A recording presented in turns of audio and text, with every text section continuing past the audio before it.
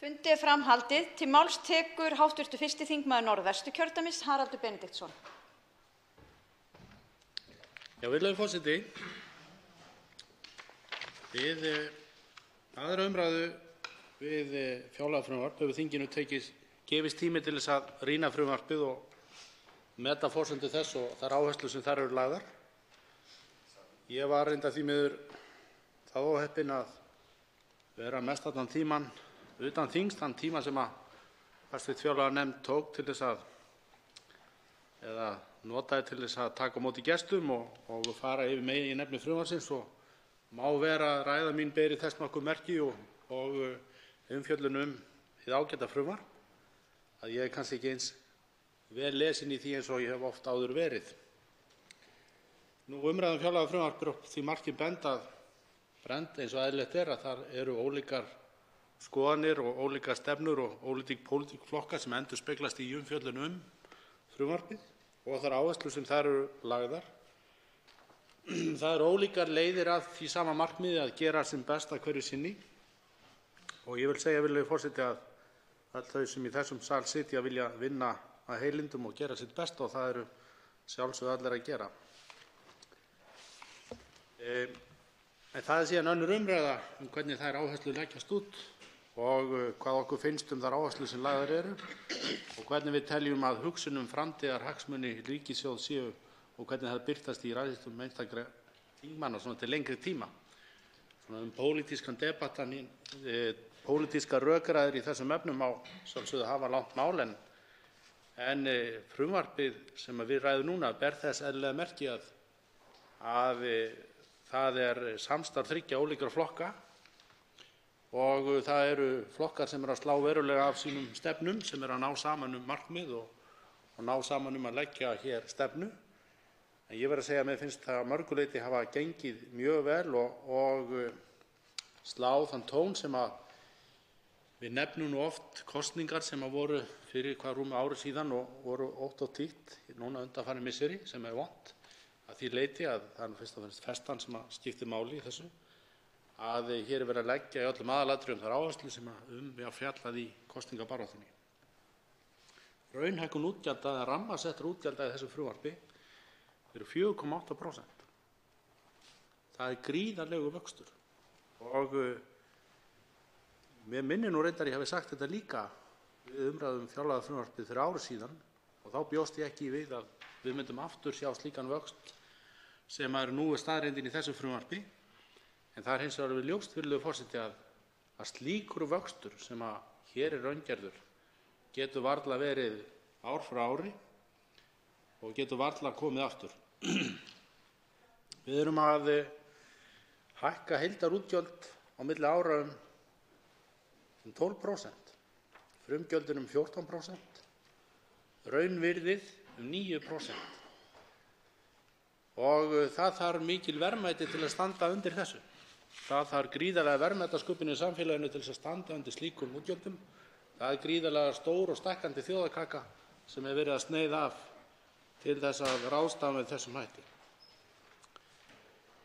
Þannig að ég segi það hér, virðulegur forseti, að við verðum að staldra við verðum að fara að horfa í þann veruleika að hagspár sem að nú eru birtar segja okkur að það sé minni hagvöxtur framundan heldur verið hefur. Það er ekki verið að segja að það sé samdráttur, það er ekki verið að segja að sé engin hagvöxtur, það er minni vöxtur, sem ég held að mörgu leyti sé mun heilbrigðara ástand heldur en við höfum búið við á undanförnum árum, en skapar okkur þó líka þau verkefni að við verðum að rýna ríkisreksturinn og áherslur okkar með sterkari og gleggri hætti heldur en við höfum kannski gert hingað til þess að ná þeim markmiðum sem við viljum ná hverju sinni. Grunninn á þessum miklum útgjöldum má nefnilega rekja til þess að það hefur verið ótrúleg velgengni í efnahagslífinu á undanförnum árum og það hefur verið nefnt í umræðunni hér í dag að þetta sé einhvern lengsta hagvaxtarskeið í okkar hagsögu, fordæmalaust hagvaxtarskeið.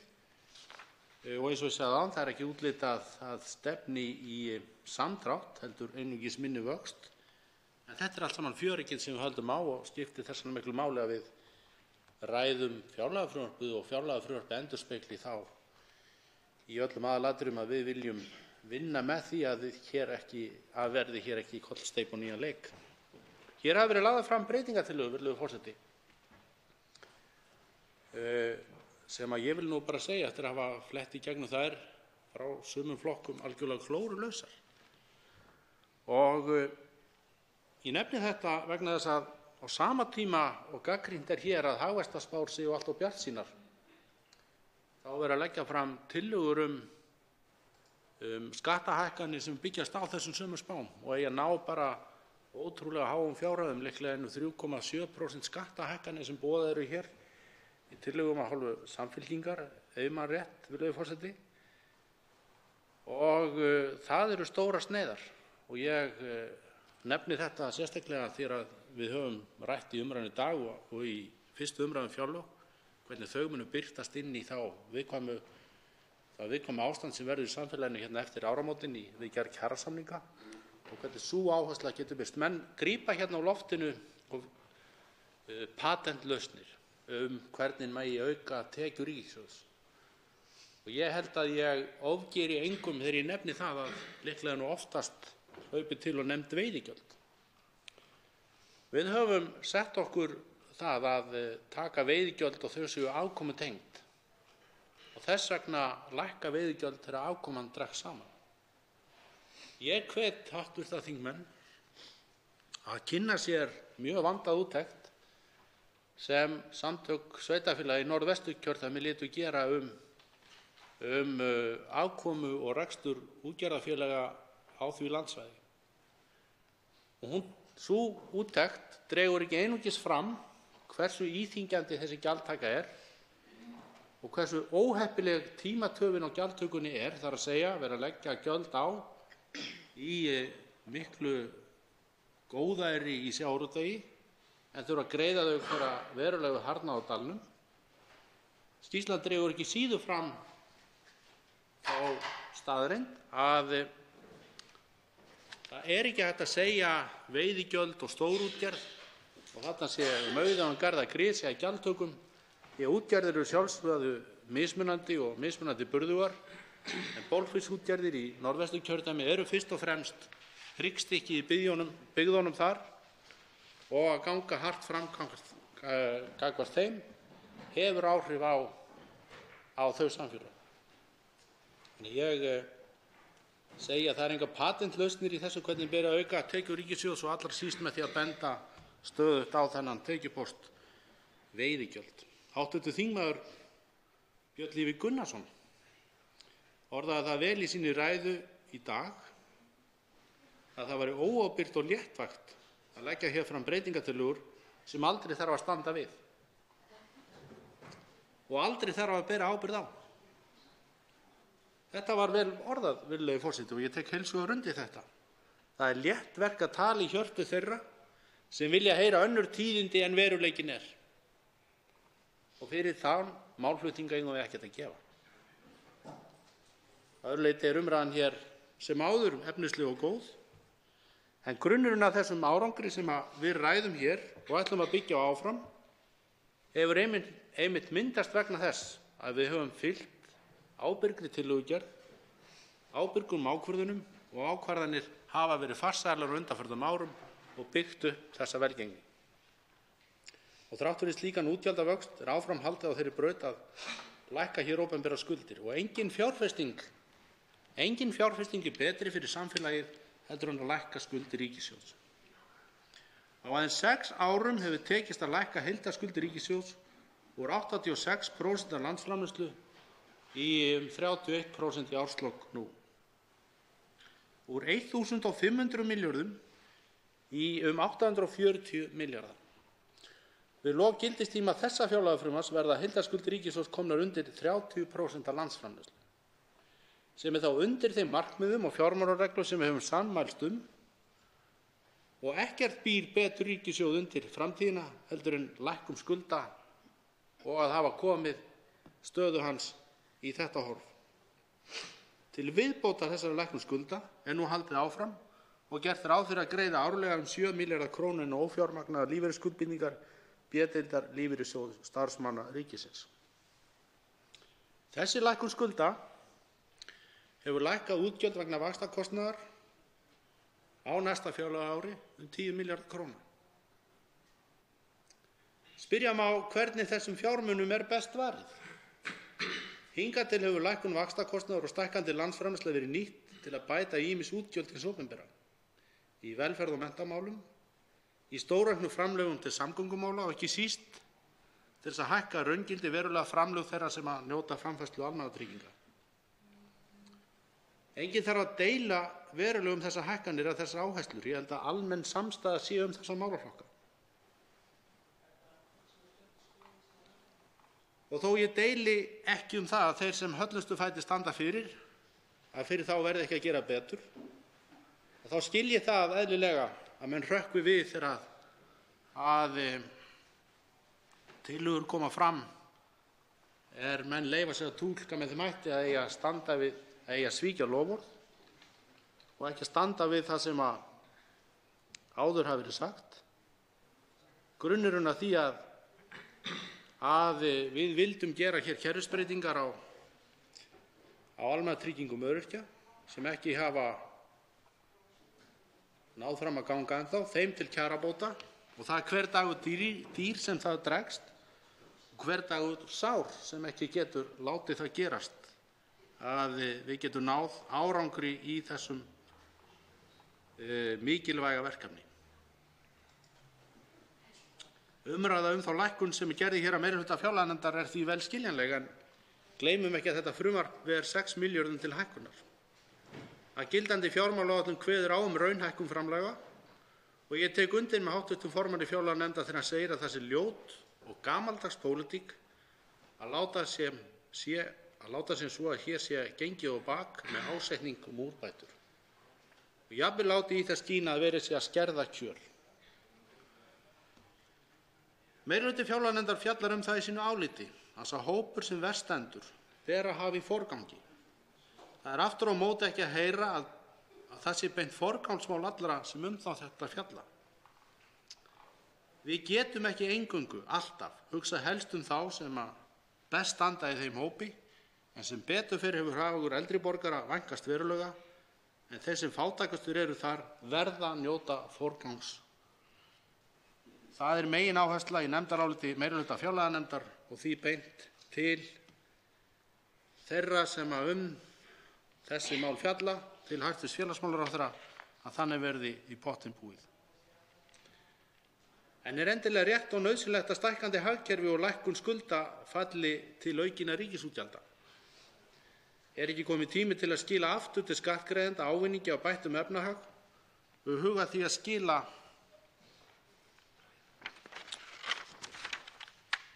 þeim sem þessa fjármuni eiga, skattgreiðendunum, sínum hlut með lækkun skatta? Virðulegi forseti, hlutverk fjárlaganefndar að gæta lögum opinber fjármál. Með ítarlegum hætti fjallaði hv. þingmaður Björn Leví Gunnarsson mikið form og ferla. Það verður að segjast að það þrönga einstigi vandratað, ég tek undir það með hv. þingmanni. Ég verð því að segja að sú ráðstöfun sem mesta athygli hefur náð í umræðu undanfarna daga að lækka framlög, að hverfa frá hækkun framlaga með þeim hætti sem var talað og fresta gildistöku þeirra vegna kerfisbreytinga, verður líka að skoða í því ljósi út frá þeirri ísköldu staðreynd að lögin fjárreiður og hlutverk fjárlaganefndar að gæta því að lögunum sé fylgt. Það kalt að þurfa að segja þetta, en svona nú veruleikinn. Annar þáttur sem komið hefur hér upp í umræðu markmið okkar 1% afgang miðað við landsframleiðslu. Ég ætla ekki að hártoga það að hér við aðra umræðu við ekki að ná því marki. Við ekki langt frá því, það bitamunurinn ekki fjár. Og ég til einsýnt á milli 2. og 3. umræðu verði fjárlaganefnd að ræða hvort og hvernig má ná því markmiði. Og það ekki svo endanlegt útlit fjárlaga verði við aðra umræðu, við eigum 3. umræðu eftir og ég vona að takist í það minnsta að freista þess að ná settu marki í þeim efnum. Virðulegi forseti, við nú í miðjan nóvember í 2. umræðu. Undanfarin 2 ár hafa verið afar sérstök við fjárlagavinnu. Það var starfsstjórn starfandi við fjárlagavinnuna 2016 og ríkisstjórn sem rétt hafi setið í nokkrar vikur við síðustu fjárlagagerð á aðventunni 2017. Tími þingsins til vinnslu frumvarpsins var því afar takmarkaður. Við höfum haft rýmri tíma núna og ég held að þess sjáist glögglega merki í þeim nefndaráliti og þeim áherslum sem nú eru lagðar við aðra umræðu. Það er mikilvægt að stöðugleiki og festa í vinnslu fjárlaga sé sem mestur og því fagnaðarefni ef okkur hafi nú tekist að komast á þennan stað á þessum tíma. Nefnt hefur verið hér í dag að það sé nauðsyn á hverjum tíma að endurmeta umsvif ríkisins og rekstrarkostnað. Við framlagningu fjárlagafrumvarps var kynnt átak í ríkisrekstri. Engum dylst að það er mikið verk en nauðsynlegt. En hér getur verið verkefni sem er væntanlega eitt af verðmætasta verkefni sem hægt er að ráðast í fyrir skattgreiðendur landsins. En því verður þá að fylgja eftir og umræður og sparnaður verður að skila sér í lækkun fjárheimilda. Átak í ríkisrekstri er ekki til þess að auka ráðstöfunarfé stofnana. Átak til bætts rekstrar er eitt. Annað er hvernig við fjármögnum ýmis verkefni. Í þessu frumvarpi er veruleg hækkun fjármuna til samgöngubóta. Engum dylst þörfin fyrir mikla fjárfestingar og endurbætur á flugvöllum, í hafnarmannvirkjum og vegum og það er hrópað á enn meira fjármagn í þeim efnum. Nauðsynlegt er að ljúka umræðum sem fyrst aðrar fjármögnunarleiðir til vegagerðar. Notendagjöld á vegum hlýtur að vera valkostur. Nauðsynlegt er líka að endurskoða og stokka upp skattlagningu ökutækja og eldsneytis. Það er beinlínis óhjákvæmilegt að slíkt fari fram. Og með þeirri byltingu sem er að verða við orkuskiptum í samgöngum dregst saman svo skattstofn sem notaður hefur verið til fjármagna þessa málaflokks og með væntanlegum notendagjöldum verði það niðurstaðan verður líka í þeirri endurskoðun að koma á móts við þau með einhverjum hætti þannig við léttum sem mest skattakrumlunni á móti eins og mögulegt er. Í fjárlagafrumvarpinu er enn haldið áfram fjármögnun á Íslandi ljóstengt, einhverju mesta byggðamáli sem unnið hefur verið á undanförnum árum. Þá er munað lengur að það var Alþingi sem fyrst steig inn í það verkefni. Þetta vildi ég nefna, virðulegi forseti, vegna orða sem hafa meðal annars fallið hér í umræðunni í dag, að það var á þeim tíma meirihluti fjárlaganefndar sem framkvæmdi það að stíga fyrsta skrefið í því verkefni og upp af þess verkefni má einmitt rekja til fjárlagavinnu. Þar sem heimsóknir sveitarfélaga til fjárlaganefndar og umræður við sveitarfélög undirbyggðu og lögðu grunn að því merkilega átaki. Nú fyrir að hylla undir lok þess átaks í einstaka landshlutum og næsta ári er mögulegt að sjá fyrir endan á að heilu landshlutandinn hafi í dreifbýli öflugt netsamband. Fyrir ótrúlega litla fjármuni hefur tekist að leysa úr læðingi mikinn kraft til að takast á við það verkefni sem við skoðun í upphafi virtist vera óframkvæmanlegt. Ég nefni þetta hér samgöngur og fjarskipti í því samhengi að beita má nýrri hugsun, nýjum leiðum til að ná hraða fram nauðsynlegum úrbótum, ekki aðeins til þess að létta undir mikilli framkvæmdaþörf og heldur og ekki síst til þess að vekja athygli á að framkvæmdir í þessum efnum grundvallar framtíðar hagvöxt okkar allra. Meirihluti fjárlaganefndar leggur til breytingartillögu framlög til endurnýjun á myndgreiningabúnaði heilbrigðisstofnana á landsbyggðinni, 200 milljónir króna. Í haust hafa verið talsverðar umræður fjármögnun heilbrigðisstofnana á landsbyggðinni í samfélaginu og í fjárlaganefnd. Við deilum ekki það að þeim er mjög þröngur stakkur sniðinn í rekstri. Það er fullkomlega óásættanlegt að þeim sé ekki réttur sá kraftur til endurreisnar og eflingar þegar við verjum gríðarlegum fjármunum til eflingar í heilbrigðisrekstrinum almennt. Í fyrra gerði meirihluti fjárlaganefndar einmitt líka tillögu hækkun rekstrarframlaga til heilbrigðisstofnana á landsbyggðinni 400 milljónir króna og þeir fjármunir eru nú komnir inn í það sem almennt er nefndur grunnur þeirra til reksturs og nýtust þeim þá áfram. Á þessu ári leggjum við ekki til tillögu til hækkun framlaga til rekstursins, heldur beinum því til hæstv. Heilbrigðisráðherra að hún vinni á árinu í því að endurbótum á rekstrarumhverfi þessara mikilvægu stofnana, því að það þarf miklu meira en bara fjármagn til þess að efla rekstur þeirra og ekki heldur síst að það þarf skýrari sýn og hlutverk þeirra, tilgang og skyldur. Ég bendi líka á það, og það hefur fjárlaganefnd rétt eins og fyrir árið síðan nefnt og rætt og fjallar það í sínu nefndaráliti, að ráðherra heilbrigðismála hefur talsvert úrræði í sínu ráðuneyti til þess að létta undir rekstur þessara mikilvægu stofnana, rétt eins og reyndin var á síðasta ári.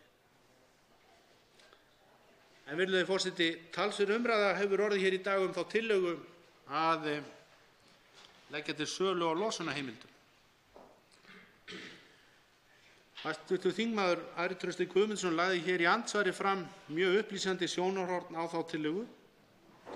Ég tek undir með félögum mínum sem hafa talað hér í dag í umræðunni að við þurfum á milli umræðna að fara betur yfir þessa tillögu og greina hana með þeim hætti að við öðlumst betri yfirsýn yfir til hvers við erum að selja og hvaða hagsmunir liggja þar undir. En ég vek athygli á því að þetta stutta innlegg hv. þingmanns Ara Trausta Guðmundssonar var mjög upplýsandi og það á þessum nótum og það þess vegna sem að meirihluti fjárlaganefndar fjallar loftslagsmál í nefndaráliti sínu.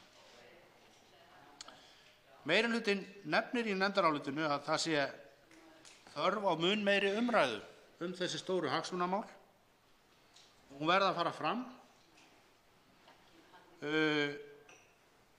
út frá ekki síst þeirri staðreynd að sú sérstaða sem að landið okkar býður og þau tækifæri sem við getum haft til þess að binda meira með landgræðslu og með skógrækt, með öllum þeim víðernum sem við eigum ógróna og við getum ræktað upp og bundið mikið kolefni, verður að fást viðurkennt á alþjóðavettvangi.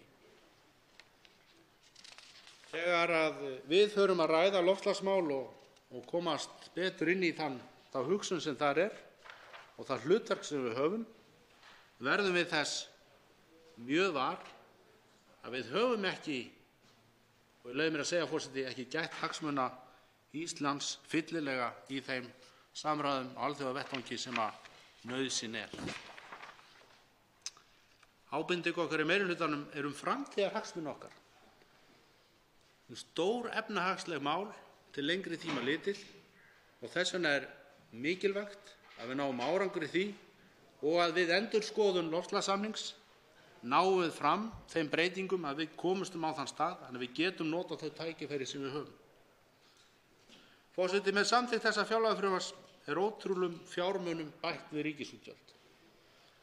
Það ekki verið að skera niður til þeirra málaflokka sem almenn samstaða að leggja á nýjan leik. Við lifum í sterku samfélagi, við búum við kröftugt og öflugt efnahagslíf. Það verður vandi að takast á við efnahagsstjórn næstu mánaða. Hér ennþá kröftugur vöxtur. Hér hafa lífskjör batnað verulega. Hér hefur tekist að bæta kjör flestra í okkar samfélagi. En legg áherslu á, og við skulum ekki gleyma því, að skuldir ríkissjóðs hafa lækkað verulega. Skuldir heimila eru í sögulegu samhengi litlar og það sú áhersla í efnahagsmálum sem að mun hjálpa okkur í gegnum þrengri tíma hvenær sem þeir koma. Það mikil ábyrgð að varðveita þennan árangur sem hefur náðst. Það hafa alltaf verið áskoranir og það hafa alltaf verið verkefni.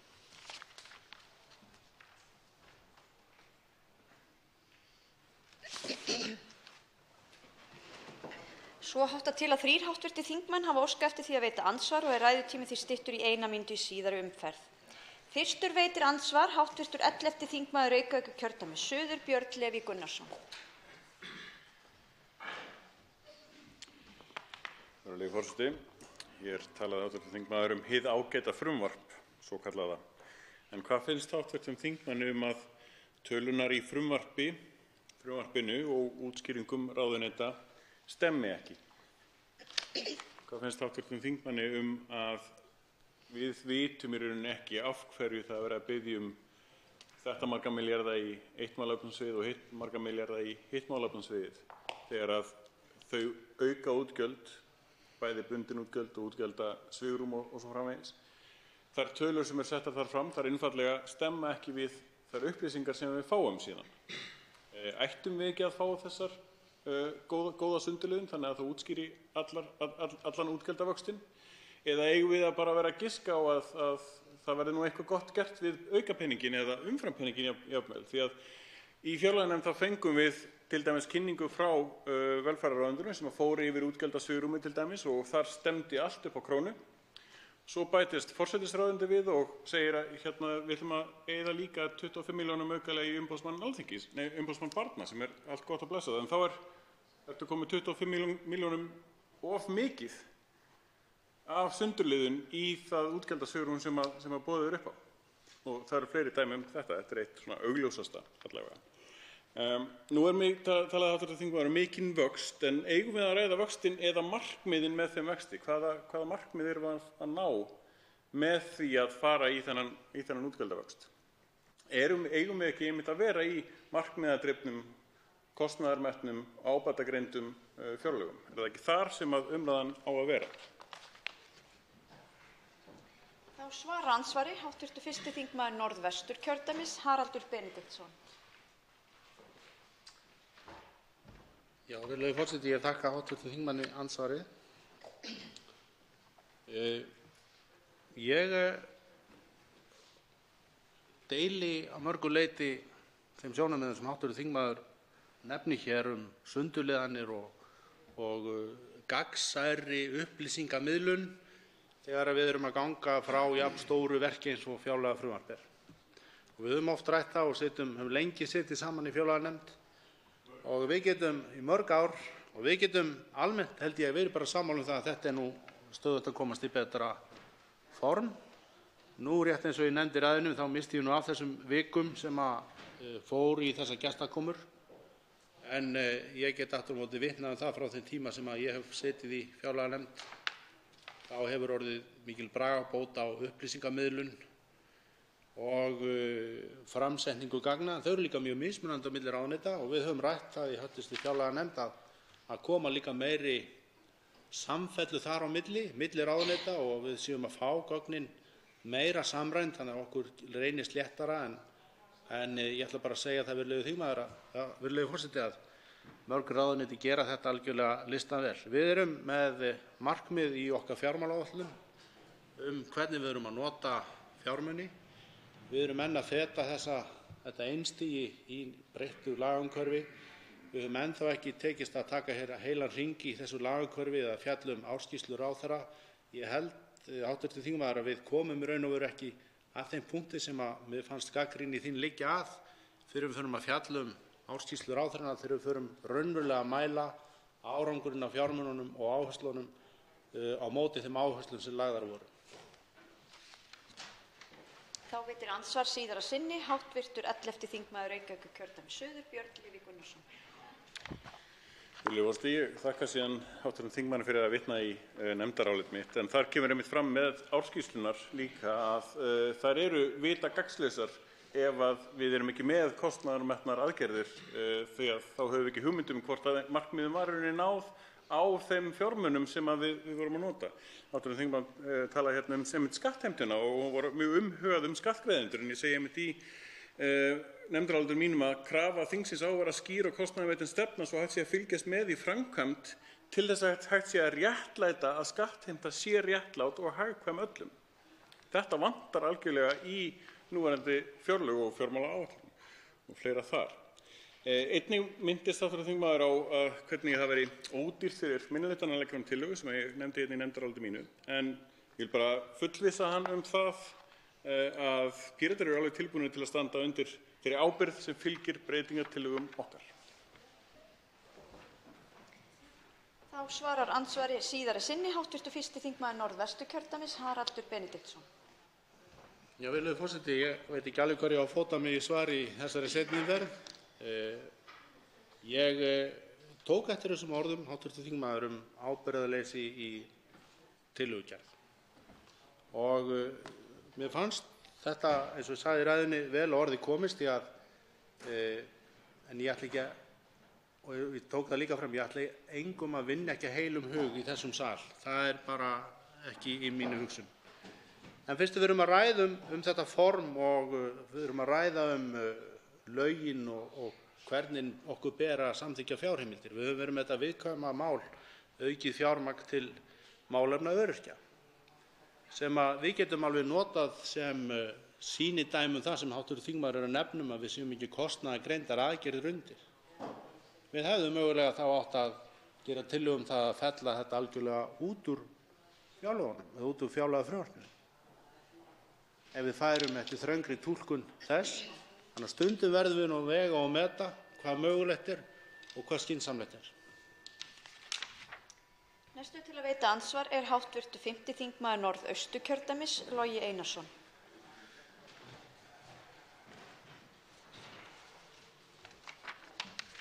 Frú forseti, hv. þingmaður velur að nota orðið skattakrumla þegar hann ræðir samneyslu.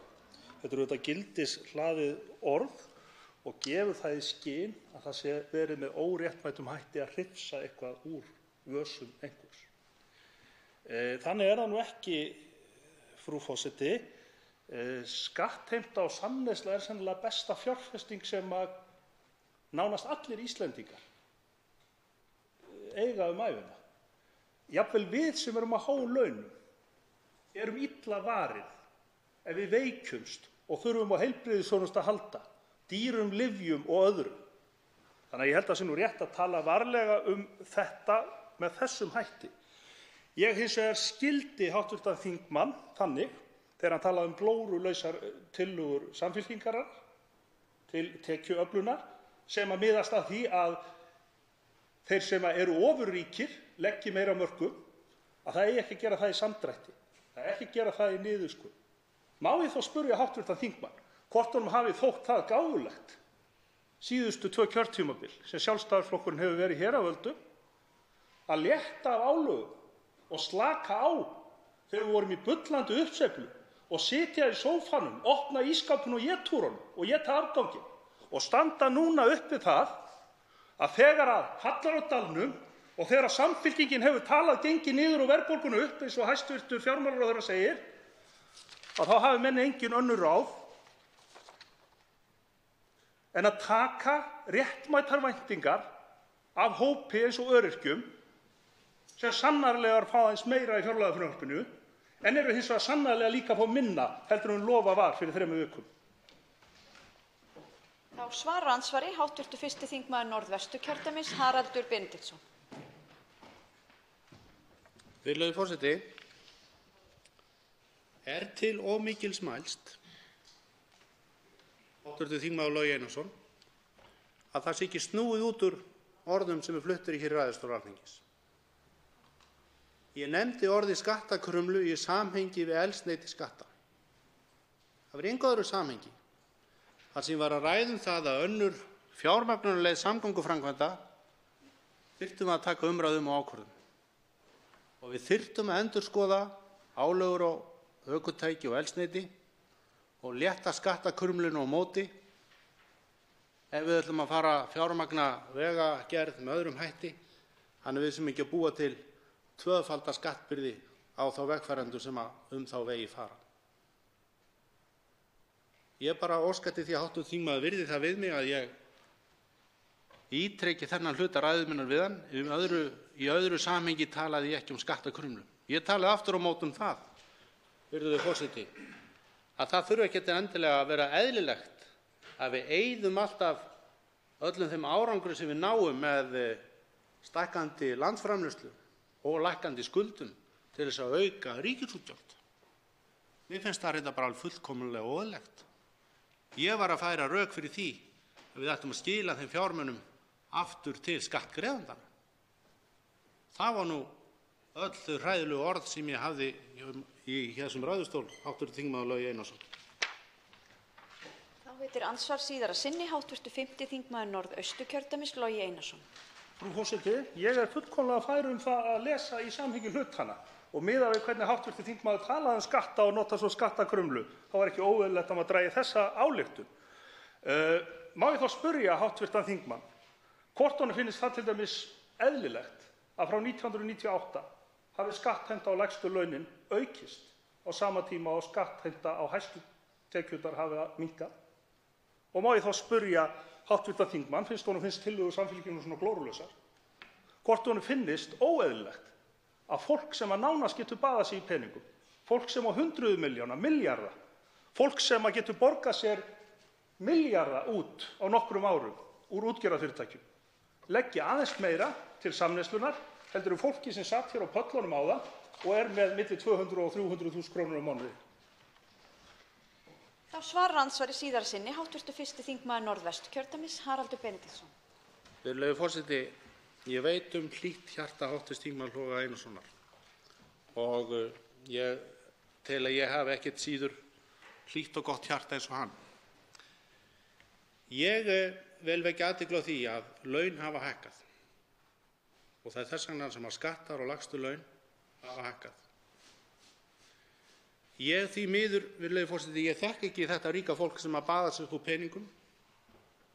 En mér finnst ekkert óeðlilegt að við sækjum óeðlilegan skatt á eignir fólks og tekjutengjum það með einhverjum hætti.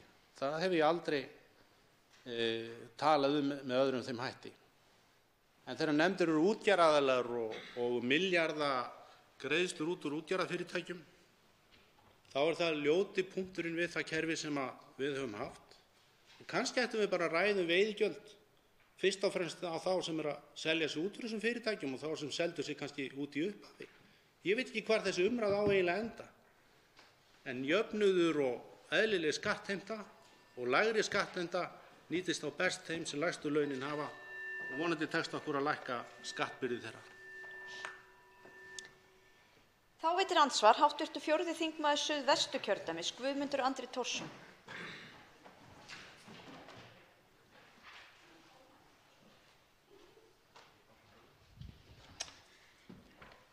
Virðulegur forseti, ég vona að hv. þingmaður Haraldur Benediktsson líti ekki á það sem tilraun til útúrsnúnings af minni hálfu að ég hjó eftir því orðalagi í ræðu hans hér áðan að hann sagði, og mér fannst þetta athyglisvert orðalag og mig langar til að eiga orðastað við hann þessa grundvallarhugsun sem felst í þessu orðalagi. Hann sagði: engin fjárfesting betri en að lækka skuldir ríkissjóðs. Og þetta hljómar mjög vel.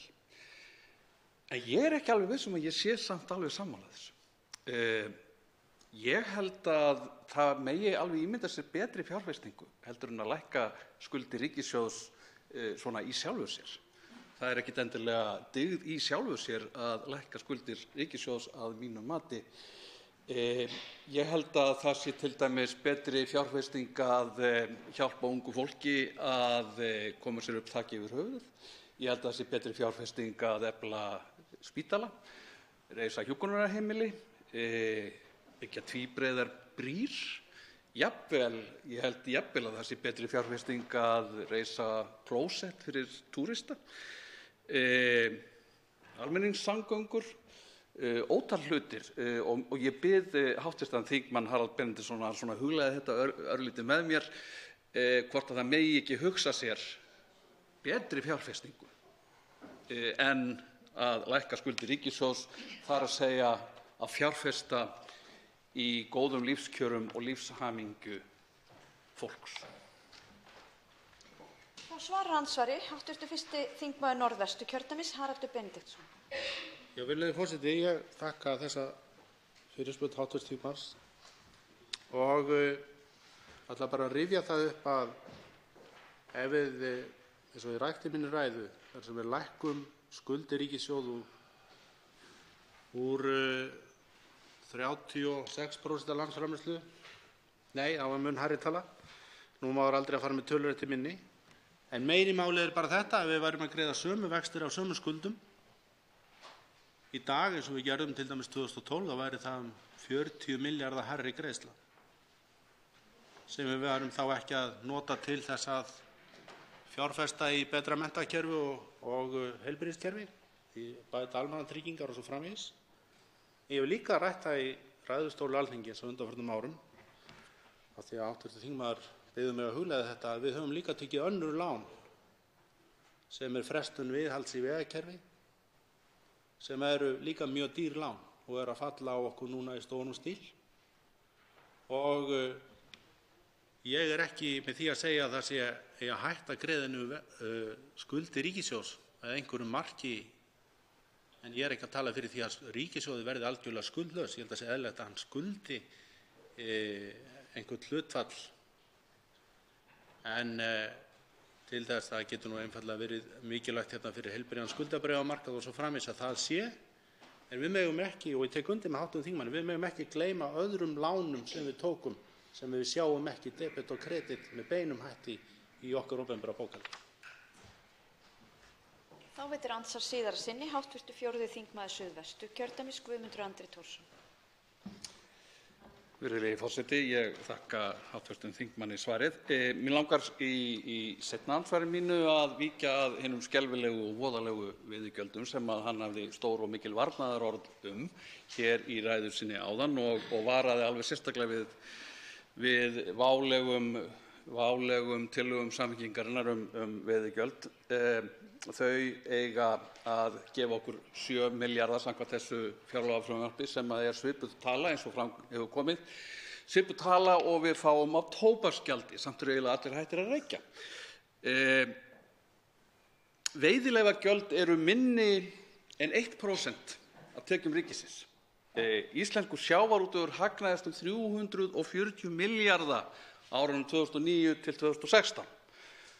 Það meira en heilbrigðiskerfið okkar kostar. Það sem sagt fer ekkert á milli mála, það gríðarleg arðsemi í þessari grein sem byggir á veiðum úr sameiginlegri auðlind landsmanna og ég vil spyrja hv. þingmann hvort að honum finnist það of í lagt að hækka þessi gjöld svolítið svo að þessi grein greiði sitt eðlilega gjald til samfélagsins. Þá svarar andsvari síðara sinni hv. 1. þingmaður Norðvesturkjördæmis Haraldur Benediktsson. Já, virðulegi forseti, mér var fótaskortur áðan, ég ætla að nefna skuldir ríkissjóðs, þannig að ég ætla að bæta úr því áðan, ég átti við 1500 milljarða eða 86% af landsframleiðslu. En hv. þingmaður spyr veiðigjöld og nefnir hérna tóbaksgjaldið í því samhengi, kannski nú bara tóbaksgjaldið allt of hátt, þannig að við getum nú lækkað það til þess að laga þennan samanburð, en það útúrsnúningur að svara með þessum hætti. Mín hugmynd veiðigjöld eða mín pólitíska sýn á veiðigjöldin einfaldlega þessi að ég sá það í mínum byggðarlögum í mínu kjördæmi að svo þyngd sem á þeim var orsakaði það að það féllu úr einyrkjarekstri fjölmargar útgerðir. Það finnst mér ekki góð þróun. Og að því að fyrir mér það lífskraftur byggðanna að okkur takist að varðveita þessa litlu útgerðir og oft talað meðalstórar útgerðir og þó að það hugtak sé teygjanlegt. En sé vandamál við tókum of há veiðigjöld, þá þýðir það einfaldlega meiri samþjöppun. Þá horfum við á allt annað byggðamynstur í þessu landi heldur en horfum í dag. Andsvörum lokið. Til máls tekur hv. 5. þingmaður Norðausturkjördæmis Logi Einarsson. Frú forseti, þetta var áhugavert og kannski ég byrji nú aðeins bara að fabúlera í kringum þetta.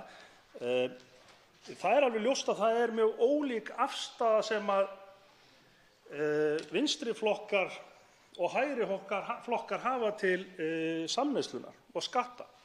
Á meðan að hægri flokkar líta fyrst og fremst á það sem tekjuöflunartæki, þá lítum við sem aðhyllumst félagshyggju á það sem bæði tekju en líka jöfnunartæki. Hér birtist svo hv. þingmaður Haraldur Benediktsson og fer að tala veiðigjöldin sem eitthvað sérstakt jöfnunartæki. Það alveg ljóst að það gríðarlega mikill munur á stórútgerðum sem að mala gull og útgerðarformi sem að getur varla lifað við þessi skilyrði. Og þá ekki svarið við því að stilla af gjöldin með við lægsta samnefnara og leyfa öllum sem eru þar fyrir ofan að raka til sín aurunum. Þá hljóta menn frekar að fara í aðgerðir sem að beinast að því að auðvelda þessum sem eru í smáútgerð, jafnvel í dreifðum byggðum, sem eru mikilvægar bæði fyrir byggðirnar og menningarlegum ástæðum, að koma með einhverjar ívilnandi aðgerðir fyrir þær í staðinn fyrir að stilla veiðigjöldunum of lágt og miða við lélegasta útgerðarformið. Ég meina, í hvaða atvinnugrein er það? Í hvaða atvinnugrein er það sem að tali nú bara dálítið gáleysislega? Þar sem að menn reyna að stilla umhverfinu að þannig að aldrei geti nokkurt fyrirtæki farið á hausinn. Þannig er það bara ekki og á ekki að vera. En ég kaupi það alveg og skil það að það getur verið mikilvægt fyrir einstaka byggðir að hafa útgerðir sem að fóta sig illa í núverandi kerfi og þá bara bregðast með því. En veiðigjöldin auðvitað miðast við það að þjóðin fái eðlileg afgjöld af sinni auðlind. Og Samfylkingin sem sagt telur að það sé misbrestur á því og gerðist þess vegna svo djörf að leggja það til að hún hækki litla 3 milljarða. En ég vil nú segja það fyrst, frú forseti, að reyndar erum við ekki að leggja til hækkun, við erum að leggja til að þau verði jöfn og þau voru á síðasta ári. En ég vil segja það fyrst, herra forseti, að gagnrýni Samfylkingarinnar er ekkert svartsýnisraus út í bláinn sem er sett fram af geðvondum stjórnarandstöðuflokki sem hefur allt á horni sér og getur ekki séð ljósið, getur ekki séð þá stórkostlegu blessun sem felast í þessum fjárlögum að sögn stjórnarliða, heldur byggir okkar málflutningur ekki síst á fjölmörgnum umsagnaraðilum sem hafa sent inn athugasemdir. Og þar erum við ekkert að pikka út sérvaldan einsleitan hóp. Við erum að tala fólk og aðila sem koma á mjög ólíkum áttum. Ég get nefnt verkalýðshreyfinguna, ég get nefnt viðskiptaráð, ég get nefnt helstu hagsmunasamtök öryrkja, aldraða, forsvarsmenn hjúkrunarheimila og opinberra stofnana, heilbrigðisstofnun út allt land.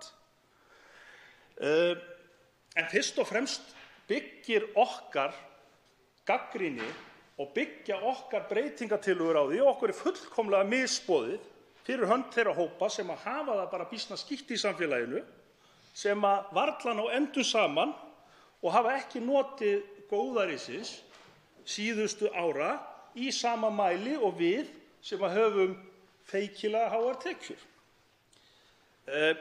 Ég man þegar við ræddum fjárlög síðustu ríkisstjórnar, þegar það var enn uppgangur, að þá töldum við að ríkisstjórnin hefði vanrækt tekjuöflun og í stað þess hefðu menn étið af afgangi og borðað úr ísskápnum.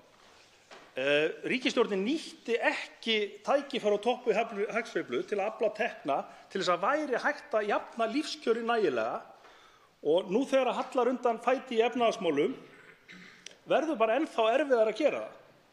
Og nú virðist vera að bök ríkisstjórnarinnar sem þau hafa fundið til að bera þessar byrðar sé einmitt sá hópur sem því miður fékk ekki nægilega mikið úr býtum í uppsveiflunni og þarf að þreyja þorrann í gegnum enn eina efnahagslægðina og bíða eftir réttlæti.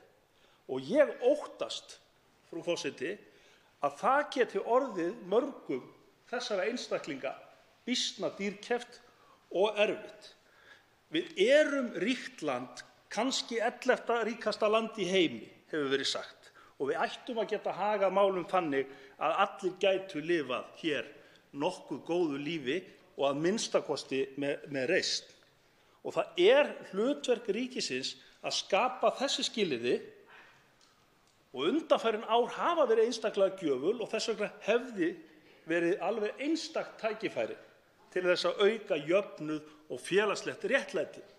En þetta erum við að deila vegna þess að við erum í mörgum flokkum og við höllum okkur til hægri og við höllum okkur til vinstri og við höfum ólíka sýn á þetta. En í þessari ríkisstjórn eru að minnstakosti einn flokkur sem hefur deilt þessari sýn með okkur og í garð hans fyrst og fremst liggja vonbrigði mín og undrun. Og við verðum bara einfaldlega, að mínu áliti, að snúa af þeirri braut sem að sýnt hefur verið fram á að frá 1998 þá hafa laun á lægstu tekjurnar, skattar á lægstu tekjurnar, hækkað á meðan að skattar á hæstu tekjurnar hafa hlutfallslega lækkað. Það voru líka, frú forseti, stór orð höfð fyrir síðustu kosningar nauðsyn þess að ráðast í stórkostlega, og ég endurtek stórkostlega, innviðauppbyggingu á samgöngum, heilbrigðis, menntamálum og fleiri hlutum. Og það var reyndar erindi flestra flokka í kosningabaráttunni. Og auðvitað það viðbúið að menn og fólk standi ekki við allt og að einhverjir flokkar standi kannski við minna en aðrir, sérstaklega kannski þeir sem að lofuðu mestu en ætluðu á sama tíman líka að veikja tekjugrunninn með því að lækka skatta. En hér hefur, frú forseti, efnahagslegur stöðugleiki, svokallaður, verið á kostnað félagslegs stöðugleika og jöfnuðar, og það finnst mér óréttlátt. Fáir hafa kannski orðað óréttlæti þess betur en einmitt hæstv. Forsætisráðherra, sem sagði við stefnuræðu forsætisráðherra 13. september 2017 með leyfi forseta: Kæru landsmenn, ranglæti, hvar sem það finnst í samfélaginu, er ógn við réttlætið. Þess vegna megum við aldrei slaka á í baráttunni okkar fyrir réttlátu samfélagi. Að bíða með réttlætið jafngildi því að neita fólki réttlætið, eins og Martin Luther King orðaði það í frægu bréfi. Stjórnmálamenn mega aldrei vísa í ríkjandi kerfi til að rökstyðja bið eftir réttlæti. Stjórnmálamenn þurfa að vera reiðubúnir að beita sér stöðugt fyrir réttlætinu og breyta kerfinu ef það þarf til. Annars hætta svo að traust fólks á hinu lýðræðislega samfélagi dvíni og þá ábyrgð þurfum við öll að axla. Stjórnvöld eiga ekki að biðja fátækt fólk á Íslandi að bíða eftir réttlæti. Núverandi áætlanir þessara ríkisstjórnar sem nú situr gera ráð fyrir því að öryrkjar og aldraðir eigi að halda áfram og hokra og búa við skammarleg kjör. Og ég ætla, frú forseti, að leyfa mér að gera þessi orð að mínum í dag. Og þau eiga enn við. Jafnvel, þó að aðeins sé bætt í víða, sem er þakkavert, þá er því miður of lítið gert. Og nú er það ríkisstjórn þessa sama þingmanns sem að sagði þessi orð og flutti þessa fallegu ræðu sem hún virkilega var fyrir rúmu ári. Það er hún sem biður fátæka fólki að bíða. Fyrstu drög fjárlaga heilt yfir eru ekkert sérstaklega góð, en þó eru viðbætur sem að auðvitað er full ástæða til að fagna. En forsendur þeirra voru frá upphafi byggðar á sandi og það kom í rauninni strax á daginn, nokkrum vikum eftir þegar gengið byrjaði að falla. Og þá þýðir auðvitað ekki fyrir hæstv. Fjármálaráðherra að tala það að það hafi verið Samfylkingin eða einstakir þingmenn í Samfylkingunni sem hafi talað gengið niður þannig að verðbólga hækkaði. Gengið var nú farið að falla áður en að Samfylkingin fór að hafa orð á þessu aftur núna síðla haust. Og ég ætla þá að biðja hæstv. Fjármálaráðherra, fyrst hann trúir svona á mátt orðanna, að fara svo heim til sín í kvöld eftir þessu umræðu og tala krónuna aftur upp. Hann hlýtur að geta það. Hann er reyndar í þessum málum heldur en við, óbreyttir, sem höfum verið hér að tala hana niður.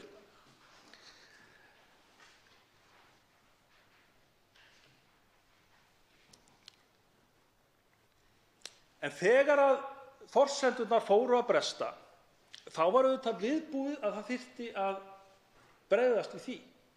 Og þess vegna birtist nokkuð merkileg mynd milli 1. og 2. umræðu að það koma breytingartillögur sem eru til lækkunar. Yfirleitt er þetta nú til hækkunar þegar það koma hópar á fund fjárlaganefndar og ræða þörfina sem að einhvern veginn þingmönnum hefur yfirsést. Og þá hækkar þetta nú kannski milli umræða.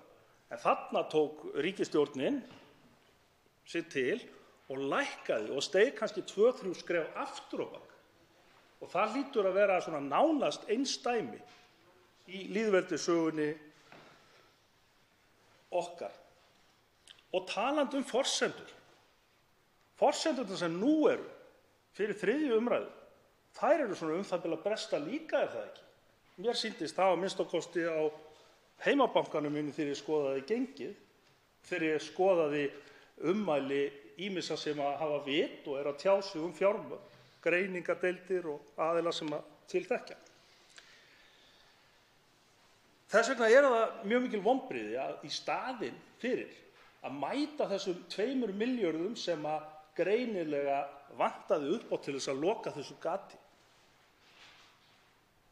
að ríkisstjórnin hafi ekki annaðhvort ráðist í tekjuöflun hjá þeim sem eru algjörlega aflagafærir og stoppað upp í gatið, eða minnsta kosti varið okkar veikustu systur og bræður og velta byrðum kólnandi efnahagslíf yfir á fólk sem að getur varla borið hönd fyrir höfuð sér.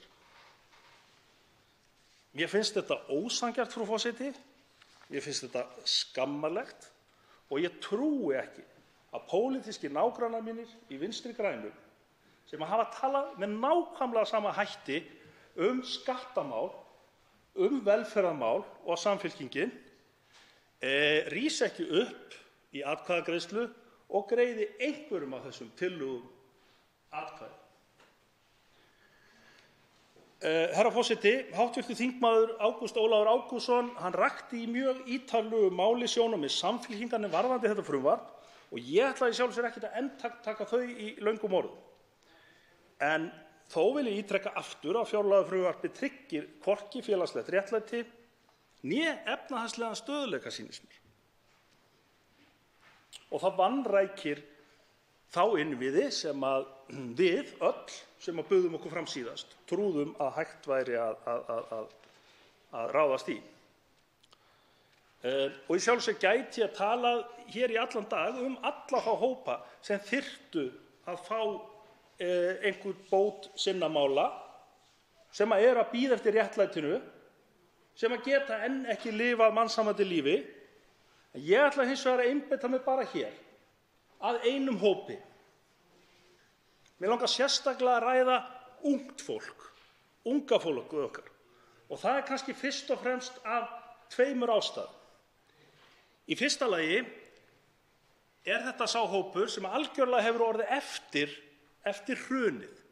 Eignamyndur þessi lítil, skuldasöfnun meiri en annarra, þau eru með öðrum orðum í verri stöðu heldur en aðrir hópar, eins og hæstv. Fjármálaráðherra vék reyndar að, minni mig, hér í gær. Í öðru lagi, vegna þess að þetta sá hópur sem við þurfum að treysta á að muni draga vagninn hérna næstu áratugi, bera upp lífskjörin í landinu, standa fyrir mikið meiri verðmætasköpun vegna breytinga á lýðfræðilegum þáttum samfélagsins. Það verða með öðrum orðum fleiri gamlir heldur en ungir og þetta fólk þarf að stíga hjólin ekstra hart. Og við ætlum að nesta það með þessum hætti.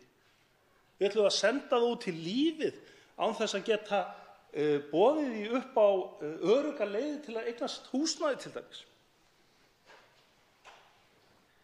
Þetta fólk hins vegar, ólíkt okkur, í kjörstöðu til þess að flytjast og búa og vinna hvar í heiminum sem er. Og við skulum ekki vera viss að það sé sjálfgefið að það veðji á Ísland og komi tilbaka ef það fer út og mennta sig, ef við getum ekki saman tekist á við þessa þætti sem að lítur að því að skapa þeim betri skilyrði. Og þar get ég tekið undir með hæstv. Forsætisráðherra. Þar getum við virkilega náð breiðri sátt frá hægri til vinstri, vegna þess að margar af þeim leiðum sem hægt var að fara þurfa ekki að vera flokkspólitísk þrætuepli og í rauninni Á húsnæðið að vera alveg á sama hátt og heilbrigðiskerfi og menntakerfi, eitthvað sem svo sjálfsagt í nútíma samfélagi að það ætti í rauninni að búa til langtíma stefnu utan þau mál. Sem sagt, kaupmáttaraukningin sem orðið hefur hér hjá mörgum hópum, meðal annars mér, meira heldur en flestum öðrum í landinu, hefur ekki skilað sér til ungs fólks. Og það staðreynd að fólk undir 30 hefur setið nokkuð eftir. Það meðal annars vegna þessa mikla hækkunar á fasteignaverði og leiguverði sem fylgir því, sem hefur gert að ungt fólk hefur átt miklu minni og verri möguleika á því að eignast sitt eigið heimili og líka átt gríðarlega erfitt með að kljúfa síhækkandi leigu sem orðið stórt hlutfall af þeim launum sem að þau þurfa að lifa á, hvort sem að það eru námslán eða laun sem fá svona sín fyrstu skref út hjá vinnumarkaði.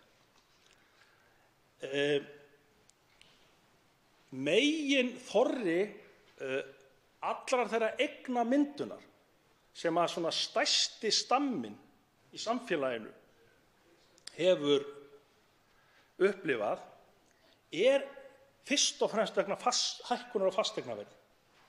Það vegna þess að við eigum steinsteypt timburhús sem við skuldum töluvert í en hefur hækkað gríðarlega í verði og það verður til einhver eign.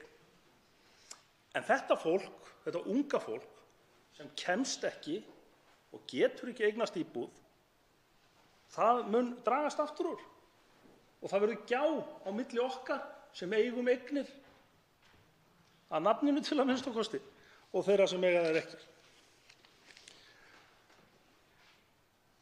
Og þess vegna ég svo hissa, frú forseti, á aðgerðum ríkisstjórnarinnar í húsnæðismálum, vegna þess að þær nokkur 100 milljarðar sem voru ráðgerðar í þau mál voru að mestu leyti til þess að uppfylla skuldbindingar sem voru meðal annars gerðar í samningum 2015 eða 16 við verkalýðshreyfinguna meðal annars stofnframlög. Og nú fyrir í þessari annar umræðu eru lagðar til breytingartillögur þar sem að þessir hlutir eru meira skornir niður 80 milljónir króna. Og þetta gert þrátt fyrir að áherslur verkalýðshreyfingarinnar og atvinnulífsins á húsnæðismálum séu af þeirra sögn lykillinn að mögulega farsælli lendingu og niðurstöðu kjarasamninga. Og þess vegna metnaðarleysi ríkisstjórnarinnar algjört, bæði í fjárlögum og fjármálaáætlun líka.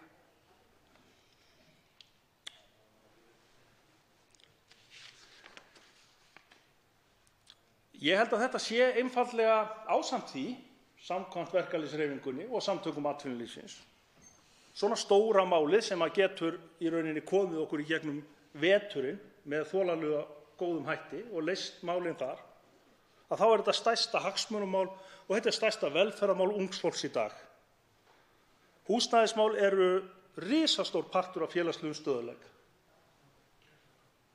Húsnæði snýst nefnilega ekki bara að hafa þak yfir höfuðið og vera varinn fyrir veðri og vindum.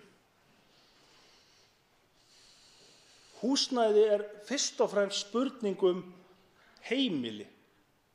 Að geta búið börnunum sínum öryggi og leyft þeim að alast upp við skilyrði þar sem þau eru ekki á sífelldum flótta á leigumarkaði milli hverfa, milli íbúða, frá íþróttafélögunum sem þau stunda íþróttir í, frá vinum, sífellt verið að rífa þau upp með rótum og ferðast á milli. Og við verðum einfaldlega að gera betur og þar held ég hæstvirtur fjármálaráðherra og frú forseti að við ættum að geta náð sameiginlegri lendingu.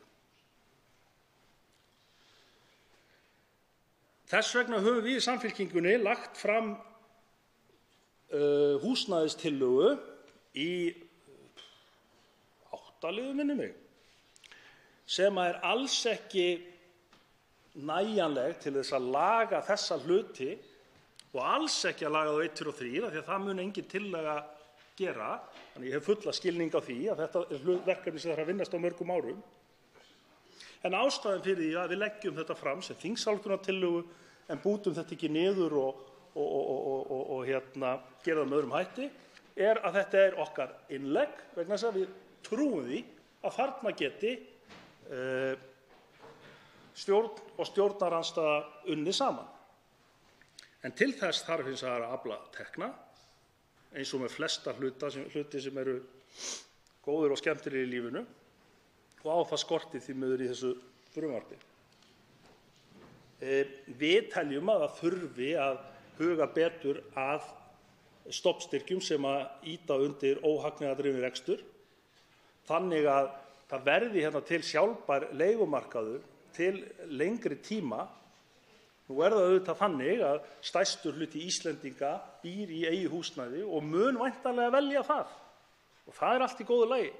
En það er vaxandi hlutur hóps sem að vill hafa meiri hreyfanleika, sem að kýs að geta tekið sig upp og flutt til útlanda eða í annan landshluta án þess að þurfa að standa í því að vera að selja íbúðir.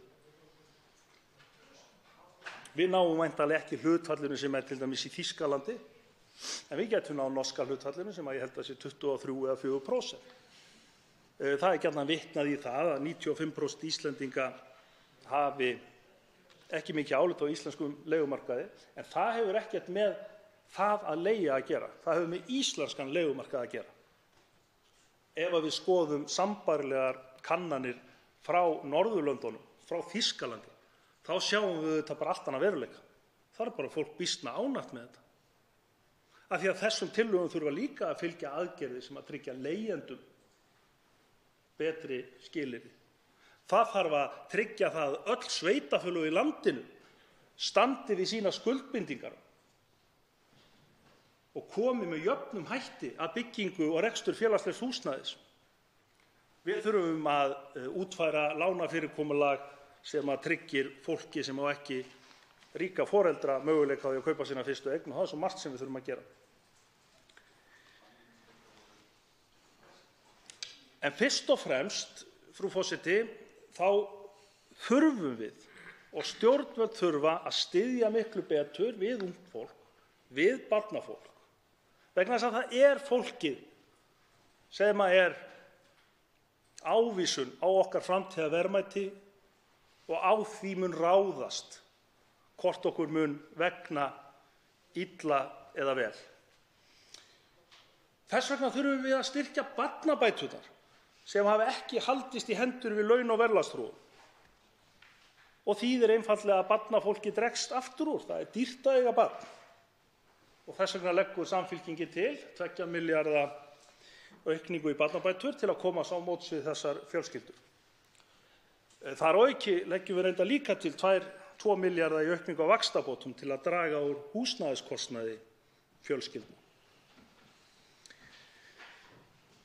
En herra forseti, eins og hér er nú margoft tuggið og það er gjarnan nefnt 4. iðnbyltingin, en gengur í rauninni út á brjálæðislegar tækniframfarir, stafræna byltingu, róbótavæðingu, þar sem að vélarnar taka ekki bara við af vöðvaaflinu eins og þau gerðu við iðnbyltinguna, heldur eru líka farnar að leysa hugann að hólmi með einhverjum hætti og við þetta verður okkar samfélag allt öðruvísi heldur á í dag og tæknin mun gjörbreyta framleiðslu og lifnaðarháttum. Og til þess að bregðast við þessu þá er nefnilega bara ein leið og hún er að gera stór átak í menntamálum sem mun gera okkur kleift að fóta okkur í heimi stafrænnar tækni, nýsköpunar og annarra hluta sem við kannski höfum ekki hugmyndum núna. Það er nefnilega mjög líklegt að þessar breytingar hafi það í för með sér að vinnumarkaður verður miklu kvikari og fljótara að breytast heldur en áður hefur verið og þannig er það nú með allt í heiminum. Þetta er alltaf hraðast með veldisaukningu sem í reyndar svona óskiljanlegur vöxtur, en við svona höfum einhverja svona ímyndun hvernig hann er. Og þessi heimur mun krefjast þess að ungt fólk, allt fólk auðvitað, sem ætlar að vera virkt á vinnumarkaði, þarf að styrkja eiginleika eins og sköpunargleði, tækniþekkingu, áræðni og aðra slíka hluti.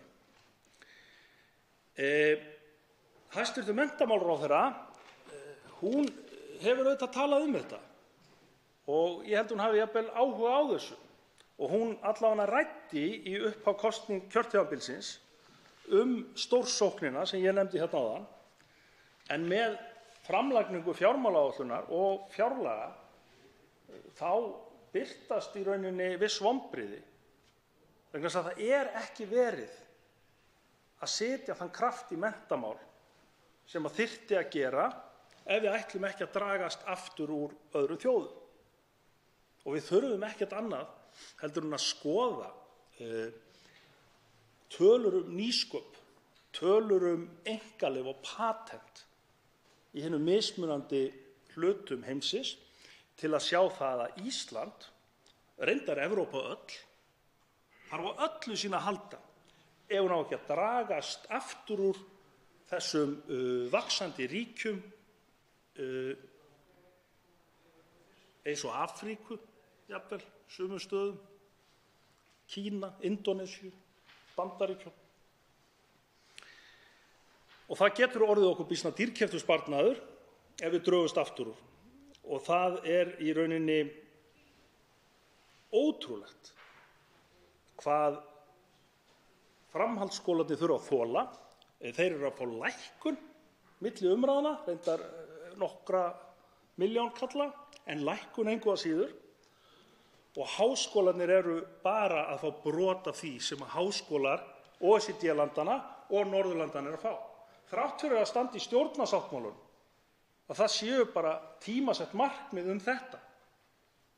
Og hæstv. Menntamálaráðherra hefur reyndar sagt að við værum að ná OECD-markmiðinu árið 2020. Það eins og það rangt.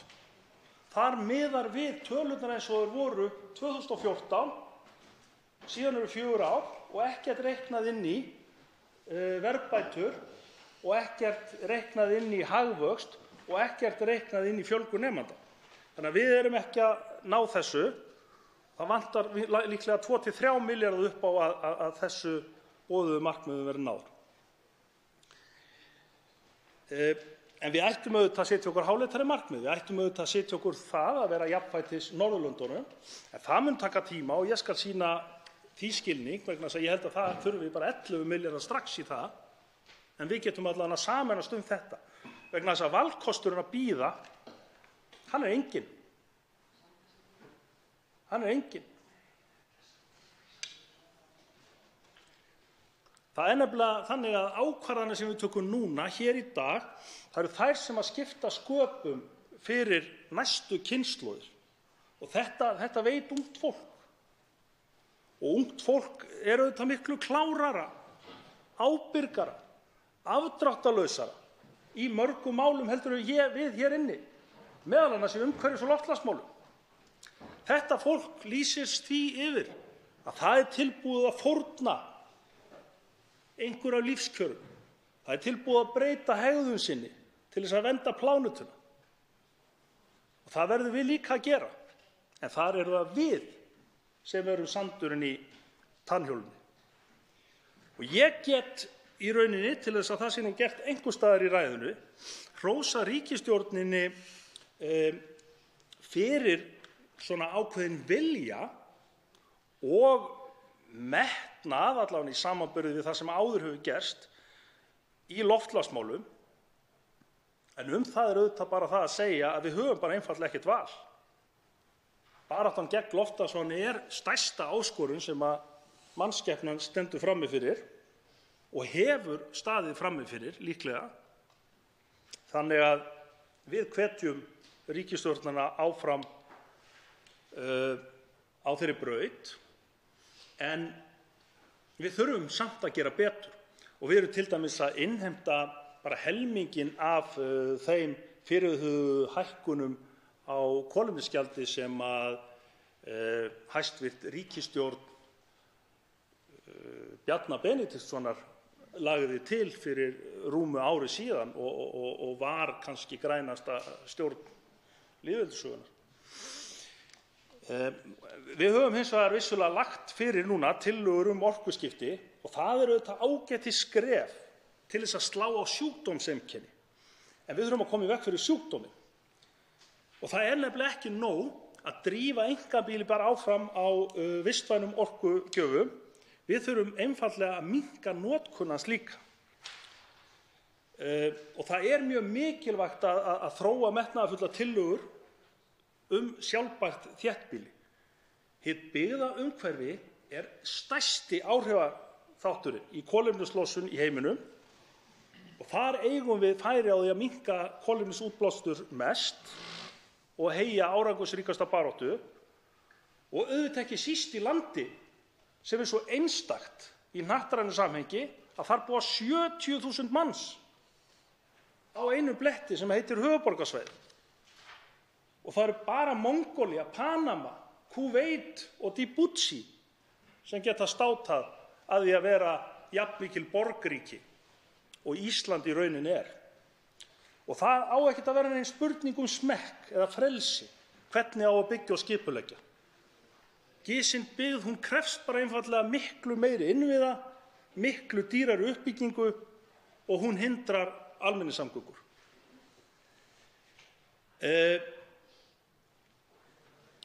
Því nefni ég þetta að svo maður komi inn á málaflokka bæði hæstvirts umhverfisráðherra og hæstvirts samgönguráðherra, þá stappar það auðvitað nálægt fullkominni einfeldni, að minnstakosti skammsýni, að það skuli ekki vera gert ráð fyrir stórfelldum framlögum til almenningssamgangna og þá sérstaklega borgarlínu hér á höfuðborgarsvæðinu. Hún er forsenda sjálfbærrar byggðar hér og lykillinn að því að okkur takist að standa við skuldbindingar okkar í loftslagsmálum sem okkur er ekki að takast samkvæmt nýjustu könnunum. Og mér finnst þetta vera ljót skilaboð líka til ungs fólks og lágtekjufólks sem hafa nefnilega ekki efni á því að reka einkabíl. Almenningssamgöngur og borgarlína er nefnilega ekki bara spurning loftslagsmál, heldur eru það öflug og dýrmæt jöfnunartæki og það er félagslegur stuðningur. Og þetta ætti þingflokkur Vinstri grænna að minnstakosti að skilja. Auðvitað hafa samgöngur allt land verið vanræktar og við höfum enginn af okkur staðið við þau fyrirheit sem gefin hafa verið í samgöngumálum, þótt að þessi málaflokkur snúist bæði öryggi íbúa og líka möguleika hinna dreifðu byggða til að dafna og þrífast.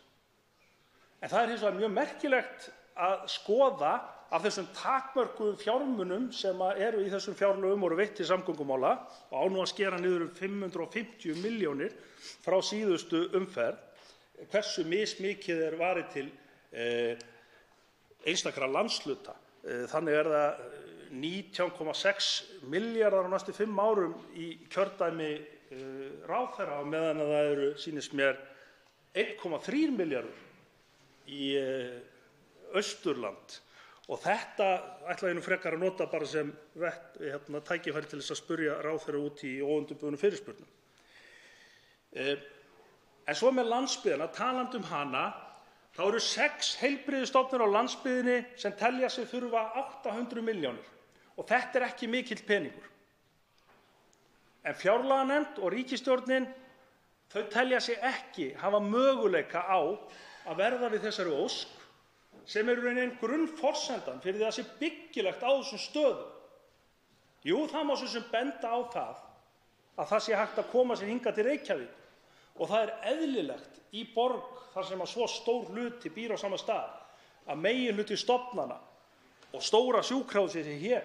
En það þarf þó að vera hægt að gera fólki kleift að koma sér á milli staða og það væri þó óskandi að ríkisstjórnin, fyrst hún getur ekki látið þessar 800 milljónir í heilbrigðisstofnanir á landi, að hún geti þá gert það ódýrara að minnsta kosti að koma sér fljúgandi til höfuðstaðarins.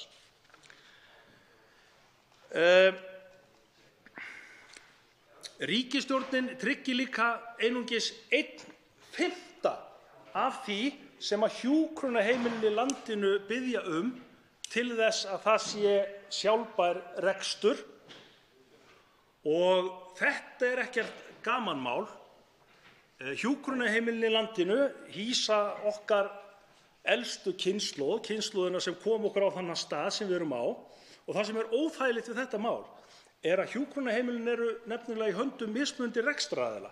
Ríkið rekur sum, það eru einkafyrirtækjum sum og svo það sveitarfélögum önnur. Og með því að ríkið tryggi ekki hjúkrunarheimilunum nægilegt fé til reksturs ekki verið að gera neitt annað en að mismuna sveitarfélagi. Sveitarfélög sem með þetta í fanginu og þarf að borga tugi eða hundruð milljóna úr sínum rekstri í heimilin, það þarf að taka það af öðrum hlutum, taka það af íþróttum, taka það af tómstundum aldraðra, taka það af menningu og listum. Þessi sveitarfélög verða einfaldlega í verri samkeppnisstöðu heldur en þau sem ekki eru með þetta í höndunum. Þannig að þetta ekki gamanmál og ég eiginlega ætlast til þess að hv. þingmenn styðji breytingartillögu Samfylkingarinnar þess efnis. En eins og ég sagði áðan að það væri auðvitað hægt að fara út víðan völl. Ég kaus að afmarka mál mitt vegna þess að hv. þingmaður Ágúst Ólafur Ágústsson hefur farið vel yfir sviðið, en ég get þó ekki sleppt því að nefna í lokin þau skammalega metnaðarlausu framlög sem þessi ríkasta þjóð, 11. ríkasta þjóð í heimi, tilbúið að láta í þróunarsamvinnu. Mannkynið stendur frammi fyrir risastórum sameiginlegum áskorunum og við verðum einfaldlega að takast á við þær saman.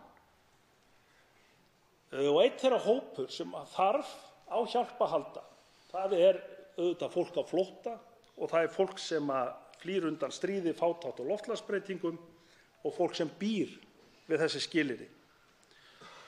Og við stefnum einungis á að vera háldrættingur á við þessar þjóðir sem gera best, og ég tek eftir að milli umræðna þá lækkar meira að segja það litla framlag sem við látum í þetta 80 milljónir króna, og mér finnst það sýna lítinn skilning á vandamálinu og lítinn rausnarskap hjá þjóð sem sjálf þáði þróunaraðstoð fram til 1976.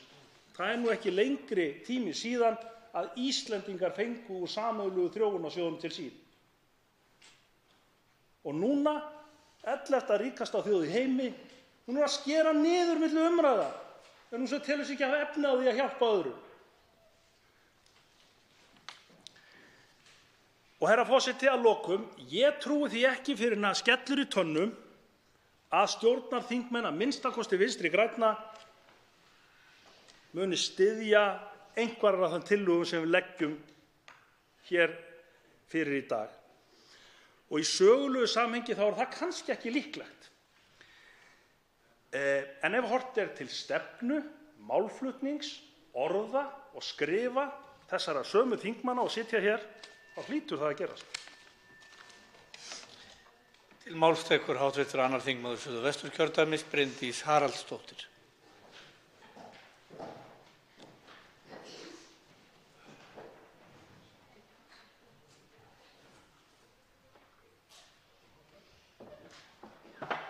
Virðulegur forseti, kannski ég byrji bara aðeins á því að bregðast við því sem fram kom í máli hv. þingmanns sem talaði hér á undan mér, þingmaður Logi Einarsson, talaði þróunarsamvinnuna og þróunaraðstoðina, og ég held að sé mikilvægt að því sé haldið til haga að framlög til þróunarsamvinnu eru að aukast um 700 milljónir milli ára. Það rétt að milli umræða hefur verið dreginn niður þessi þáttur, en engu að síður þá erum við ennþá í þessum 0,28% af vergum þjóðartekjum sem upphaflega var lagt upp með við gerð fjárlagafrumvarpsins. Ég held að það sé mikilvægt að það komi fram hér í þessari umræðu. En virðulegur forseti, við ræðum nú fjárlög næsta árs í 2. umræðu. Við höfum fengið hér 5 nefndarálit og allnokkrar breytingartillögur á 9 þingskjölum. Ég vil byrja á því að þakka hv. þingmönnum í fjárlaganefnd fyrir sína vinnu. Það sést glöggt á þessu að nefndin hefur farið mjög ítarlega yfir málið og lagt í það mikinn tíma og mikla vinnu og ég vil þakka fyrir það. Það er líka mjög ánægjulegt að við stöndum hér miðjan nóvember að taka þessa umræðu en hefði nú frekar fyrir því að við séum hér svona eins og mánuði seinna miðjan desember og séum svona að leggja lokahönd á fjárlög næsta árs undir lok ársins. Það er líka gaman að við séum kannski núna í fyrsta skiptið að ná að fara fullkomlega eftir lögum opinber fjármál, eða allavega með fyrstu skiptunum, að fylgja þessu kerfi. Það sem fjármálastefna ríkisstjórnarinnar kom fram fyrir ári síðan, hún var samþykkt á fyrstu mánuðum þessa árs. Fjármálaáætlunin kom svo fram í apríl og var samþykkt í júní. Og svo stöndum við hér og ræðum núna fjárlögin, þannig að við erum kannski fyrst að sjá þetta fara svona og nú höfum við í rauninni verið að ræða fjármál hins opinbera nánast í heilt ár.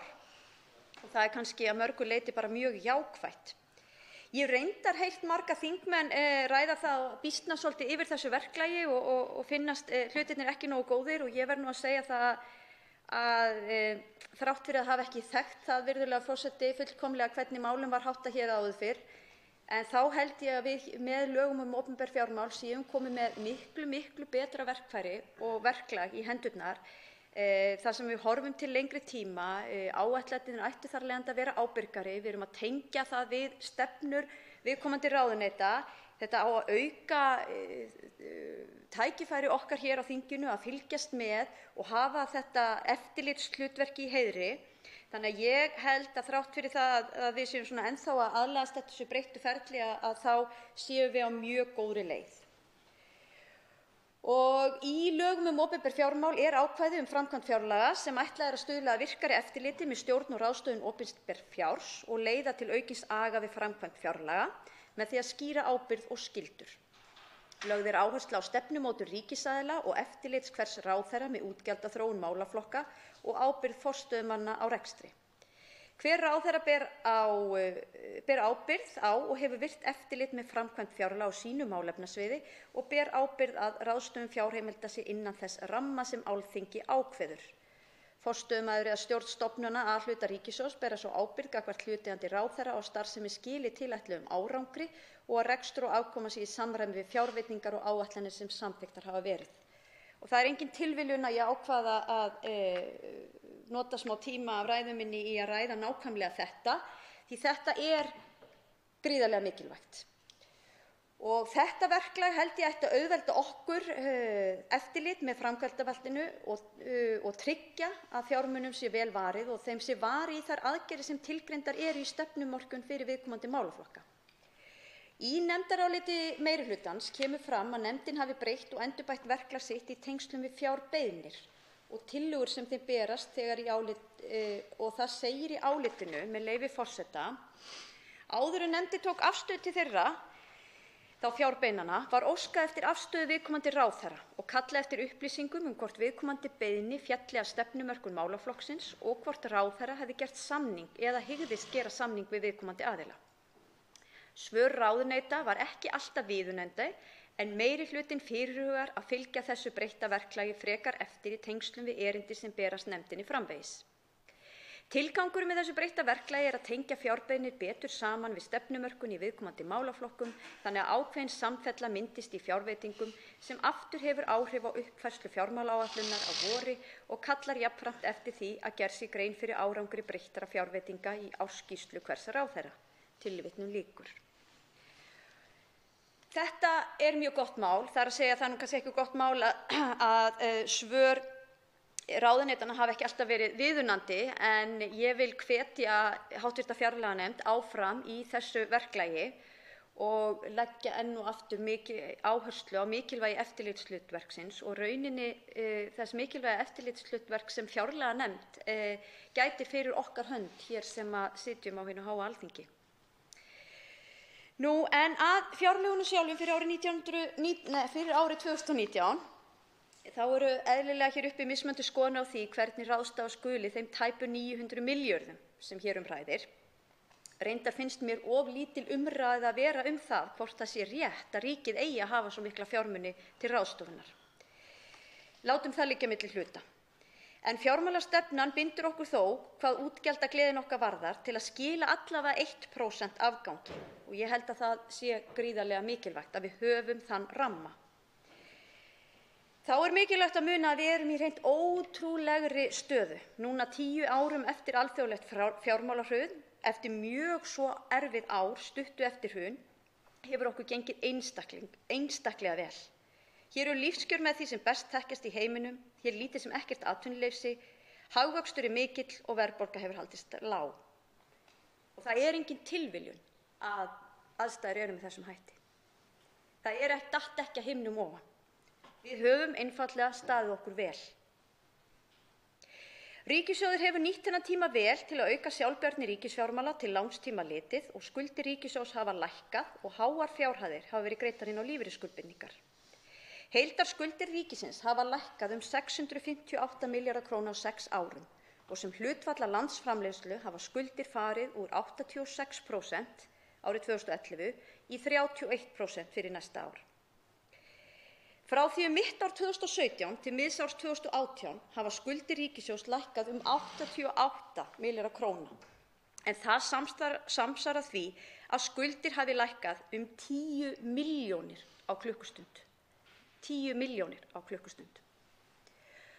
Og skiljanlega þá eykur þessi ráðstöfun, þessa miklu niðurgreiðslu skulda, þar af leiðandi lækka vaxtagreiðslur okkar og það eykur okkar svigrúm til að ráðstafa því til mikilvægra málaflokka. Og kannski aðeins til samanburðar að þrátt fyrir að við höfum staðið okkur svona vel í að greiða niður skuldir, að þá eru vaxtagreiðslur ríkisins í dag, þrátt fyrir alla þessar niðurgreiðslur, þær eru enn háar. Þær eru 40 milljarðar á ári sem svipuð fjárhæð og við erum að verja til fjarskipta og samgöngumála. En þar fara 43 milljarðar. Vaxtagjöld ríkisins eru sem sagt þrátt fyrir þennan mikla árangur og mikla átak í niðurgreiðslu skulda að þá vaxtagjöldin sambærileg við það sem við verjum til fjarskipta og samgöngumála. Og talandi samgöngumál. Í þessu frumvarpi enn gefið í þeim málaflokki, vex 14%. Og þrátt fyrir mikla aukningu líka á síðustu misserum. En þrátt fyrir þessa miklu aukningu þá það enn svo að við hefðum viljað sjá, allavega geri ég ráð fyrir að flest okkar hefðum viljað sjá enn meiri nýframkvæmdir í vegasamgöngum. Og ég verð þá sérstaklega sem þingmaður höfuðborgarsvæðisins að fá að nefna höfuðborgarsvæðið og hvað höfuðborgarsvæðið hefur orðið út undan í uppbyggingu samgöngumannvirkja. Ég held að það sé nauðsynlegt að horfa sérstaklega til höfuðborgarsvæðisins á næstu árum. Það nauðsynlegt að fara hér í uppbyggingu, bæði á stofnvegakerfinu okkar, en ekki síður í að framkvæma fyrsta áfanga borgarlínu. Og ég bind miklar vonir við það samstarf sem hæstvirtur samgöngu- og sveitarstjórnarráðherra hefur gert við sveitarfélögin hér á höfuðborgarsvæðinu og vænti þess að út úr því komi einhver aðgerðaáætlun hvaða leiða skuli leitað í þeim efnum. Og í því samhengi þá held ég við verðum einfaldlega að horfa til þess að við þurfum að finna nýjar leiðir til að fjármagna samgöngukerfin okkar. Við þurfum að þora að stíga ný skref í þeim efnum og stíga út úr því boxi sem við erum í. Bæði vegna þess að okkur vantar enn frekari fjármuni inn í þessa mikilvægu innviði, en ekki síður vegna þess að tekjugrunnur okkar að breytast umtalsvert með þeim jákvæðu skrefum sem við erum að stíga í rafbílavæðingu. En það ekki bara verið að verja auknu fé til samgöngumála, heldur til nánast allra málaflokka. Og það svo sannarlega þannig að munar. Það reyndar ekki bara í þessum fjárlögum sem útgjöldin vaxa, heldur hafa útgjöldin til allra helstu málaflokka vaxa á síðustu árum og enn kallað eftir meiri fjármunum. Umhverfismálin hafa aldrei fengið jafn mikla fjármuni, enda umhverfismál eitt af forgangsmálum ríkisstjórnarinnar og ég held að okkur ætti öllum að vera ljóst mikilvægi þess að fara í markvissar aðgerðir til að draga úr útblæstri og bæta stöðu kolefnisspors þjóðarinnar. Við aukum framlög til háskólanna. Þeir verða 47 milljarðar, upp rúmlega 700 milljónir. Og ég tek heils hugar undir það og mikilvægi þess að við leggjum áherslu á menntun, rannsóknir og nýsköpun, því það þurfa einfaldlega að vera okkar áherslur til næstu ára. Ég fagna líka tillögu meirihlutans fjármögnun til lýðháskólanna 2. Ég tel það mikilvægt. Ég tel mikilvægt að auka fjölbreytninni í framboði til menntunar. Ég held að það sem að lýðháskólarnir bjóði upp á sé mikilvægt þegar horft inn í framtíðina og það hvað ungmenni þurfa að kunna og geta og kunna skila á næstu árum. Það ekki bara hefðbundið nám eins og hingað til hefur boðist í háskólum. Ekki síst snýst framtíðin það að við kunnum að vinna saman, afla okkur upplýsinga og stunda jákvæð og góð samskipti. Og ég held að þessi ágætu lýðháskólar vinni einmitt að því. Og svo það ekki síður ákveðið byggðamál þegar þessa lýðháskóla að ræða, en þeir eru annars vegar á Flateyri og hins vegar á Seyðisfirði. Nú heilbrigðismál, stóri málaflokkurinn, þar eru aukningin 15 milljarða. 15 milljarða. Gríðarleg aukning. Nýverið sat ég heilbrigðisþing sem var ætlað að vera hluti af þeirri vegferð að móta okkur heildstæða stefnu í heilbrigðisþjónustu. Ég fagna því, ég held að það sé gríðarlega mikilvægt því það að við séum að verja auknu fé til heilbrigðismála á hverju ári og með mjög markvissum aðgerðum núna þá líka mikilvægt að við vitum nákvæmlega í hvað fjármunirnir fara og þeim sé varið í þá stefnu sem að við viljum sjá í þessum málaflokki. Það ljóst að þessi málaflokkur hefur alla burði til að vaxa svo munar nánast út í hið óendanlega og þess vegna mikilvægt að tryggja sem besta nýtingu fjármunanna. Og þá verð ég náttúrulega að koma inn á lýðheilsumál sem ég held að sé mikilvæg í ljósi þeirra þróunar sem á sér stað. Þá verðum við að huga í auknum mæli að lýðheilsu og forvarnamálum. Nú við erum að gera átak í biðlistunum. Það átak í hjúkrunarheimilunum, þar sem verið að setja aukna fjármuni og fjölga hjúkrunarrýmunum. Það mikilvægt og ég tek undir það sem fram kemur í nefndaráliti meirihlutans að fylgja eftir kostnaðargreiningu til hjúkrunarheimilana. Það einfaldlega staðreynd að daggjöldin duga ekki fyrir þeirri þjónustu sem ákveðin hefur verið og mörkuð stefna hér á þingi og með reglugerðum úr ráðuneytinu. Og þess vegna mikilvægt að fylgja því eftir.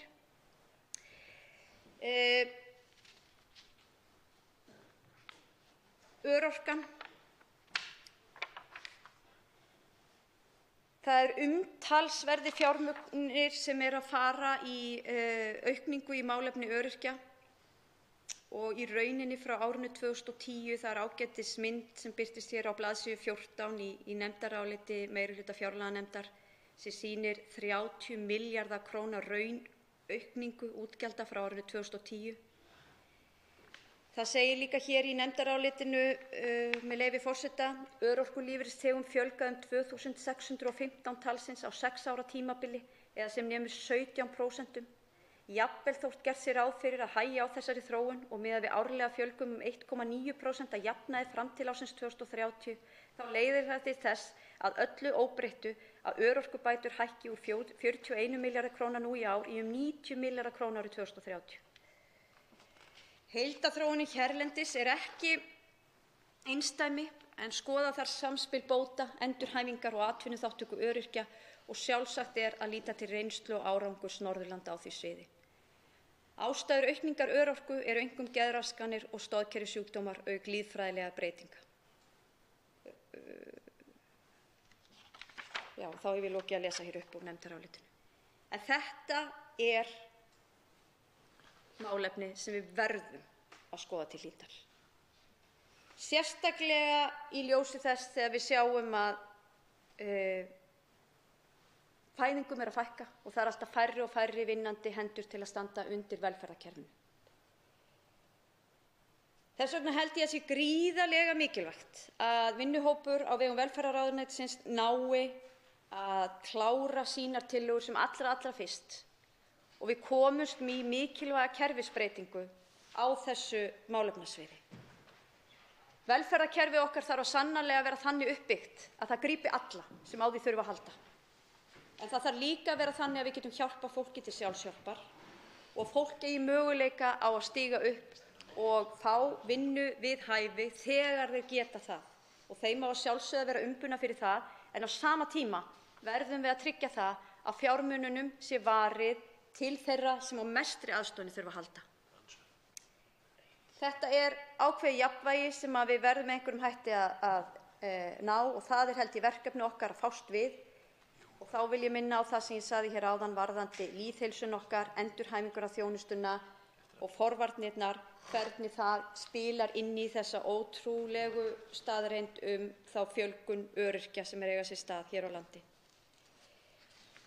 Málefni aldraðra, eins ætla ég að fá að vísa hér í stöplarrit á blaðsíðu 15 sem sýnir að þróun útgjalda til málefna aldraðra, þar sem 49 milljarða króna raunaukning frá árinu 2010, þetta 150% á þessum árum. Við skulum líka hafa það í huga að í dag eru 4,7 einstaklingar á vinnualdri fyrir hvert 65 ára og eldri, en árið 2050 verður þar orðnir 2,7. Þannig að það mikilvægt að tryggja það að fjármunum sé vel varið í þessum málaflokki sem öðrum og við þurfum að tryggja sjálfbærnina eins og við höfum verið að gera með því að greiða upp lífeyrisskuldbindingar og byggja upp lífeyriskerfi. Það hægt að halda áfram. Fjölskyldumál, þar hækkað 4,6 milljarða út frá þeirri forgangsröðun og áherslum sem ríkisstjórnin hefur lagt á fjölskyldumál. Þar fyrst og fremst að ræða barnabætur. Það væri svo sem hægt að halda lengi áfram. Mig langar þó, virðulegur forseti, að flétta hér og fara kannski í annað mál sem lætur ekki mikið yfir sér, sem undir umhverfismálum. Það sem lagt til að 180 milljónum króna verði varið til þróunarverkefnis á vegum Skútustaðahrepps sem byggir á aðskilnaði fráveitukerfa í byggingum á svæðinu og nýta svokallað svart vatn til uppgræðslu auðna á Hólasandi. Mikilvægt mál og Skútustaðahreppur hefur leitað til okkar í töluverðan tíma, en mig langar að ítreka það sem ég hef sagt svo sem áður hér úr þessum ræðustól, hvort ekki sé ástæða til þess að taka þennan málaflokk, horfa á hann með heildstæðri mynd. Nú heyrir þessi málaflokkur undir sveitarfélögin og ég myndi gjarnan vilja horfa bæði til fráveitumála og í rauninni úrgangsmála allra, hvernig við hugum að flokkun sorp, endurvinnslu, brennslu eða gasgerð eða hvað. Og ég hef hreinlega velt því fyrir mig hvort það væri skynsamlegra að horft væri heildstætt yfir þetta mál og þar af leiðandi væri þetta mál á herðum ríkisins en ekki sveitarfélaganna og horfa frekar til þess að önnur nærþjónusta eins og til að mynda málefni eldri borgara heyrðu undir sveitarfélögin en ekki ríkið. Það kann að vera smá útúrsnúningur hjá mér en ég langaði þó að nota tækifæri til að nefna þetta. En það svo sem haldnar margar ræður og það búið að fara yfir hér flesta þætti, en ég vildi tæpa á því helsta. Og kannski ljúka ræðu minni á því að segja að ég stolt af þessu fjárlagafrumvarpi. Ég stolt af þeirri vinnu sem fjárlaganefnd hefur unnið á síðustu vikum.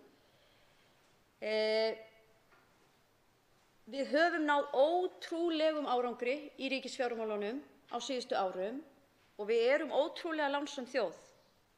Með því ég ekki að segja að hér höfum við sinnt öllu því sem sinna þarf og hér lifi allir í miklum vellystingum. Það ennþá verk að vinna á því sviði og við þurfum að huga sérstaklega að veikum hópum eins og til að mynda öryrkjana eins og ég fór yfir áðan. Og það algjörlega nauðsynlegt að fara fram að finna kerfisbreytingu í því og tryggja að við hjálpum fólki til sjálfshjálpar. En þrátt fyrir þennan mikla árangur, miklu niðurgreiðslu skulda, þá höfum við aukið í ríkisútgjöldunum stöðugt núna frá því að ég tók sæti á þingi. Það er að mörgu leyti gott því að við erum að verja fjármununum í mjög mikilvæga innviði og mikilvæga þjónustu. En við skulum líka horfa til þess að það er ekki endalaust hægt að auka við útgjöld til þessara málaflokka. Það er að hægja á hagvexti og við höfum lifað mikla uppsveiflu og náð gríðarlegum árangri að greiða niður skuldir og verja fjármunum til mikilvægra verkefna. En við þurfum að vera vakandi og við þurfum að huga að því hvernig fjármunum er best varið. Þannig að við þurfum að horfa líka á hagræðingu inn í kerfinu. Við þurfum að horfa á það hvernig ný tækni og framþróun getur hjálpað okkur að veita góða þjónustu fyrir minni fjármuni. Við þurfum að horfa til rafrænnar stjórnsýslu. Við þurfum að horfa hvernig hægt er að nýta slíkar lausnir í velferðarþjónustunni okkar og svo mætti lengi telja áfram. En ég ætla ekki að vera ein af þeim sem fullnýti ræðutímann minn hér í kvöld því ég veit að það eru margir á eftir mér sem vilja líka koma af stað og hafa sitt hvað að segja. En ég vil bara enda þessu. Ég held að við gleymum því stundum inn í þessu sal hvað við erum ótrúlega heppin og lánsöm hér, þessi þjóð, hvað við höfum náð miklum árangri. En að sjálfsögðu er ýmis verkefni óunnin ennþá. Einn háttvirtur þingmaður hefur óskað eftir að veita andsvar. Það er háttvirtur 11. þingmaður Reykjavíkurkjördæmis suður, Björn Leví Gunnarsson. Virðulegur forseti. Svona lokaorðin og fleiri aðeins, lánsöm þjóði og heppin. Ég vil tengja það aðeins við það sem háttvirtur þingmaður sagði að það er engin tilviljun að við séum hérna, við höfum staðið okkur svo vel. Ég skal alveg taka undir það, en ástæðan fyrir því að við erum hérna með það tækifæri að hafa greitt niður skuldir til dæmis og ýmislegt annað, má óhjákvæmilega reka til atburða sem að hvorki við né stjórnvöld höfðum neina stjórn á. Til dæmis að ákveðnir útlendingar kæmu hérna í heimsókn, ferðamenn og makríll til dæmis, á mjög krítískum tíma í svona hagsveiflunni hérna á Íslandi. Og það er engin stefna stjórnvalda sem að bjó til í rauninni svona mikið bjóst við svona mikil í ferðamennsku. Það var aldrei inn í myndinni. Að sjálfsögðu var hvatt til þess að ferðamenn kæmu hérna, en að áhrifin yrðu svona mikil var náttúrulega aldrei eitthvað sem var búist við. Það heppnaðist á mjög vel að sjálfsögðu og kannski á slæmum forsendum af því að við vorum í niðursveiflu og þá var gjaldeyrin í dálítið slæmu ástandi og svo framvegis sem að hjálpaði til. Þannig að það þurfti kannski einmitt óheppnina á þann hátt eða, já, ég ætlum ekki að segja að ástæðan fyrir því að við höfum lent í hruninu hafi verið óheppni. Það er eiginlega óréttlátt að segja það.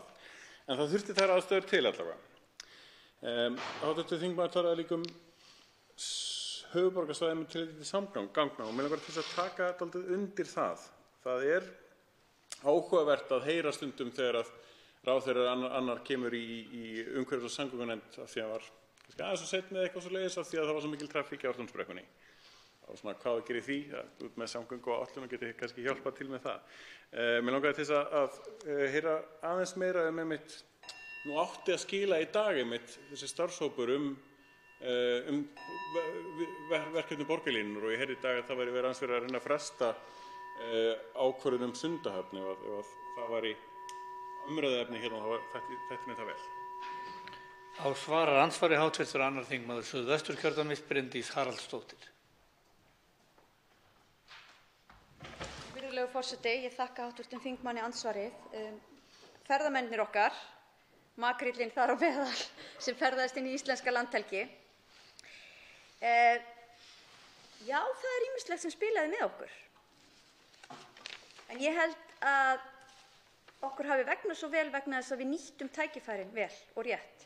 Með því er ég ekki bara að segja að Sjálfstæðisflokkurinn sem ég starfa fyrir eða ríkisstjórnin á hverju tíma hafi verið svo ofboðslega duglegur og eigið allt skilið. Ég er í rauninni að tala íslensku þjóðina. Ég er ekkert að síður að tala þá einstaklinga sem fóru fram með hugviti og frumkvöðlastarfsemi og opnuðu upp ferðaþjónustufyrirtæki, fundu leiðir til að selja ösku í krukku eða ferðir að segja álfasögur eða hvað það er. það í rauninni þjóðin sem hefur unnið þetta ótrúlega afrek og þarna lýsir sér bara þessi dugnaður íslensku þjóðarinnar. Án þess að vera of þjóðrækin, þá það samt mikilvægt að klappa þjóðina á baki fyrir það. Við höfum bara staðið okkur vel og ég fullviss það. Án þess að ég ætla að eigna einhverjum það sérstaklega. Ég held nefnilega að þegar ég segi þetta datt ekki að himnum ofan, jú, makríllinn kom hérna. En sjáum líka hvað sjávarútvegsfyrirtækin hafa staðið sig vel á síðustu árum að finna leiðir, fullnýta afurðirnar sínar. Það nánast í ekkert sem fer til spillis. Það alls konar skemmtileg nýsköpunarfyrirtæki sem hafa sprottið í kringum það, hvort sem að nota roð eða beingarð, búa til fæðubótaefni eða hvað það er. Þannig að það þetta sem ég á við með því og það mikilvægt að stjórnvöld búi til þann ramma sem að hvetur fólk áfram nákvæmlega til þessara hluta. Lítil og meðalstór fyrirtæki skipta okkur mestu máli í atvinnulífinu og þannig að ég tel að við eigum að horfa sérstaklega á nýsköpun, lítil og meðalstór fyrirtæki og búa til umgjörðina þannig að fólk fái að blómstra og koma fram með þessar hugmyndir. Og ég ætla að fá að fjalla borgarlínu og samgöngur í næsta andsvari. Og þá veitir andsvar í síðara sinn hv. 11. þingmaður Reykjavíkurkjördæmis suður, Björn Leví Gunnarsson. En ég ætla að bæta við spurningum. Já, árangurssamstarf tvímælist. Ég lýsi þessu oft eins og svona handboltanum og við vinnum best úr slæmri stöðu yfirleitt. Það þannig sem við sigurum einhvern veginn sætustu sigrana. En aðeins að framfærslu hlutfallinu sem að hv. þingmaður nefndi á myndist að við erum komin í 2,7 vinnandi á eldri borgara 2050 eða svoleiðis og það til dæmis stefna stjórnvalda að framfærslu hlutfallið í kjördæmunum og í landshlutunum breytist ekki neitt. Það að segja hversu margir á skólaaldri og eldri á móti þeim sem eru vinnandi. Að það eigi að haldast óbreytt. Það stefna stjórnvalda og mér þetta áhugavert að vita hvernig við ættum að ná því markmiði ef að þetta raunin sem við erum að horfa á frá 4,7 niður í 2,7 eða hvernig sem það var. Einnig þá þætti mér vænt að heyra aðeins skoðanir hv. þingmanns þessar fjárbeiðnir sem hún talaði úr nefndaráliti meirihluta, þessar fjárbeiðnir til nefndar sem voru sendar til ráðherra og þau svör rauninni engin svör sem að fjárlaganefnd fékk tilbaka. Það var alltaf einhver en ekkert eins og sagt alls ekki viðunandi. Samt þrátt fyrir þetta tekur síðan fjárlaganefnd þá ákvörðun að fjármagna ýmis verkefni. Þrátt fyrir að við höfum ekki hugmynd hvort ráðherra myndi í rauninni fjármagna þau verkefni eða ekki ef að Alþingi myndi ekki gera neitt. Af því til dæmis að við vitum ekki, við erum ekki með sundurliðunina á þeim útgjöldum sem að ráðherra hyggst leggjast í. Og ef við erum ekki með sundurliðina og ef við erum þá samt að fjármagna þessar beiðnir, við vitum ekki hvort að ráðherra ætlar að fjármagna þessi verkefni eða ekki, erum við þá kannski að tvífjármagna hlutina. Það að segja að þá bætir Alþingi við, en ráðherra geta þá nýtt peningarna sem ætlaði hvort þið að redda í verkefnið ef Alþingi gerði ekki neitt í eitthvað annað sem við höfum ekki hugmyndum í hvað á að fara. Mér langar að spyrja þá hv. þingmann hvort að það sé eðlileg notkun á almannafé. Þá svarar andsvari í síðara sinn hv. 2. þingmaður Suðvesturkjördæmis Bryndís Haraldsdóttir. Virðulegur forseti, svo ég byrja aftast varðandi fjárbeiðnirnar. Nú þekkir hv. þingmaður það betur, sitjandi í fjárlaganefnd, hvernig þessum málum hefur verið háttað. En það sem ég var kannski að vísa í hér vegna þess að ég var þess gæfin og aðnjótandi að koma hér inn sem varaþingmaður á árinu 2003 eða 2005 eða eitthvað slíkt, inn í fjárlagagerðina og sjá hvað fjárlaganefnd var að fást við sem voru eins og 300.000 kr. styrk til kórs á Austfjörðum eða 500.000 kr. til einhvers safns á Vestfjörðum. Við erum að tala svona upphæðir og svona verkefni og þarna satt stór fjárlaganefnd og tók á móti nánast í öllum landsmunum með bænabréfi. Þannig að ég segi þetta verklag okkar með lögum opinber fjármál, það hér séu sett niður markmið í málaflokkunum, að við séum hér með töflur aðgerðir, við vitum hverju framkvæmdaraðilarnir. Ég alveg viss að þetta útfæra þetta betur og ég held að það sé það sem að hv. þingmaður að vísa og ég styð hann í þeirri vinnu. Vinnandi hendur. Ég átta mig ekki alveg á því hvað hv. þingmaður að tala þegar hann talar að það sé stefna stjórnvalda. En ég held að þetta sé eitt af þeirri stóru verkefnum sem við stöndum frammi fyrir. Það nákvæmlega öldrun þjóðarinnar og við þurfum að velta því fyrir okkur, ekki eðlilegt að leyfa fólki að vinna lengur sem það vill. Við erum líka heilbrigðari eftir því sem við eldumst. Kannski þurfum við að huga einmitt að því að hér verði komið fleiri innflytjendur. Kannski þurfum við að vera með hvatningaraðgerðir fyrir fólk til að eignast fleiri börn. En þetta er allavega verkefni sem við þurfum að huga. Samgöngumálin, uppáhaldsmálið mitt. Sko, ég vissi ekki að viðkomandi nefnd hefði virðulegur forseti átt að skila frá sér í dag, en ég held að sé rosalega mikilvægt að bæði samgöngunefnd þingsins og fjárlaganefnd og við hér þingmenn hlustum á sveitarfélögin hérna. Því sveitarfélögin á höfuðborgarsvæðinu eru búin að leggja í margra ára vinnu við það að útfæra það hvernig á að þróa byggð hérna á höfuðborgarsvæðinu. Það er búið að leita til fjölda sérfræðinga og það hefur verið þetta mál þverpólitísk sátt. Og hluti af þessari þróun snýst eflingu almenningssamgangna með einhverju sem kallast borgarlínu. Og þetta er bara skynsemin. Þetta er leiðin sem við finnum til að nýta fjármunina best. Með því ég ekki að segja þessi eina lausnin, en það er stór hluti af lausninni og við leysum ekki samgöngur á höfuðborgarsvæðinu öðruvísi en með eflingu almenningssamgangna á borgarlínu. Andsvörum lokið. Útbýtt á fundinum á þingskjali 475, bálfarir og kirkjugarðar, það fyrirspurn, flutningsmaður Andrés Ingi Jónsson, og á þingskjali 476, fjárlög 2019, breytingartillaga frá öðrum minnihluta fjárlaganefndar. Til máls tekur nú hv. 5. þingmaður Suðurkjördæmis, Ari Trausti Guðmundsson.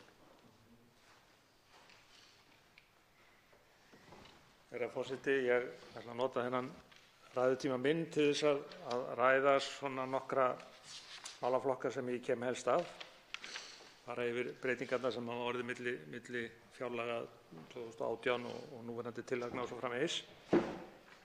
Byrja á samgöngumálum, þar sem að er 12% útgjaldahækkun til samgöngumála sem að allir hljóta að líta svo á að sé mjög jákvætt, svo langt sem það nær. Þetta er hægur bati eftir hrunið og það er jú ljóst að þessir 160 milljarðar sem eru í ríkisfjármálaáætluninni, það þarf að bæta í þann málaflokk með einhverjum ráðum. Það má sem sagt betur ef að duga skal og það þarf þá að finna einhverjar, og ég kalla félagslega leiðir, til þess að finna viðbótarfé til úrbóta í þessu málaflokki. Þess að það er jú augljóst þegar farið er yfir mál með gestum, til dæmis umhverfis- og samgöngunefnd, að það er gríðarlega stór pakki sem að bíður okkur. Og ég þreytist aldrei á því að minna á að við höfum þessa 12.000 kílómetra af svona þeir sem við getum kallað vegum og helmingurinn alvöru vegir sem að þarf að huga vel að og byggja upp með hraði. Þetta er gríðarlegt verkefni í landi þar sem eru ekki nema 350.000 íbúar þar bil. Það kostar það sama nokkurn veginn að leggja þokkalega veg í Finnlandi og Íslandi og líkur saman að jafna. En sem sagt, þetta er stórt verkefni og mér finnst, hvort menn vilja kalla þetta sókn eða stórsókn, þá finnst mér þetta hafa verið mjög jákvæð þróun. Annað sem ég vil koma að í þessum samgöngumálum eru almenningssamgöngurnar sem var rætt hér áðan, og það er verið að því núna að tryggja það að það verði eitthvert heildstætt samgöngukerfi í gangi árið 2019 vegum sveitarfélaganna, og það er mjög gleðilegt. Og það er líka verið að endurskoða allt fyrirkomulagið. Það er jú þannig að ef kjörorðið skynsemi ræður á einhvers staðar við, þá er það þegar kemur að almenningssamgöngum. Og þarna er þó verið að tryggja annars vegar framhald í 1 ár og síðan endurskoðun sem leiðir þá til þess örugglega að það verði hægt að halda úti þokkalegu almenningskerfi, almenningssamgangnakerfi í þessu stóra landi. Allt að öllu þá sést í þessu málaflokki aðeins lítil sáttaskerðing og ég tel það mjög vel í ljósi hagspárna sem við erum jú að glíma við þó að samdrátturinn sé ekki mikill. Í utanríkismálum vil ég stansa við þróunarsamvinnu. Þar er 6,2% raunhækkun milli fjárlagaára og það er áfram stefnt að þessum 7% markmiði, 0,7% af vergum þjóðartekjum og þróunin hefur verið jákvæð frá 2013 þegar þetta voru 4,2 milljarðar rúmir, 0,23% af vergum þjóðartekjum og síðan 2017 þá er þetta komið til 7,3 milljarða, 0,28% og markmiðið er 2020 að þetta verði komið til 0,35 eða helmingin af því sem er í raun og veru ásættanlegt þegar allt kemur til alls. Og við erum semst komin hálfa leið þangað og við höfum auðvitað efni á að standa við hlið annarra auðugra ríkja í þessum efnum. En ég minni á að það eru auðvitað fjölbreyttar leiðir í þessu og vil þá vekja athygli á nýmæli sem er í stefnumótun þróunarsamvinnu sem eru semst það að umsóknir félagssamtaka og fyrirtækja í sérstakan sjóð eru mögulegar eða verða mögulegar til nýrra skrefa í þróunarsamvinnu. Það þarf að setja þeim ákveðin skilyrði og ég ætla ekki að fjalla um það, en það er þó verið að brydda upp á nýjungum sem að vonandi efla þetta hérna starf. Þegar kemur að rannsóknum á vísindum á háskólasviði þá er jú upphæðin 3,8 milljarðar og hækkunin 12%. Heildaraukning til háskóla er rétt rúmlega 700 milljónir eins og kom hér fram á hv. ræðumanni hér á undan mér og við erum öll sammála um það að þau þurfa að hækka næstu fjárlaga árum og það er þá sérstakt verkefni að finna þær leiðir sem að til eru til að svo geti orðið. Samkeppnissjóðir og nýsköpun, þar er nokkuð haldið í horfi, einkanlega með auknum framlögum í upphaflegu tillögu fjárlaganefndar eða fjárlaga og sú skerðing sem að er á einhverjum liðum þar jafnast þó þannig út að eftir sem ég get séð þá er aukning upp á fáein prósent í þeim flokki. Það þarf auðvitað að bæta þarna í eins og víðar annar staðar og bæði á næsta fjárlagaári og svo áfram vegna þess að nýsköpun er lykilatriði í hagkerfinu eins og allir vita og þarf ekki að fjölyrða um það. Mig langar að minnast á eina gleðilega viðbót sem er skattafrádráttur vegna framlaga fyrirtækja til nýsköpunar og þróunar. Það er bætt við hann heil milljarður. Þannig að það er ekki eins og sé ekki verið að hyggja að þessum málum á jákvæðan hátt. Herra forseti, ég ætla aðeins að víkja að orkumálum. Þar eru í fjárlögunum 4 milljarðar til ráðstöfunar. Þetta er þá stjórnsýsla annars vegar og sérgreind verkefni sem á að sinna. Þetta er 2,3% aukning. Og í hvað á þetta að fara? Það á að hraða þrífösun rafmagns og það eins og allir vita er mjög mikilvæg byggðastefna. Það á að ljúka við að móta langtíma orkustefnu sem er jú eitt af lykilatriðum í loftslagsmálum.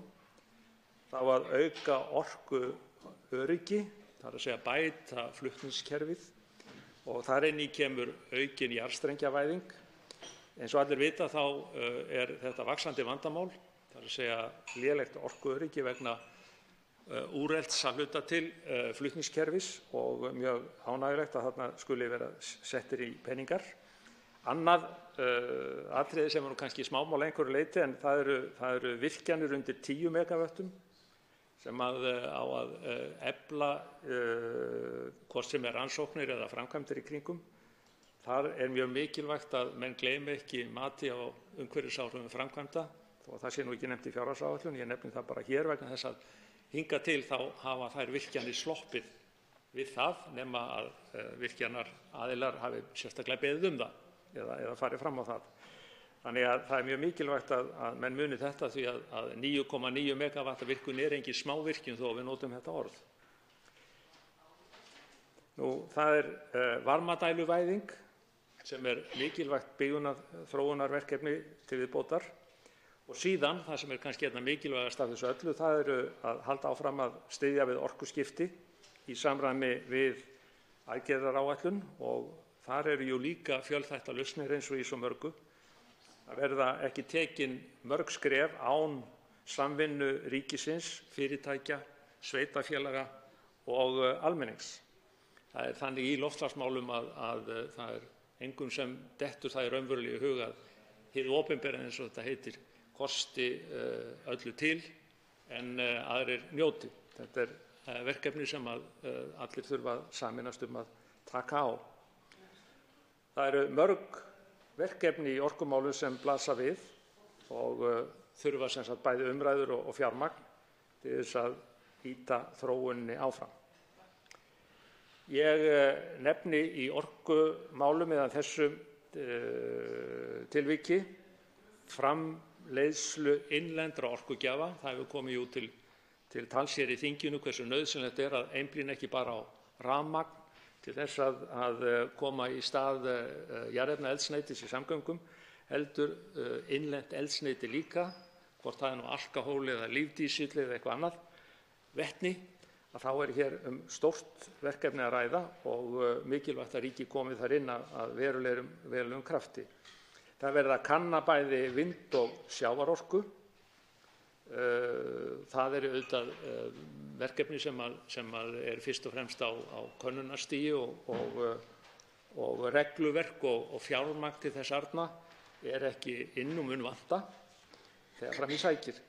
Og síðan það ný verkefni í jarðvarma, bæði lághiti og djúpborun og síðan fleiri skyld verkefni og ég lít svo á að ríkisstjórnin sinni þessu öllu saman ágætlega og hefur réttan skilning á, þrátt fyrir það að ég sé vinstri grænn þingmaður gæti séð hér auknari fjárveitingar og meiri hraða frammi fyrir veröldinni eins og hún hefur þróast. En ég get vel við unað í bili. Ég ætla að víkja að lokum aðeins að svona samblandi af umhverfismálum og ferðaþjónustu til ferðaþjónustunnar sjálfrar í fjárlögunum og þá það auðvitað fyrst og fremst til stjórnsýslu og svona sérgreindra verkefna. Þar aukning upp á 200 milljónir, það segja 9% aukning. Og þar þá 2,3 milljarðar til ráðstöfunar. Og í hvað á þetta að fara? Þetta undir sem sagt ferðamála, iðnaðar og nýsköpunarráðherra. Þetta á að fara í þolmarkagreiningar og ég þreytist ekki á því að klifa á þeim vegna þess að það ekki einasta svo að Ísland sem ferðamannaland hafi sín þolmörk, heldur hefur Ísland sem til dæmis bara móttökuland flugfarþega líka sín þolmörk. Því að þolmörk eins og allir vita bæði náttúruleg og félagsleg og efnahagsleg og það liggur auðvitað í augum uppi að þegar kemur að þolmörkum samfélagsins að þá ekki hægt að taka við hvorki endalaust mörgum ferðamönnum né endalaust mörgum flugvélum.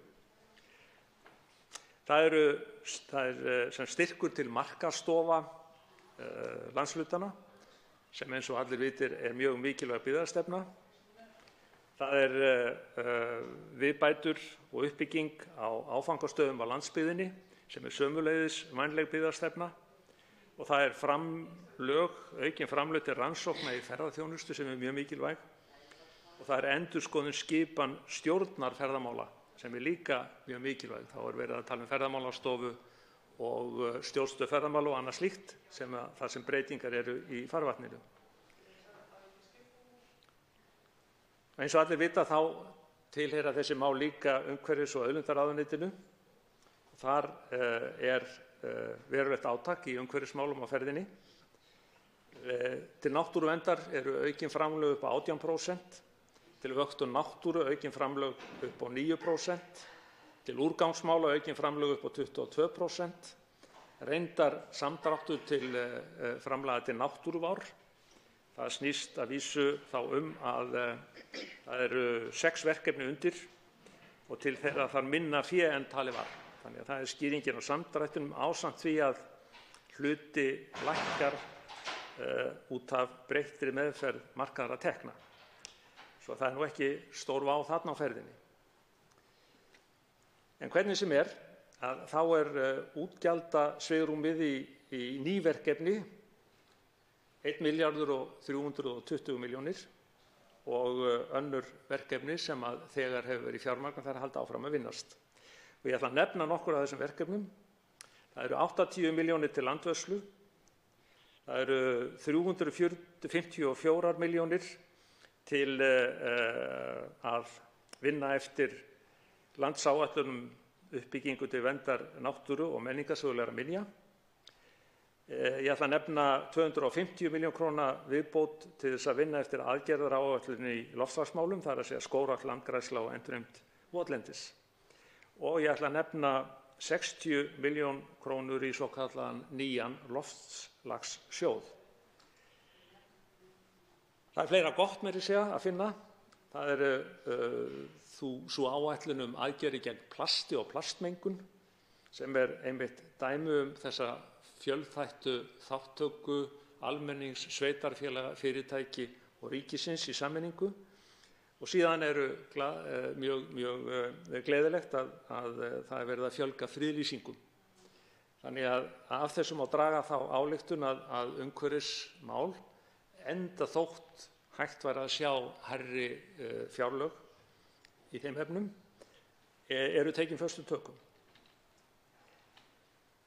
Samvinna aðila og einhvers konar sama átak í þessum efnum er jú nauðsyn eins og ég hef áður bent á og á það er lögð mikil áhersla í stefnumótun og starfsemi ríkisstjórnarinnar. Ég get líka gagnrýnt ákveðin atriði. Ég er svekktur yfir því að það er ekki framhaldið ákveðnum aukaframlögum til náttúrustofa á landsbyggðinni. Það eru 8 talsins. Framlögin lækka 45 milljónir. Að vísu kemur á móti 16 milljón króna verkefnaframlag. En betur má gera. Og eins þá hefði ég viljað sjá bætt í betur í skógrækt, landgræðslu og votlendi, verandi sá sem ég er. En engu að síður, herra forseti, það er engan sáran samdrátt í framlögum að sjá til umhverfismála að mínu mati. Það er jú svo að ekkert ráðuneyti er undanþegið því að taka þátt í samdrætti útgjalda upp á varla reyndar 1 prómill. Þannig að þessi samdráttur er lítill á hvaða mælikvarða sem menn vilja nota. Þegar kemur að umhverfis- og auðlindaráðuneytinu þá er því gert að skera niður 127 milljónir og stór hluti af því má líta sá að stafi af því að það er verið að bæta í fé til frárensismála í Mývatni. Það er að segja að það reynist vera nokkuð dýrara heldur en menn gerðu ráð fyrir, en gríðarlega mikilvægt verkefni engu að síður því að eins og allir vita þá eru séraðstæður þar sem þarf að bregðast við. Fjárlögin eru ágæt að mínu mati og við erum að skila til samfélagsins í skrefum það sem týndist með hruninu. Ég hef alltaf litið á það sem megin tilgang þessara ríkisstjórnar fyrir utan loftslagsmálin. Þetta er sem sagt alvöru umbóta fjárlög í samræmi við þá hagspá og þá ýtrustu, ýtrustu útgjöld sem hægt er að sjá fyrir sér án þess að farið sé í einhverjar stórherferðir í öflun nýrra tekna sem að myndu þá ekki rúmast innan þessara fjárlaga. Þá veitir andsvar við ræðu þingmannsins hv. 11. þingmaður Reykjavíkurkjördæmis suður Björn Leví Gunnarsson. Ég er búin að hlakka dálítið til þess að tala loftslagsmál. Ég þakka hv. þingmanni fyrir að minnast vel á þau í ræðu sinni. Vissulega eru við dálítið með afstæðastærðir hérna. 1 prómill af heiminum til dæmis er alls ekki lítið. En svo við víkjum aðeins að þessu því að þetta verkefni er nefnilega risastórt, loftslagsmálin. Við fengum kynningu hérna í umhverfis- og samgöngunefnd þar sem að okkur var tilkynntur að við séum ekki að ná öðrum fasa Kyoto-bókunarinnar og þurfum jafnvel að greiða í grófri áætlun sem við fengum kannski 12 til 20 milljarða á ári. Tölurnar voru mjög misvísandi en þetta var svona það sem var hægt að skjóta á í svona nógu nákvæmri útlistun. Við þurfum að tækla 1.000.000 tonn og þetta var kostnaðurinn fyrir 5.000 tonn fyrir 2030. Nú erum við að fjármagna þessa aðgerðaáætlun sem fyrstu drög hafa komið út og sú áætlun ekki kostnaðarmetin eða árangursmetin. Aðgerðirnar eru ekki árangursmetnar. Við vitum ekki hvaða áhrif hver aðgerð hefur og á þann hátt þá er þetta erfitt að fjármagna velja hvaða aðgerð á að fjármagna til að ná sem mestum árangri. Kannski vitum við eitthvað það bil af því en það er ekki komið allavega fram ennþá, ekki fyrir okkur þingmenn, til þess að ákveða hversu raun og veru mikið við eigum að fjármagna einmitt þennan málaflokk þegar við sjáum fram á kostnað upp á 12 til 20 milljarða eftir ekki svo langan tíma. Þannig að mér langaði til þess að heyra frá hv. þingmanni einmitt þessa áskorun sem við stöndum frammi fyrir, bæði varðandi það að aðgerðaáætlun til loftslagsmála á sjálfsögðu einmitt að vera árangursmetin og kostnaðarmetin alveg nákvæmlega eins og fjárlög. Þá svarar andsvari hv. 5. þingmaður Suðurkjördæmis, Ari Trausti Guðmundsson.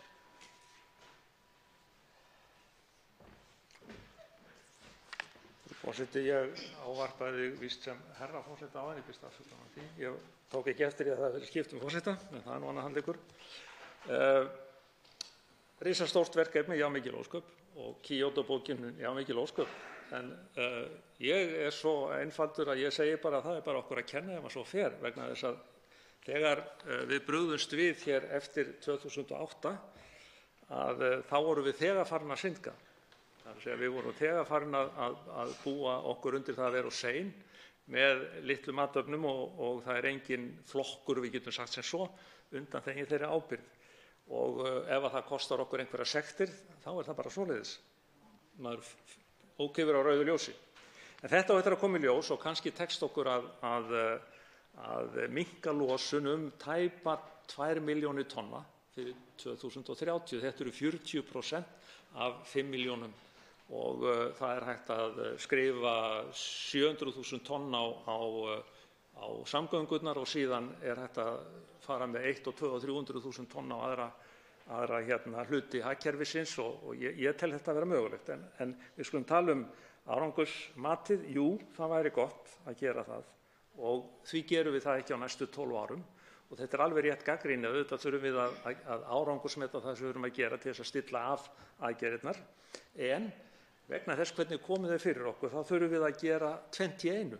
Við þurfum að aðhafast, þó að það sé þá með þeim formerkjum að það sé ekki fullkomlega árangursmetið eða hvað við köllum það, og byrja á að árangursmeta. Þetta er þannig að þegar maður er komin í svokallaða krísu, að þá verða menn að geta riðið 2 hestum að minnstu kosti ef ekki fleirum. Þá veitir andsvari síðar sinn hv. 11. þingmaður Reykjavíkurkjördæmis suður, Björn Leví Gunnarsson. Virðulegi forseti, ég ætla að undan þá Pírata frá þessum ásökunum að hafa einhvern veginn okkur að kenna. Við vorum einfaldlega ekki til þarna árið 2008. En allavega, já. Aðgerðaáætlun, við sjáum fram á þennan kostnað. Við erum að fara í þessa 6 milljarða á þessu tímabili fjármálaáætlunar einar og sjáum fram á kostnað upp á 12 til 20 á ári ef við skildi gesti okkar rétt. Og það er rosalega stór áskorun að klóra í með 6 milljörðum á 5 árum. Við sjáum fram á þennan kostnað og þá er spurningin hvort að við eigum í rauninni ekki að fara einmitt í að nota þann kostnað frekar í því að ná markmiðunum okkar í staðinn fyrir að borga hann sem einmitt vexti seinna. Þá svarar andsvari síðar sinn hv. 5. þingmaður Suðurkjördæmis, Ari Trausti Guðmundsson. Frú forseti, jú, það er meira sem fleiri undanþegnir en Píratar. Það eru aðrir 9 flokkar á þingi en ég átti auðvitað ekki við þá, ég átti við þá sem véluðu á sínu tíma. En hvað er það? það má vel vera að ríkisfjármálaáætlun gerir ráð fyrir einhvern tilteknum milljarða fjölda næstu árin, en nú er það svo að ríkisfjármálaáætlun þær eru aðlagaðar ýmsu hverju sinni, bæði verkefnum og kannski breytingum á hagsveiflunni, breytingum í hagkerfinu. Þannig að ég lít svo á að þegar alvara lífsins blasir við, þá höndli nú menn samkvæmt því. Þannig að ég á von á því að eftir því sem að þessi tímamörk nálgast að við þurfum að standa skil á þessum hlutum, að þá bregðist bæði þing og ríkisstjórn og þá segir líka fyrirtæki og sveitarfélög og aðrir við með réttum hætti. Og það þarf eflaust að finna aukið fé til þessara mála og við getum þá gert það með því að hækka óvinsæla skatta eins og kolefnisskatt. Við vitum að hann er óvinsæll, við vitum að hann á hverjum hann bitnar öðrum fremur og svo framvegis. Það eru aðrar leiðir líka. Það er hægt að vera með annars konar innheimtu á hvort það eru rafbílum eða einhverju, það er annars konar skattlagning. Þannig ég treysti því einfaldlega að vegna alvarleika mála og vegna þess að það er nokkuð þverpólitísk samstaða það að bregðast við loftslagsmálum, að þá er hægt að leysa þetta verkefni. Ég er ekki með neina töfralausnir hér á einni mínútu.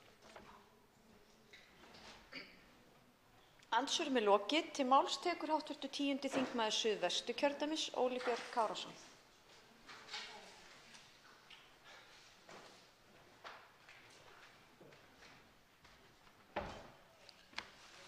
Frú forseti, þegar að fyrirliggjandi fjárlagafrumvarp kom hér til fyrstu umræðu, þá hélt ég því fram að ef það væri hægt að lýsa þróun ríkisfjármála á síðustu árum með einu orði, þá væri líklegast best að nota orðið útgjaldaþensla. Það er því sérkennilegt að verða vitni að því upphlaupi eða uppnámi sem að hefur orðið hér eftir að tilkynnt var að meirihluti fjárlaganefndar væri að fremur að reyna að létta aðeins á bensíngjöfinni fremur en að stíga fastar eins og margir hér vilja gera.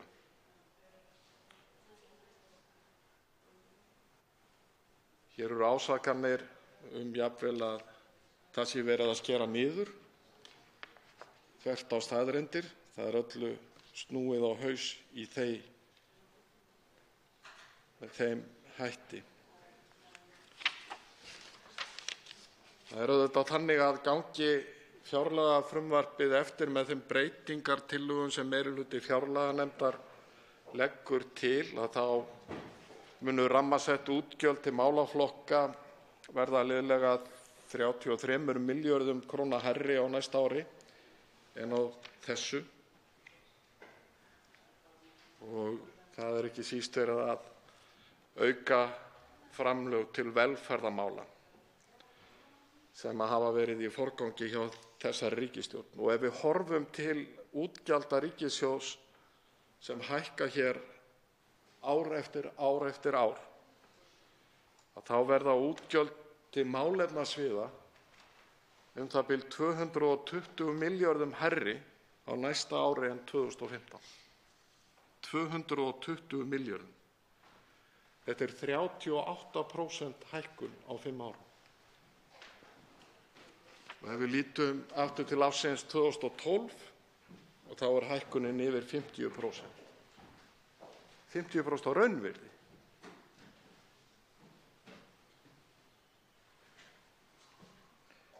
Ég geri mér grein fyrir því að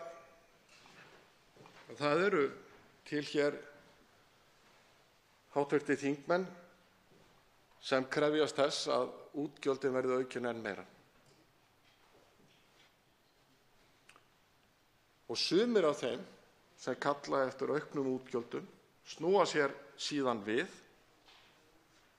og saka ríkisstjórnina og stjórnarflokkana að gæta ekki nægjanlegs aðhalds í ríkisfjármálum.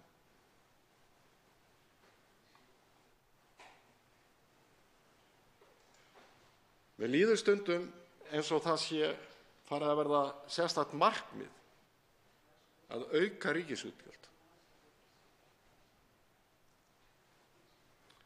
Svona til þess að við getum hér klappa hvert öðru á bakið. Það sé orðinn sérstakur mælikvarði á árangur okkar hér á þingi hversu mikið við aukum ríkisútgjöld.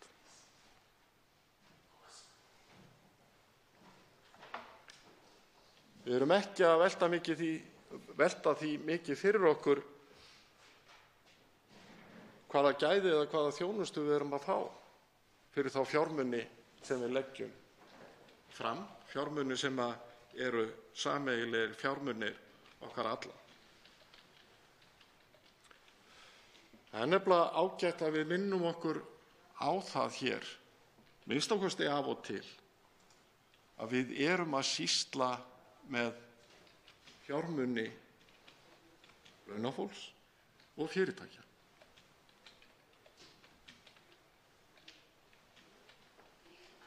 Og það er eðlilegt að almenningur gerir þá kröfu að við minnst ákosti verjum þessum fjármunum af eins mikilli skynsemi og við getum og fáum eins mikið og hægt er fyrir þá fjármuni. En þessi gríðarlega aukning útgjalda sem ég nefndi áðan, 38% síðustu 5 árin og yfir 50% frá 2012, hefur verið möguleg vegna þess að okkur Íslendingum hefur vegnað nokkuð vel og í rauninni betur heldur flestum öðrum þjóðum í heiminum á undanförnum árum.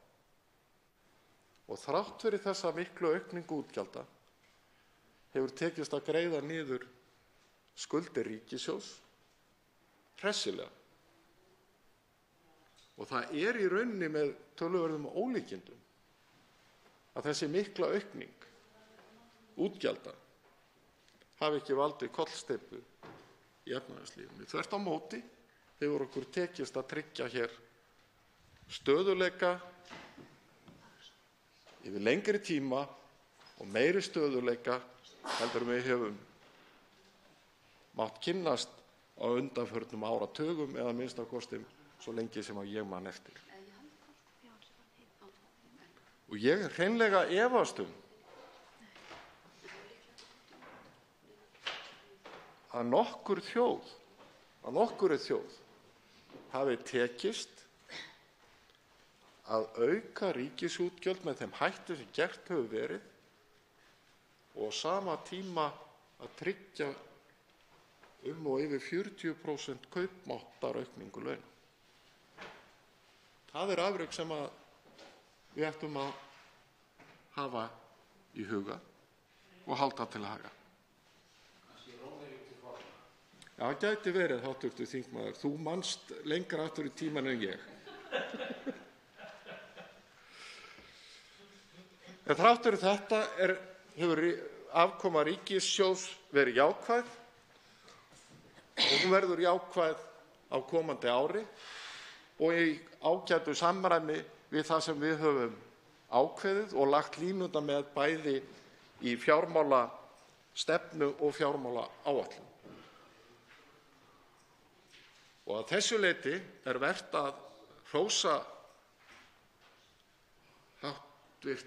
fjárlaganefnd og meirihluta fjárlaganefndar að gæta að þessum atriðum.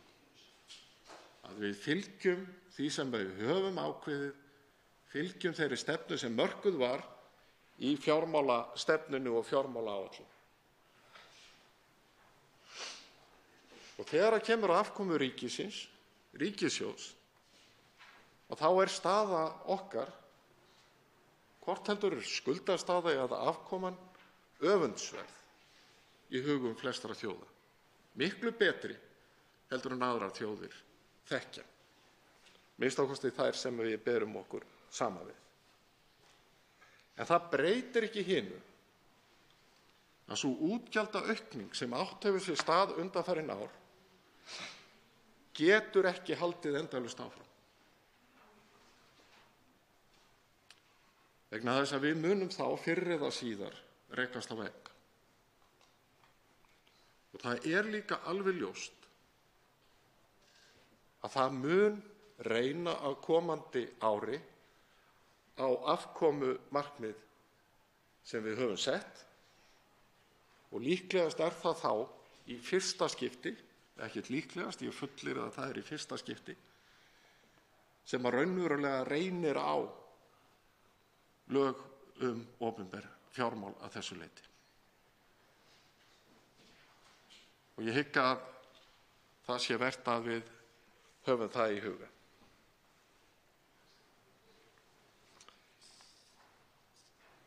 Ég er einn af þeim sem hef talið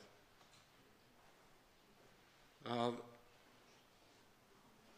við þurfum að fara að huga að því að innleiða hér nýja hugsun þegar kemur að ákvörðunum útgjöld og þegar kemur að því að ákveða með hvað hætti við skipuleggjum ríkisrekstur. Við þurfum nefnilega að fara að straumlínulaga ríkið. Við þurfum að fara að viðurkenna að það er ekki bara skylda okkar hér í þessum þingsal að tryggja nægilega fjármuni til að reka sameiginlegt heilbrigðiskerfi og menntakerfi og byggja upp vegi, heldur verðum við leið að tryggja það að þeir fjármunir sem renna í þessa mikilvægu málaflokka og við erum sammála séu nýttir með skynsamlegum hætti. Og við verðum að fara að standast þær freistingar að reyna að leysa alla vanda með því hreinlega að auka útgjöld.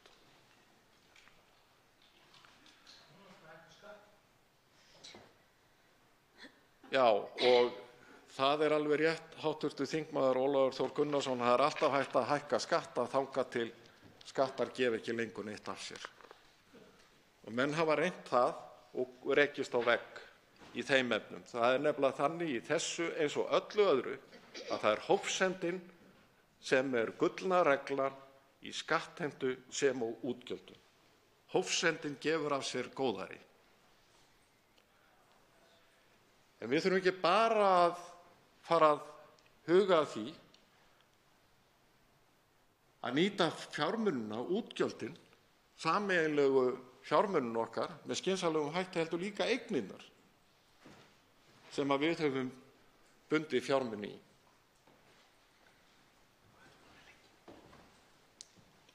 Ég hef haldið því fram að ríkissjóður hafi bundið fjármuni í eignum sem nýtist ekki með sama hætti og þeir myndu gera ef þeir væru settir í aðra sameiginlegar eignir.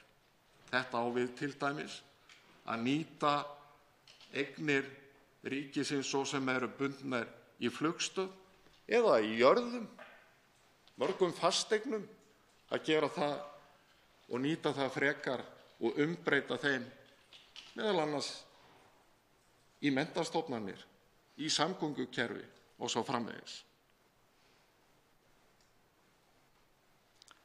Ég geri mér grein fyrir því að í þessum sal er hörð andstaða við það og þá hugmynd að það sé hægt að umbreyta ákveðnum eignum ríkisins í aðrar eignir sem að nýtast kannski landsmönnum með skynsamlegri og betri hætti. Og í þessu sambandi er líka vert að hafa í huga að við verðum að fara að huga að því að marka hér fjárfestingarstefnu fyrir ríkið til lengri tíma.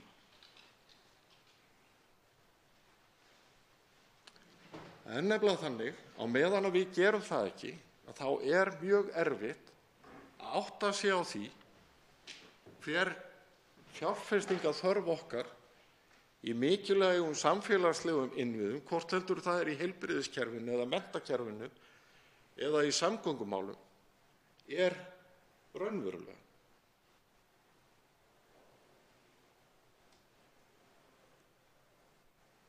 Það liggur ekki fyrir langtíma fjárfestingarstefna fyrir ríkið, en það breytir ekki því að það hafa margir reynt að meta hana, hver hún er. Og við vitum að við erum þar í skuld. Og það er rétt sem hv. þingmaður Haraldur Benediktsson sagði hér fyrr í dag, að það eru tvær tegundir kannski skulda, og ég hygg að ég hafi átt orðastað hér fyrr í vetur við hv. þingmann Björn Leví Gunnarsson á þessum nótum, að það er auðvitað rétt að það eru annars vegar fjármálulegar skuldir sem að ríkið er með, en síðan eru líka aðrar skuldir sem að voru og eru fólgnar í því að við ræktuðum ekki fjárfestingar í samfélagslegum innviðum.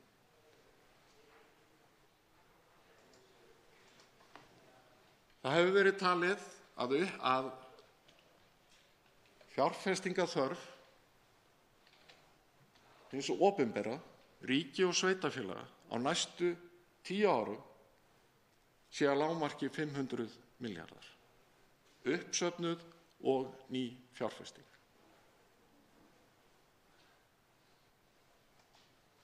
Að lágmarki. Ef þetta er rétt, þá er þetta 50 milljarðar á ári.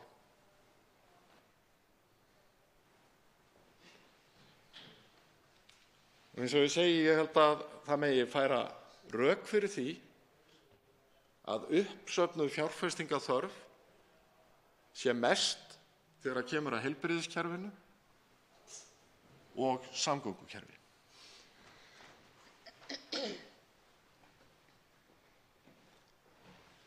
Mér finnst rétt að vekja athygli á þessu. Mér finnst rétt að við hefjum þá umræðu hér, hvort að í tengslum við fjárlagagerð hvers árs, og ég tala nú ekki um fjármálaáætlun til 5 ára, að þá séu gerðar ítarlegar fjárfestingaráætlanir. Ekki einhver saldótala, heldur ítarlegar fjárfestingaráætlanir. Í hvað og af hverju?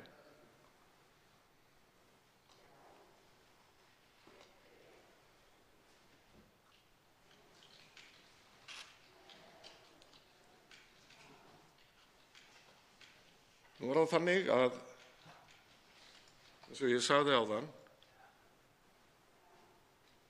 að ég lít á það sem skyldu okkar að tryggja það að þegar við tökum ákvörðun útgjöld, að þá reynum við að tryggja það að þeir fjármunir nýtist með eins hagkvæmum hætti og hægt er. Við fáum bestu þjónustu sem hægt er að veita fyrir þá fjármuni sem að við ætlum að láta renna í viðkomandi þjónustu eða viðkomandi rekstur. Ég held að það sé nauðsynlegt að við gerum þetta áður en til dæmis við veltum því fyrir okkur hvort að það ekki bara hækka skatta. Það er auðvelda svarið, að hækka skatta. Ég geri mig grein fyrir því að það er erfiðara fyrir okkur hér að fara ofan í ríkisreksturinn og reyna að tryggja það að hann sé straumlínulagaður og eins hagkvæmur og hægt er. Það er erfiða aðferðin. Auðvelda aðferðin er að leggja bara til 26 milljarða skattahækkun á komandi ári. Svona sirka.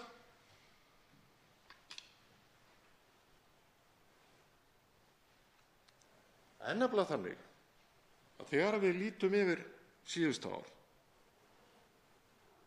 að þá verða skatttekjur ríkisins á komandi ári með tryggingagjaldi það bil 290 milljörðum hærri heldur en fyrir 5 árum. 290 milljarðar. Og svo telja menn að það sé nauðsynlegt að hækka skatta enn frekar og afla enn frekari tekna. Og það gera menn áður en þeir svara þeirri spurningu: eru þeir fjármunir sem við höfum verið að taka ákvörðun og aukið útgjöld hafa þeir nýst með þeim hætti sem eðlilegt er og sanngjarnt að gera kröfu? 290 milljarða aukning í skatttekjum jafngildir liðlega 800.000 krónum á hvern einasta Íslending. Það er tekjuauki ríkisins á komandi ári miðað við það sem var fyrir 5 árum, eða 2015 réttar sagt. Það eru 5 ár á milli. Þessi gríðarlega tekjuaukning er talið merki það að ríkisstjórnin sýni á sér alveg sérstakt getuleysi í að afla tekna og tekjustofnar ríkisins séu vannýttir. Ég held akkúrat að þeir séu blómstrandi og það sé ástæðan fyrir því hve tekjur hafa aukist. Frú forseti, ég sagði hér áðan að við yrðum að innleiða nýja hugsun. Og þessi nýja hugsun í ríkisrekstrinum krefst þess að við sem kjörnir fulltrúar í nafni almennings að við förum að gera auknar kröfur til forstöðumanna ríkisstofnana og ríkisfyrirtækja að þeir séu með hagkvæman rekstur, skilvirka og góða þjónustu. Markmiðið er alls ekki að draga úr þjónustunni. Markmiðið er akkúrat að auka hana og auka gæðin.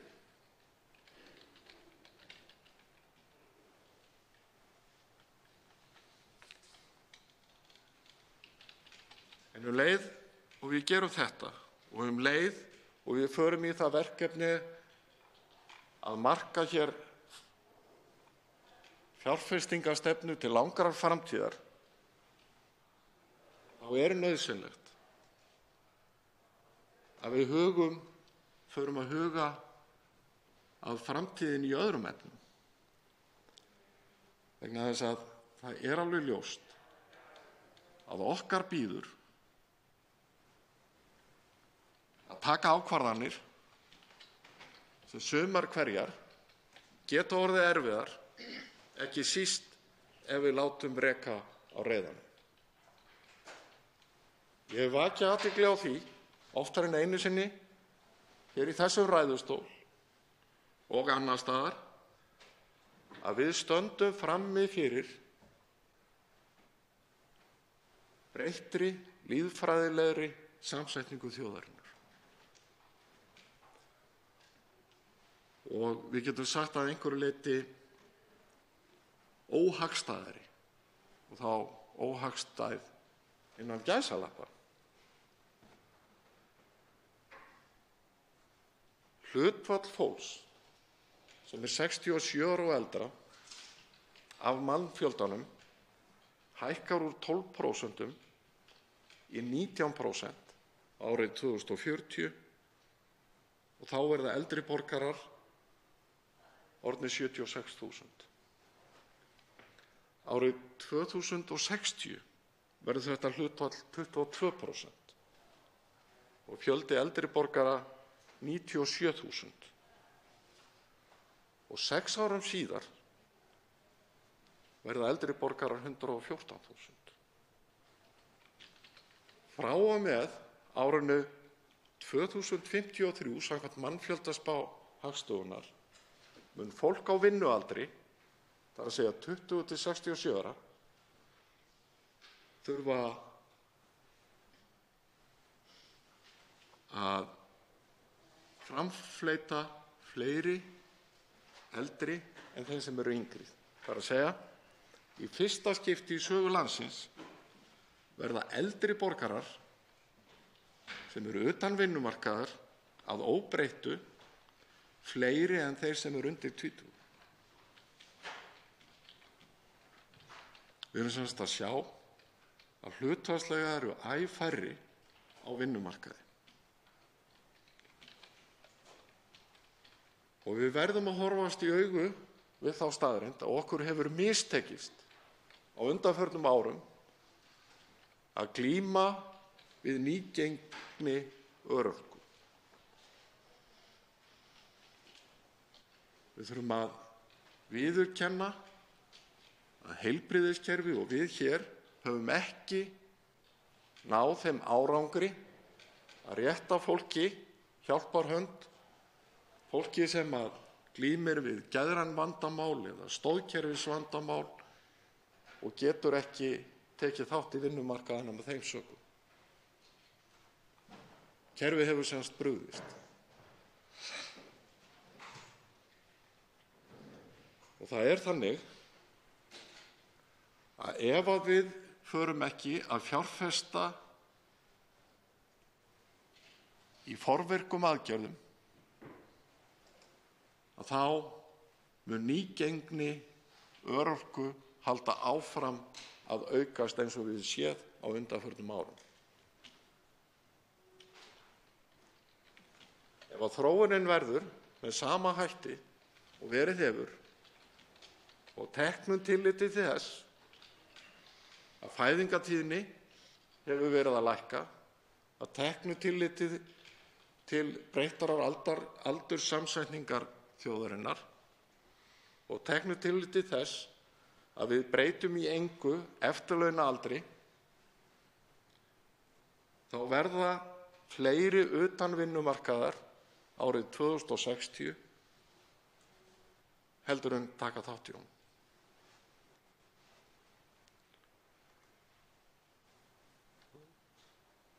Og til að gera þetta erfiðara að þá eru þetta hins vegar ánægjuleg tíðindi að meðalævi okkar Íslendinga er stöðugt að lengjast og heilsan að batna.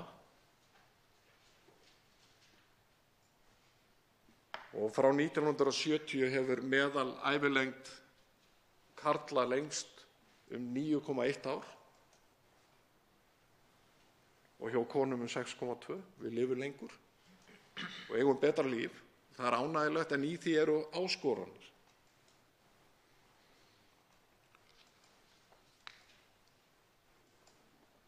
Ástæðan fyrir því að ég vek athygli á þessu er að þetta mun hafa áhrif á ríkissjóð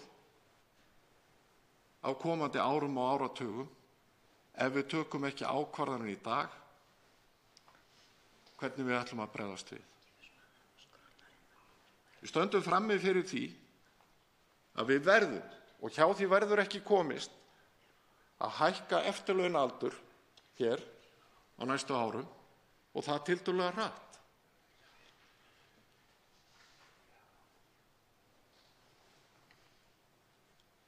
Það var ákveðið að falla frá því árið 2016, ef að minnið svíkur mig ekki, að hækka eftirlaunaaldurinn í 70 ár á 24 árum. Ég gagnrýndi þá að það væri of skammt gengið. Ég taldi að það yrði að hækka þennan eftirlaunaaldur upp í 70 ár á 12 árum. Það eru 2 ár liðin af þessum 12. Ég hygg raunar að það sé þannig að við þurfum að hækka eftirlaunaaldurinn jafnvel enn meira á næstu 24-5 árum, líklegast upp í 72-73 ár.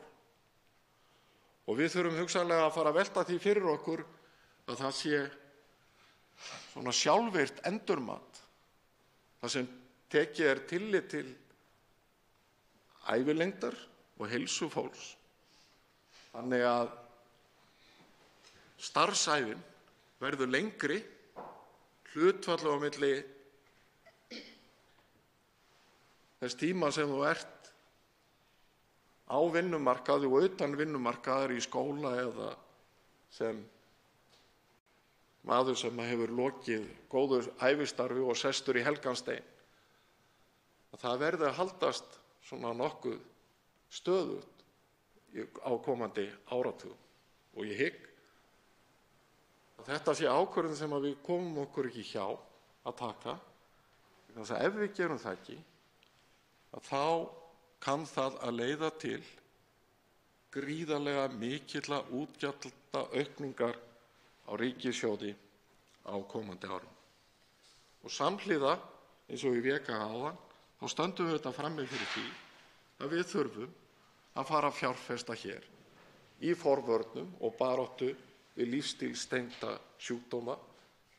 Og ég hygg að það sé kannski fjárfesting frekar en útgjöld, og það er kannski arðsamasta fjárfestingin sem að við getum lagt í. Frú forseti, þetta verkefni er að einhverju leyti kannski auðveldara heldur en fyrir 5, 6, 7, 8 árum. Auðveldara að því leyti að staða ríkissjóðs er sterk. Auðveldara vegna þess að við höfum tekið gríðarlega stór skref þegar kemur að útgjöldum til velferðarmála á síðustu árum. Það er ljóst að við höfum til dæmis frá árinu 2010 stöðugt aukið útgjöld til velferðarmála, og þá á ég við heilbrigðismál, félagsmál, húsnæðismál og tryggingamál, almannatryggingar, 158 milljarða á raungildi. Bara fyrir þá fjárhæð væri hægt að reka alla framhaldsskóla landsins í 5 ár. Þannig að við erum ágætlega í stakk búin, en það breytir ekki hinu, frú forseti, að það verkefni sem ég er að tala um hér er með þeim hætti að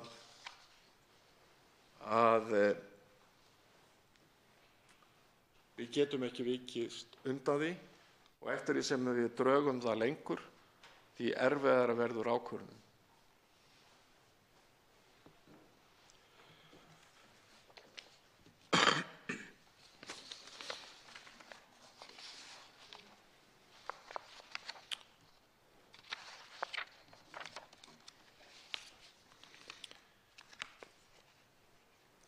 Frú forseti, ég held að flest af því sem að ég taldi mig ætla að ræða hér sé komið.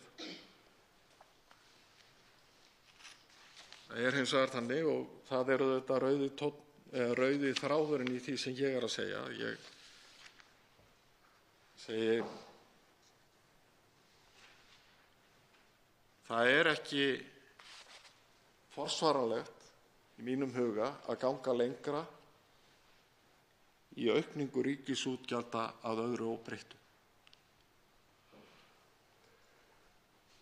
Og nú er verkefnið á komandi árum og áratugum að fara að huga að því að fara að nýta fjármunina betur og skynsamlegra heldur en við höfum gert.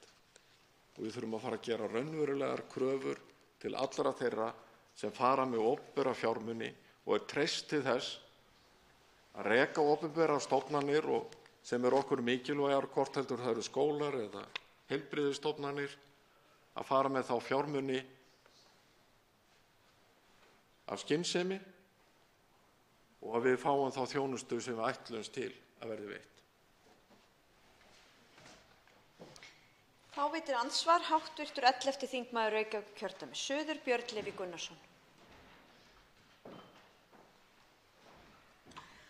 Ég þakka hv. þingmanni fyrir ræðuna, og hann snertir hér á ýmsum mjög nauðsynlegum málum að huga að.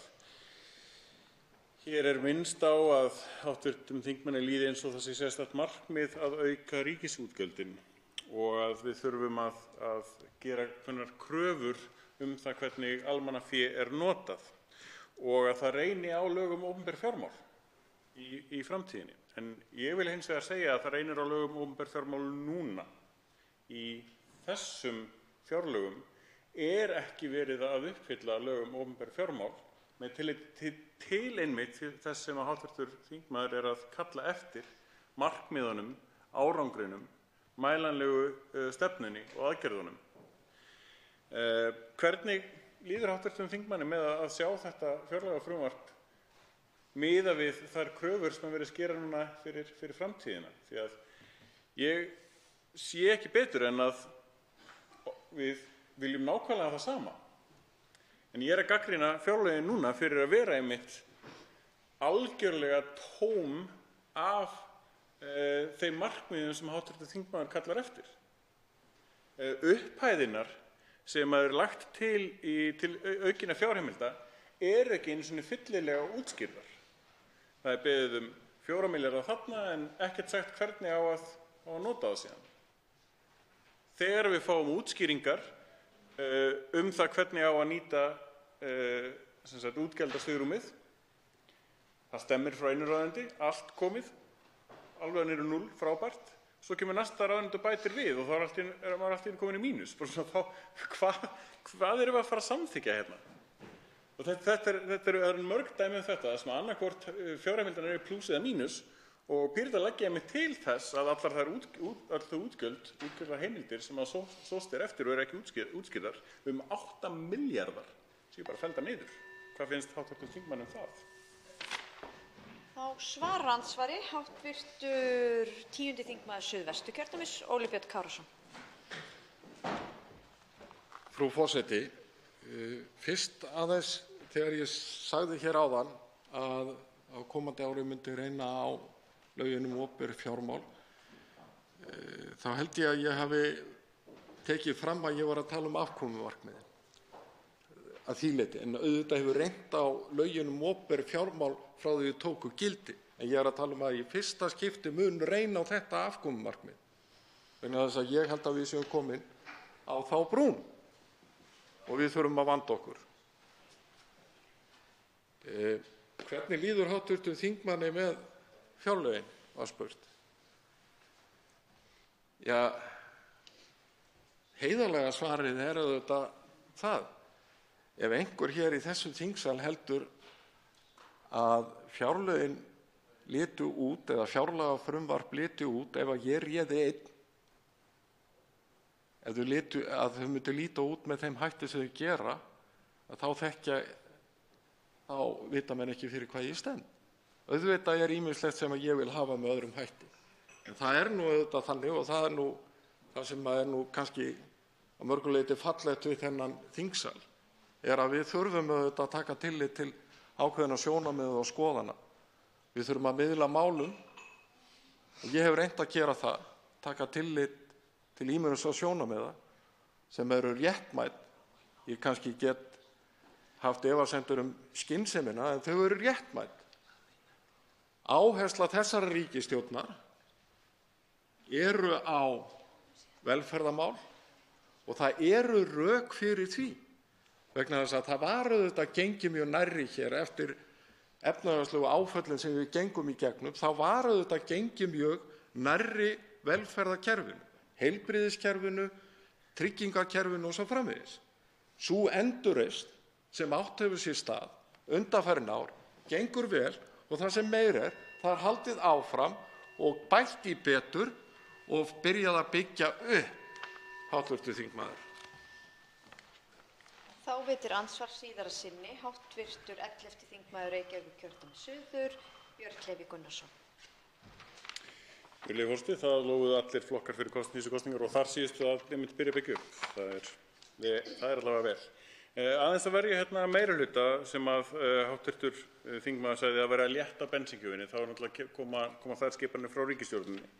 Fjárlaganefnd bætti við öðrum pakka sem var ekki að létta á bensíngjöfinni. Og síðan koma ásakanir skerðingar, já, á loforðunum. Hvað munur þar? Það var lofað 4 milljörðum, það verið að skerða það loforð til þess að hafa þetta svona nákvæmt. Það nefnilega fleira sem að reynir á í fyrsta skipti í lögum um opinber fjármál, ekki bara afkomumarkmiðin eins og hv. þingmaður bendir réttilega á. það er að ég tel dálítið kritískur tímapunktur núna í lögum opinber fjármál er hvernig við tökum á fjárlögum núna og næstu fjármálaáætlun. Þetta er í fyrsta sinn sem við erum að ná fyrsta árinu frá því að lögum opinber fjármál voru sett. Það er fáránlegt. Alltaf, nokkuð annað sem að hv. þingmaður sagði var að auka gæði þjónustu fyrir minni pening. Það þýðir ekkert annað en nýsköpun og það er ekki mikið nýsköpunar styrki í þessum fjárlögum, ef ég verð að segja eins og er. Og ég held að það sé, ég held að enginn geti í rauninni mótmælt því neitt sérstaklega. Smá svo að lokum kaupmáttaraukninguna. Hv. þingmaður talaði mikla kaupmáttaraukningu, 40%. Og ég myndi vilja spyrja til hverra rennur þessi kaupmáttaraukning. Rennur hún til ungs fólks? Rennur hún til leigjenda? Ég held nefnilega að kaupmáttaraukningin á undanförnum árum hafi verið tiltölulega misskipt og sá kaupmáttur sem að ýmsir hafa kannski fengið hefur horfið einmitt í hækkandi húsnæðisverð eða leiguverð eða annað sem að við ættum að gera betur í. Þá svarar andsvari í síðara sinnið hv. 10. þingmaður Suðvesturkjördæmis, Óli Björn Kárason. Herra forseti, ég er alveg sammála hv. þingmanni Birni Leví Gunnarssyni að við þurfum að huga betur að nýsköpun í ríkisrekstri. Ég vil líka ganga lengra og segja, heyrðu, við erum hér að til dæmis samþykkja hér rafrænar þinglýsingar. Við erum að taka upp ný vinnubrögð í alls konar þjónustu ríkisins. Og síðan er verið að leggja á gjöld sem eiga að standa undir þjónustunni. Það er að segja að þeir sem nýta sér hana. Hvort heldur það er að skrá hlutafélag eða fá vegabréf og svo framvegis. Ég held að við þurfum að fara að ræða það hvernig við tryggjum það að almenningur fá að njóta aukins hagræðis í ríkisrekstrinu. Og þá kemur að öðru atriði sem að ég hefði nú kannski átt að eyða einhverjum tíma í hér í minni ræðu. Og hún er svo, það er eitthvað skrítið við það að við skulum hér vera að ræða eingöngu útgjöld í rauninni, í staðinn fyrir að ræða í samhengi útgjöldin og tekjufrumvörpin.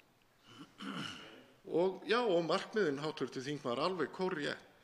Þannig að mér finnst á margan hátt vont að vera að slíta í sundur annars vegar fjárlagafrumvarpið sem er útgjaldafrumvarpið og hins vegar þau tekjufrumvörp sem að liggja fyrir. Og kannski ætti þetta að vera öfugt. En við erum í efnahags- og viðskiptanefnd, því að það eru félagar mínir hér í salnum sem sitja þar, við erum á eftir og eigum eftir að vinna þá vinnu og eitthvað er í land þó að einhver tekjufrumvörp hafi verið. Eitt af því sem er þó til umfjöllunar í efnahags- og viðskiptanefnd er einmitt skattalegar aðgerðir til að ýta undir nýsköpun. Að vísu nýsköpun ekki í ríkisrekstri, heldur í einkafyrirtækjum og ég veit að hv. þingmaður Björn Leví Gunnarsson mun styðja það mál heils hugar. Andsvörum er lokið. Næst tekur til máls hv. 11. þingmaður Suðvesturkjördæmis, Ólafur Þór Gunnarsson.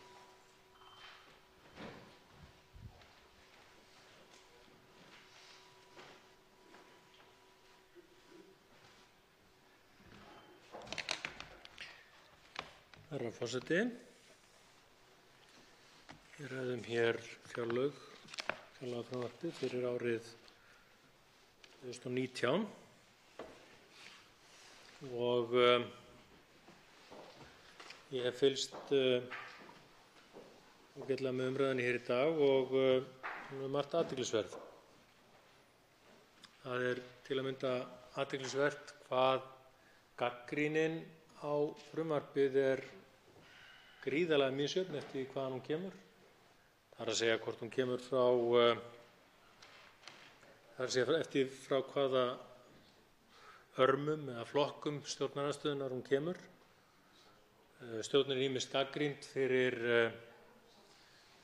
að taka ekki nógu vel á í ýmsum málaflokkum og hins vegar gagnrýnd fyrir að vera allt of eyðslusöm og eyða allt of miklu og sýna ekki nægilega mikið aðhald. Þetta er svona á ýmsa kanta og kannski ekki skrítið í ljósi þess að auðvitað er þessi ríkisstjórn óvenjuleg og við erum líka með óvenjulega stjórnarandstöðu. Ríkisstjórnin er óvenjuleg í því tilliti að hana mynda flokkar sem að í hefðbundnum íslensku skilningi hefðu ekki þótt líklegir til þess að fara saman í eina ríkisstjórn. Það er að segja spannar í rauninni allt litrófið í stjórnmálaflórunni, eða allavega allt litrófið í hinni hefðbundnu stjórnmálaflóru, skulum við segja. Og hins vegar er stjórnarandstaðan sem að má segja að spanni líka allt litrófið í stjórnmálaflórunni, en kannski að einhverju leyti líka ef maður getur talað hið óhefðbundna litróf og kemur það til að meðal annars að því að í stjórnarandstöðunni eru flokkar sem að bæði hafa ekki viljað skilgreina sig á hið pólitíska litróf og eða þeir sem að eru ennþá kannski svona að finna sig svolítið á þeim velli. Þetta hefur verið mjög áhugavert að hlusta á, herra forseti. Það eru nokkrar staðreyndir sem að svona menn hafa verið svona að reyna jafnvel að komast fram hjá því að ræða ef maður haft á tilfinningun á köflum í þessum fjárlögum. Það er til að mynda það að því hefur verið fleygt hér í þingsal að jafnvel að hér séum einhvers konar niðurskurð að ræða í þessum fjárlögum, að það sé verið að draga úr. Þegar raunin er sú að það er náttúrulega alls ekki þannig. Þessi fjárlög og fjárlög yfirstandandi árs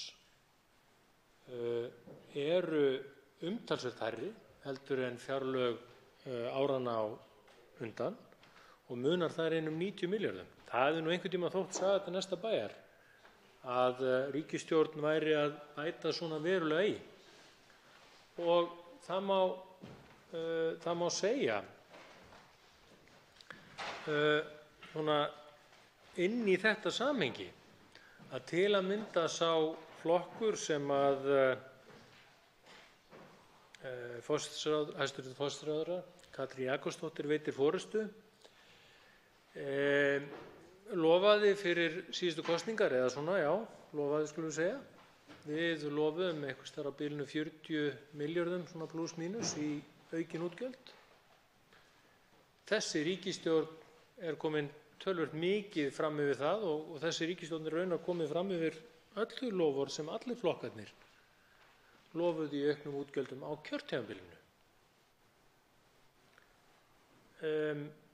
Nú má svo sem segja að þessi ríkisstjórn hafa því leyti til verið lánsöm að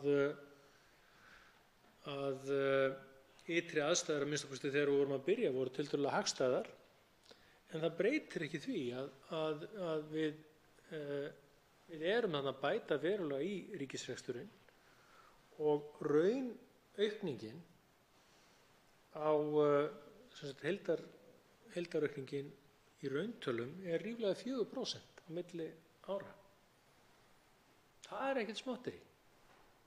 Það eru peningar sem eru gríðarlega miklir og munu skipta verulega miklu máli fyrir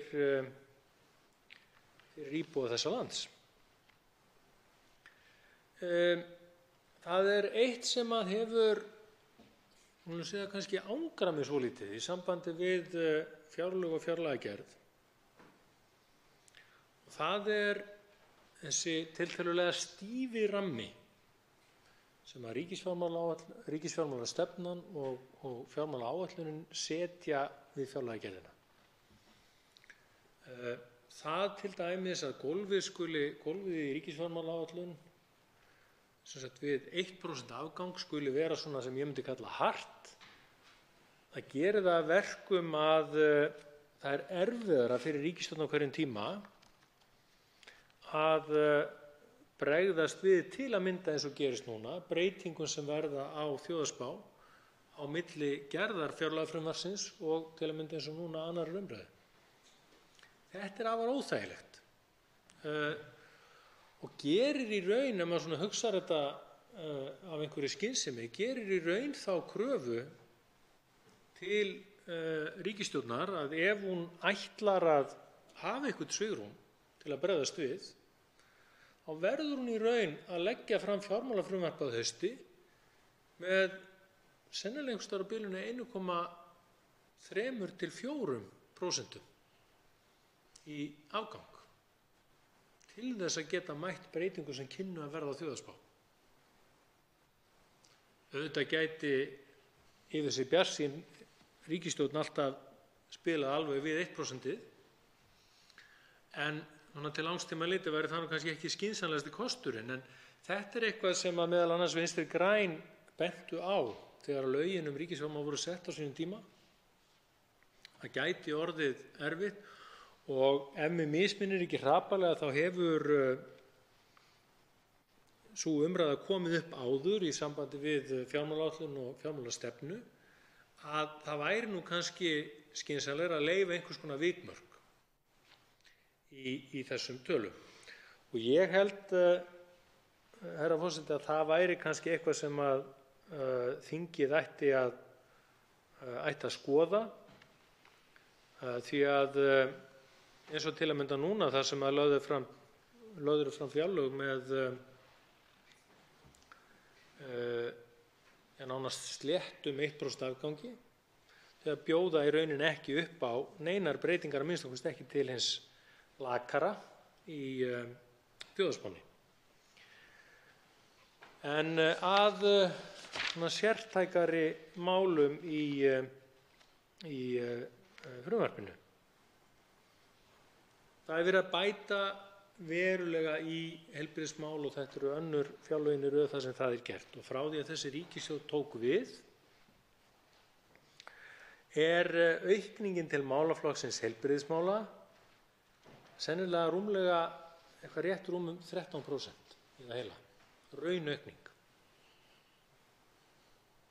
Þetta eru alveg gríðarlega mikli fjármunir og skipta okkur sem þjóð mjög miklu máli. Því eins og fleiri þingmenn hafa komið hér inn á í dag, þá höfum við í kjölfar hrunsins dregist töluvert aftur úr í þessu og löngu tímabærar fjárfestingar í kerfinu höfðu dregist aftur úr. Við höfðum ekki hafið nauðsynlegar framkvæmdir á Landspítalanum nema að litlu leyti og þannig mætti lengi telja. Og þess sjást raunar merki á breytingartillögum hv. fjárlaganefndar að til að mynda eins og í tækjakaupunum, það sem að bætt er í fyrir til að mæta þörfum sjúkrahúsanna á landsbyggðinni, að við höfum í rauninni verið of sein að taka við okkur, en þessi ríkisstjórn hefur þó reynt að bæta þar úr. Annar þáttur sem að við höfum dregist aftur úr og er raunar sett inn í stjórnarsáttmálann að við ætlum að breyta, er að greiðsluþátttaka sjúklinga hefur verið of mikil. Við síðustu fjárlög voru stigin fyrstu skrefin til þess að draga úr henni og við þessi fjárlög eru enn stigin skref í sömu átt til að tryggja það að á þessu kjörtímabili verði framlög til verði greiðsluþátttaka sjúklinga á Íslandi svo sama eða sambærileg og hún er annars staðar á Norðurlöndunum. Þetta er afar mikilvægt. Ríkisstjórnin ákveður og fjárlaganefnd þar með að þær upphæðir sem hafa verið í biðlistaátakinu undanfarið ár, þessi 840 milljónir, að þær eru teknar inn í grunn fjárlagana. Það kann einhverjum að finnast kannski að þetta sé nú kannski ekki stóra upphæðin í þessu samhengi. En þegar við lítum á hvað er hægt að gera fyrir þessa peninga og hvað þetta getur skipt máli fyrir marga sjúklinga, þá breytist svolítið myndin. Vegna þessara breytinga og vegna þessara ákvarðana munu hundruðir einstaklinga fá aðgerðir fyrr en ella hefði verið og er þó ekki nóg að gert. Það mun taka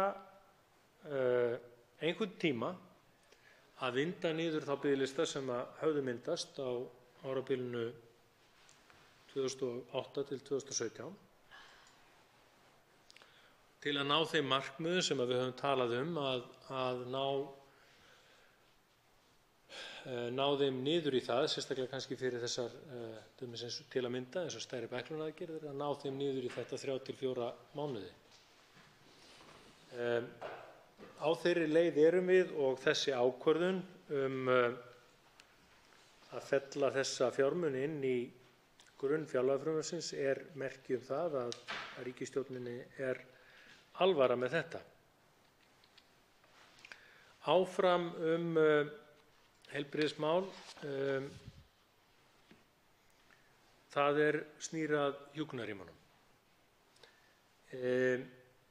Eins og raunar kemur fram á heimasíðu velferðarráðuneytisins í dag, þar sem birtar eru upplýsingar uppbyggingu hjúkrunarrýma á næsta ári, þá það því miður þannig að hluti þeirra rýma sem menn höfðu verið að vonast til að yrðu til á næsta ári verða það ekki af ýmsum ástæðum, meðal annars vegna málaferla.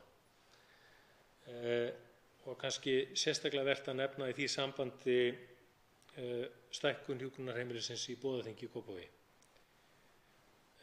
Það mjög vond niðurstaða því að það hjúkrunarheimili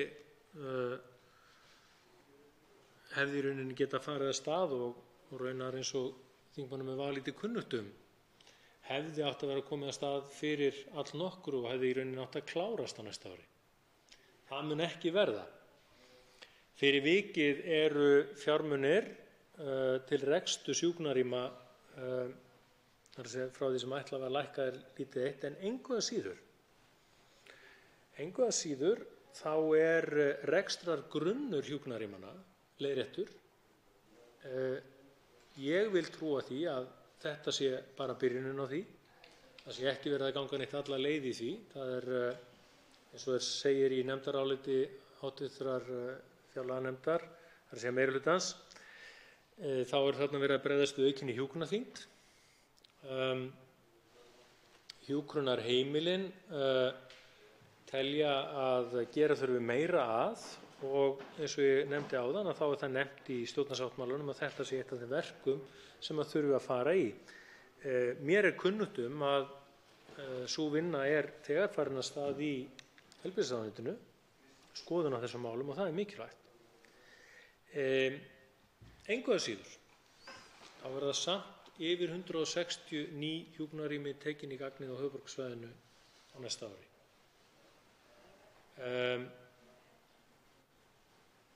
Ég eins og margir þingmenn vita, búinn að vera í þessum bransa í 17 ár, eins og það stendur. Það að segja í þessum geira sem heitir öldrunarþjónusta á Íslandi. Í fljótu bragði man ég ekki eftir mörgum árum, eða nokkru, þar sem að jafn mörg ný hjúkrunarrými voru tekin í gagnið á einu ári. Og það vel,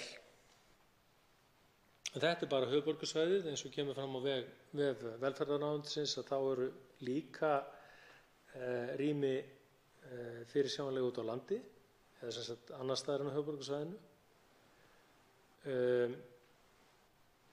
Það líka fjölgun sem kemur þá á næsta ári og þarnæsta, og mun vafalítið bæta stöðuna. Því eins og hv. þingmenn þekkja, þá hefur verið nokkuð í umræðunni undanförnu að biðlistar hafi lengst úr 10-11 dögum í 120 daga hér á höfuðborgarsvæðinu, eða svona þar bil. Það of langur tími. Sérstaklega þegar það haft í huga að stór hluti þessa biðtíma í seinni tíð inni á sjúkrahúsum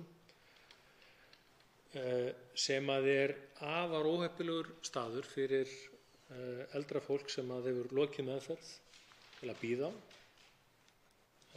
Aðstæður á sjúkrahúsum eru, eins og þingmönnum ætti að vera kunnugt náttúrulega ekki neinar heimilisaðstæður og við eigum ekki að sætta okkur við það að gamalt fólk þurfi að bíða mánuðum saman inn á sjúkrahúsum eftir úrræðum.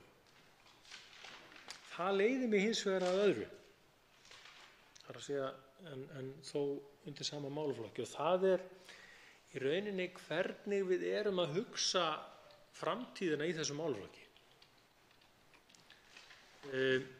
Og það til að mynda,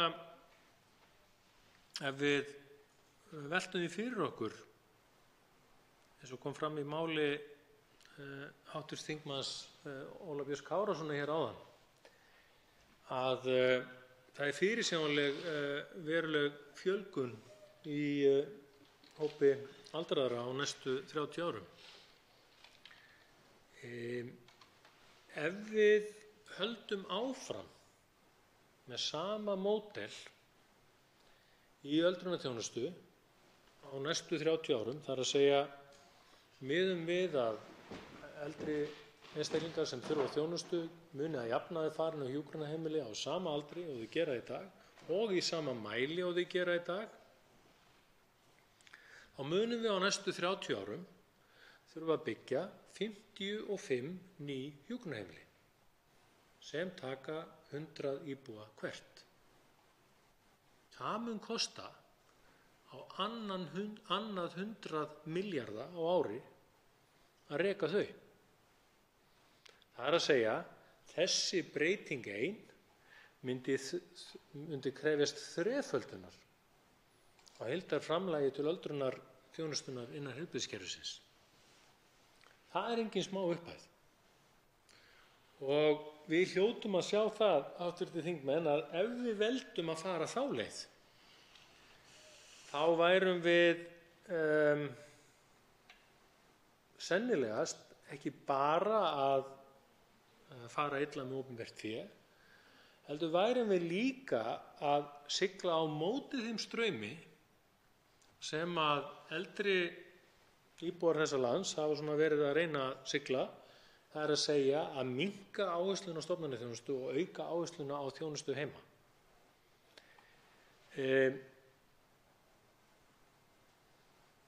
Það væri að minnsta kosti að mínu viti afar sérkennilegt ef við veldum að halda áfram í sama módelinu, og ég vona að inn í nýrri heilbrigðisstefnu verði einhverjar vangaveltur að minnsta kosti og vonandi ákvarðanir það að taka nýjan kúrs í þessum efnum. Nokkrir hv. þingmenn hafa þegar nefnt það í ræðum sínum í dag að með endurhæfingu og endurhæfingarþjónustu fyrir eldra fólk og raunar yngra einnig þá hafi tekist að minnka þörfina á annarri þjónustu. Það frábært. Það eitt af þeim úrræðum sem að geta þarna skipt máli.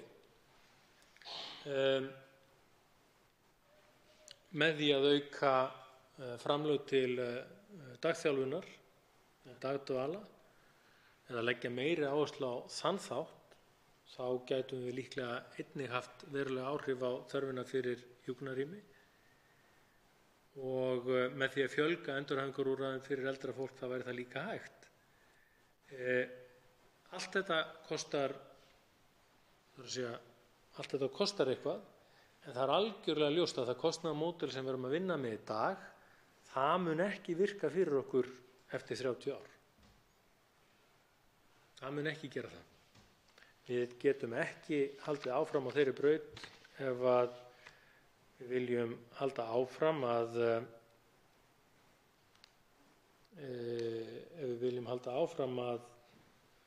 sinna öllum þeim þáttum velferðarkerfisins sem við sinnum í dag. Það ýmislegt annað sem að þessi ríkisstjórn, þessi óvenjulega ríkisstjórn, eins og ég nefndi hér í upphafi, hefur áorkað frá því hún byrjaði. Hún hefur til að mynda bætt verulega í atvinnuleysisbætur. Hún hefur lofað, eins og hefur komið fram í máli margra þingmanna, að hefja breytingar á almannatryggingakerfinu og á þessu ári var upprunalega gert ráð fyrir að það myndu nýtast þeir 4 milljarðar sem voru í upprunalegu útgáfunni af fjárlagafrumvarpinu. Því miður hefur hins vegar komið í ljós að þær kerfisbreytingar sem búist var við að gætu tekið gildi í upphafi ársins munu ekki vera tilbúnar og því beinlínis óábyrgt að gera ráð fyrir að allir fjármunirnir myndu nýtast strax á næsta ári. Það liggur hins vegar fyrir, og það er mikilvægt að það komi fram, að þegar að breytingarnar liggja fyrir, þegar kerfisbreytingarnar liggja fyrir, þá mun þessi ríkisstjórn fjármagna þær að fullu. Það má ekki vera neitt misskilningur með það og það er líka mikilvægt að halda því til haga að þessi ríkisstjórn hefur frá því hún tók við völdum aukið framlög til félagsmála ríflega 20%. Ríflega 20%. Nú kunni einhverjir þingmenn að segja, já, það var nú auðvelt að gera það, það var búið að svelta málaflokki svo lengi. En engu að síður, þarna eru verulegar upphæðir og verulegar úrbætur og eins og kemur fram í fjármálaáætlun sem að þingmenn vafalítið kannast við, þá er gert ráð fyrir að halda áfram á sömu braut. Og það mætti nefna fleiri málaflokka. Það má nefna málaflokka eins og samgöngumál, eins og umhverfismál. Þar er verið að bæta verulega í og hæstv. Heilbrigðisráðherra hefur meðal annars orðað þannig að samgöngumál séu auðvitað heilbrigðismál í raun. Og þau eru það að vissu leyti, sérstaklega þegar við hugsum til þess að það er að verða mjög miklar breytingar á heilbrigðiskerfinu sem krefjast þess beinlínis að við getum tryggt það á hverjum tíma að íbúar landsins komist stundum langan veg með öruggum hætti á sjúkrahús sem er kannski ekki endilega í næsta nágrenni við þá. Þá þarf vegakerfið og samgöngurnar að vera í lagi. Og það eru, eins og ég hef komið inn á í ræðu minni, herra forseti, margir góðir þættir sem að eru hér undir í þessu frumvarpi og jafnvel þó að ríkisstjórnin hafi nú þegar komið fram með aukningu til ýmissa málaflokka sem eru langt umfram þau kosningaloforð sem að í fjármunum talið sem að ríkisstjórnarflokkarnir lofuðu fyrir kosningar, þá er verkefninu engan veginn lokið. Þessi ríkisstjórn mun halda áfram að styrkja stoðir velferðarkerfisins, hún mun halda áfram að styrkja innviðina í landinu og hún mun halda áfram á þeirri braut sem að kveðið er á í stjórnarsáttmálanum að tryggja það að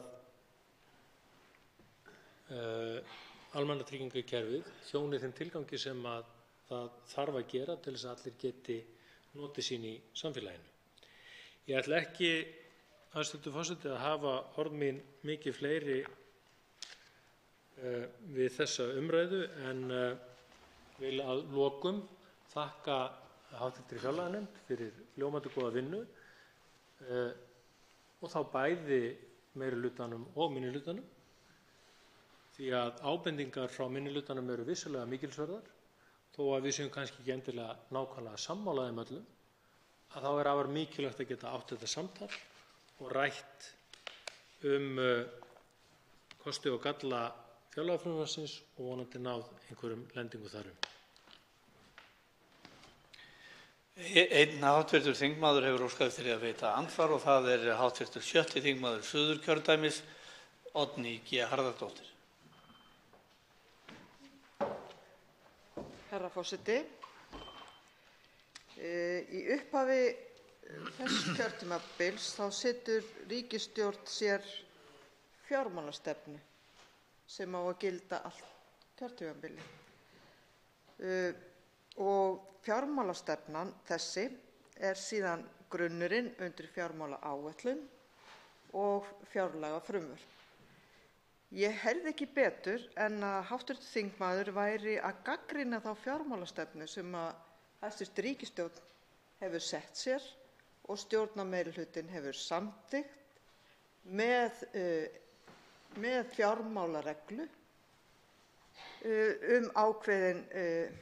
ákveðið hlutfall af vergri landsframleiðslu sem á að vera afgangur af ríkissjóði.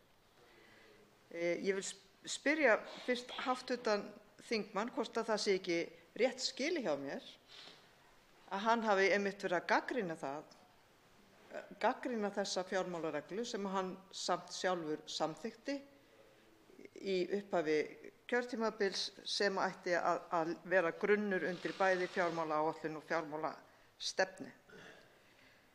Sú sem hér stendur var ekki ánægð með þessa fjármálareglu og ég greiddi atkvæði gegn henni þegar við vorum hér að fjalla frumvarp opinber fjármál. Og í atkvæðaskýringum við afgreiðslu frumvarpsins sögðu við í Samfylkingunni leið og við kæmumst hér að völdum, þá myndum við gera breytingar á lögum opinber fjármál og taka út fjármálareglum í lögunum. Hins vegar væri auðvitað eðlilegt að hver ríkisstjórn gæti sett sér fjármálareglu en það ætti ekki verið skrifað inn í lög. Og ég vil spyrja hvort að hv.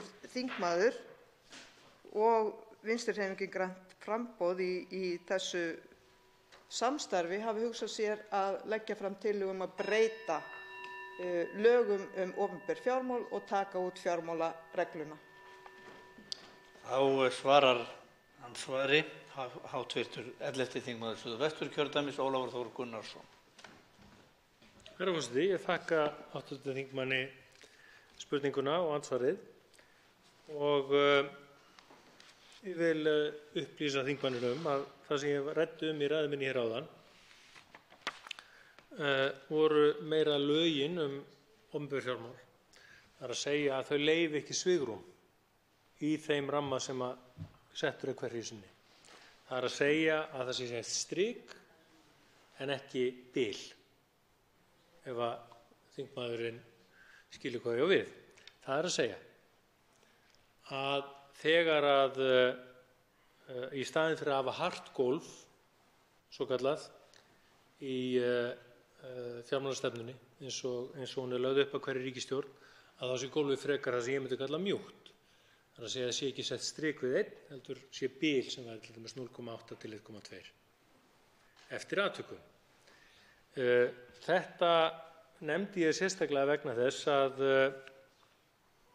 þegar að hagspár breytast á milli framlagninga frumvarpa og þangað til að lokaafgreiðsla frumvarpanna fer fram, að þá er svigrúmið sem er til breytinga, það verður miklu minna en ella og í rauninni krefst hart gólf þess að ríkisstjórn á hverjum tíma gefi út fjárlagafrumvarp sem er með í raun meiri afgangi heldur en að línan í fjármálastefnunni gefur tilefni til að ætla.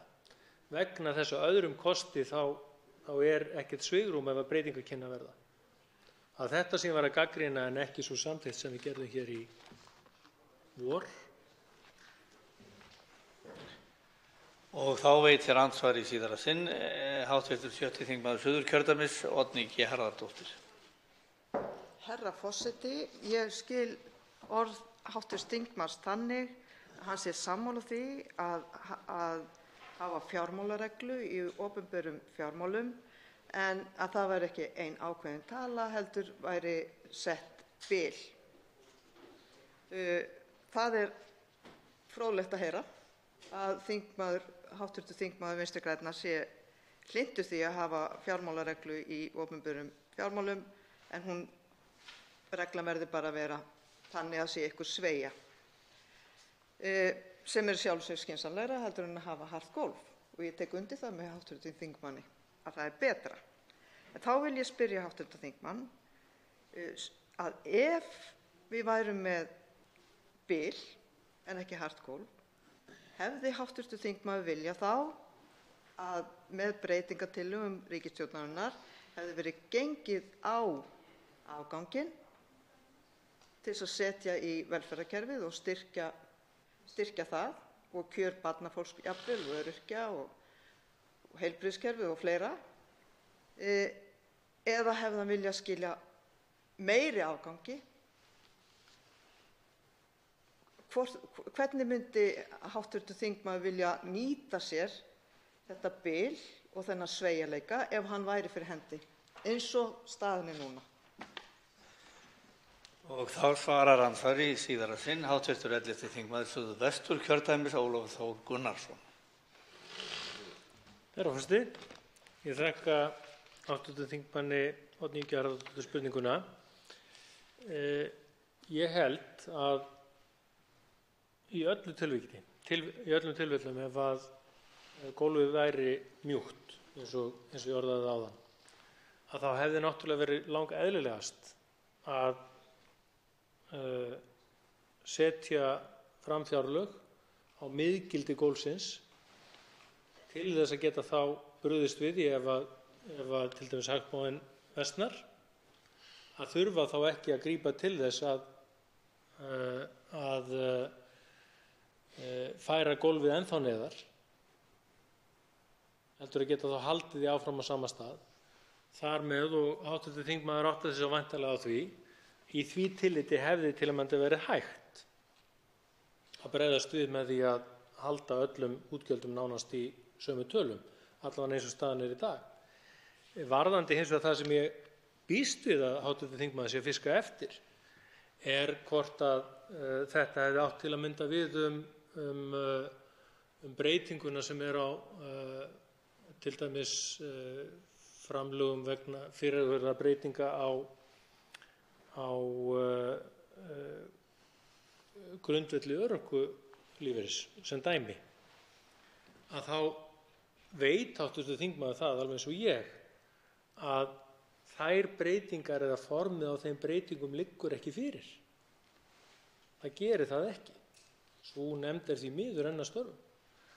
Og við verðum því sem, við skulum segja sem ábyrgt stjórnvald, að bíða eftir því að þessar breytingar líti dagsins ljós og ég held að það sé þess vegna varlega áætlað hjá hv.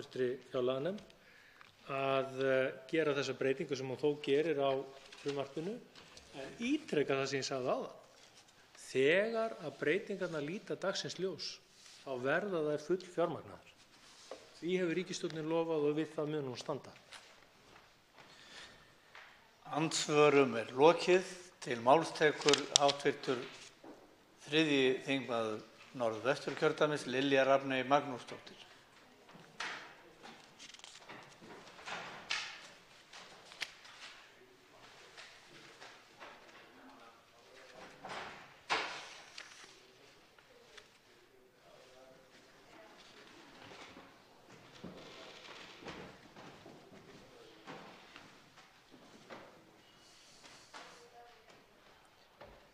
Já, virðulegur forseti. Ég er þeirrar gæfu aðnjótandi að trúlega fá að ljúka þessari umræðu hérna í dag með tímamótaræðu, reikna ég með, og er það alltaf svolítið sérstakt þegar að er verið að ræða svo mikilvæg mál sem fjárlög næsta árs að vera að tala inn í nóttina. En svona það, einhver verður að vera síðastur og þá verður maður kannski fyrstur einhvern tímann ef einhver sanngirni í lífinu. En við ræðum hér fjárlög fyrir árið 2019 og það af ýmsu að taka. Við erum sem betur fer sem samfélag á góðum stað að efnahagur þjóðarinnar góður og við höfum kannski verið að takast á við á mörgum sviðum ákveðin svona velmegunar vandamál og sjáum kannski fram á núna að þessi mikli efnahagsvöxtur að dregur eitthvað úr honum og hagspár sýna að það að draga úr þeim mikla hagvexti sem verið hefur. En við erum samt langt frá því að vera á slæmum stað en við þurfum auðvitað að horfa til þess að stilla fjárlög hverju sinni inn á þær spár sem gerðar eru, þó að það verður nú að viðurkennast líka að þær spár sem hafa verið gerðar í gegnum árin hafa nú ekki alltaf gengið eftir á hvort veginn sem þær eru, en það verður að stíga varlega til jarðar þegar að almannafé undir og við höfum brennt okkur illa á að það ekki gæfulegt að fara óvarlega í fjármálum eins og gerðist hjá hér fjármálafyrirtækjum þjóðarinnar fyrir aðeins 10 árum síðan. En ég get alveg verið sátt við þessi fjárlög eins og þau liggja fyrir. Þau endurspegla það að það eru 3 flokkar sem eru með ólíka stefnur í mörgum málum en samt liggja stefnur þeirra saman líka í ýmsum málaflokkum og það hefur tekist ágætlega að tvinna þetta saman, sýnist mér. Og þegar við horfum fram á það að það sé í raun 4% aukning á fjárlögum á milli ára, að þá hljótum við að vera að auka í innviðauppbyggingu og til þeirra málaflokka sem hafa staðið frammi fyrir því, bæði niðurskurði eftir hrunið og að uppsafnaður vandi og þörf hefur verið víða eins og við þekkjum. Og það því mjög ánægjulegt að það sé hægt að sjá fram á það að við séum að koma þjóðarskútunni á réttan kjöl. Og það vita það allir að það er alltaf hægt að gera enn betur og við erum auðvitað að gera það með því að hafa hér fjármálastefnu og fjármálaáætlun þar sem við höldum áfram að byggja ofan á það sem við erum að leggja grunn að í þessum stóru málaflokkum, hvort sem það eru heilbrigðismálin, samgöngumál, velferðarmál heilt yfir, menntamál, samgöngumál og svo mætti endalaust áfram telja.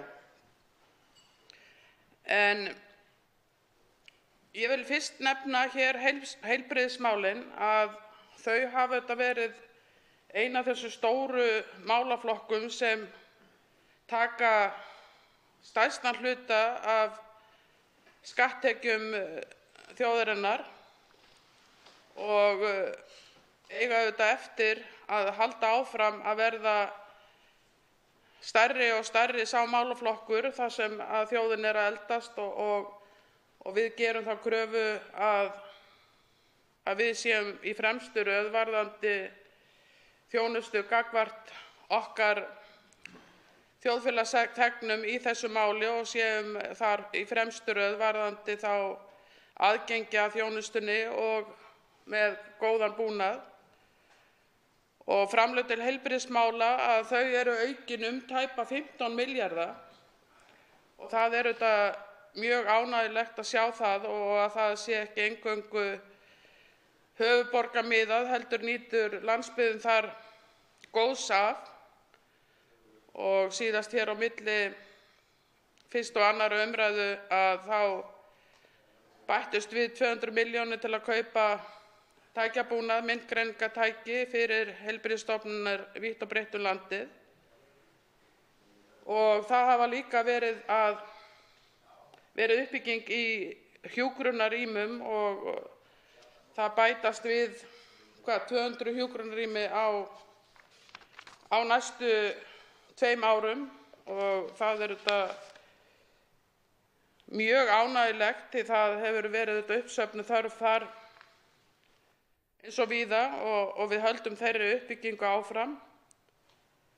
Það hefur komið fram að það hafi á milli umræða 1. og 2. umræðu dregist eitthvað saman í framlögum þar sem hefur þá skýringu að þær áætlanir sem voru gagnvart ákveðnum stöðum í uppbyggingu að þær hafa breyst og dragast eitthvað svo að það er skýringin en áfram skal halda af fullum krafti í þetta verkefni að fjölga hérna hjúkrunarrýmum. Og framlög til reksturs hjúkrunarrýma að þau eru aukin tæpar 1300 milljónir frá fjárlögum 2018 og þetta eru allt upphæðir og tölur sem skipta bara gífurlegu máli og sýna á hvaða vegferð við erum. Við erum að leggja áherslu á að spýta verulega í þessa málaflokka sem þörfin er fyrir og hefur því miður verið uppsafnaður vandi og nú er komið að því að við sinnum þessu málaflokki af fullum heilindum og krafti. Og ég get nefnt það áfram málaflokka eins og málefni örorku og málefni fatlaðs fólks og þetta eru önnur fjárlög þar sem framlög til öryrkja eru þá komin í 10 milljarða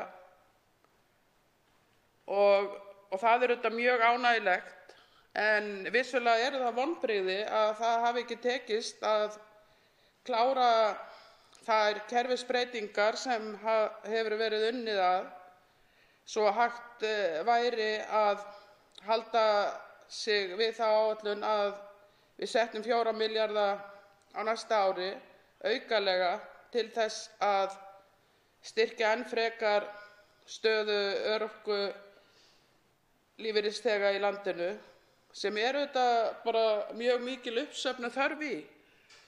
Og við vitum það að stór hópur öryrkja er staddur á vondum stað og bíður eftir því að það verði gerðar lagabreytingar og tekið á þeim málum sem vitað er að þarf að taka á eins og þessar skerðingar krónu á móti krónu og allir flokkar hafa viljað vinna að og sá starfshópur sem hefur verið að störfum þar sem þessir aðilar sem best þekkja til mála, fulltrúar öryrkja og fagaðilar á þessu sviði af hálfu ríkisins eru að vinna að því að nýta þá fjármuni sem best þeim öryrkjum til handa þar sem þörfin er mest og nýta þessa fjármuni þannig að menn geti verið sáttir við það til lengri tíma hvernig þeim sé ráðstafað. En við skulum ekki láta nú fallast hendur því að fjármunir eru þarna staðar og þeir fara strax í vinnu fyrir öryrkja þegar að niðurstaða fæst í þeim málum sem verið að vinna að. Þá má nefna eins og Landspítalann sem hefur verið lengi beðið eftir að hæfist bygging á og það var tekið skóflustunga í haust og þar er verið að tala uppbyggingu og upp á 4,7 milljarða á árinu 2019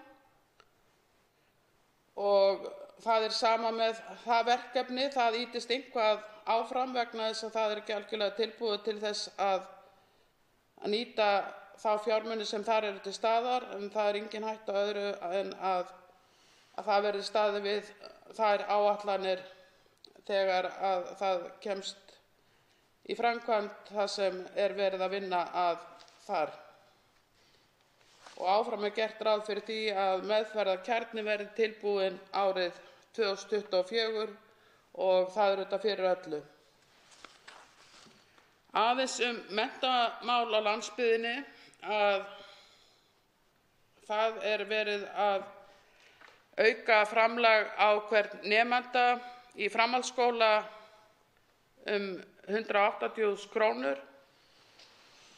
En framhaldsskólarnir hafa auðvitað margir hverjir átt við ákveðna erfiðleika að stríða og það verður að halda áfram að bæta þeirra stöðu, þeirra sem eru ennþá að reyna að vinna sig upp úr uppsöfnuðum vanda. En það líka bara mjög ánægjulegt að við erum komin núna með fjölbreyttari flóru.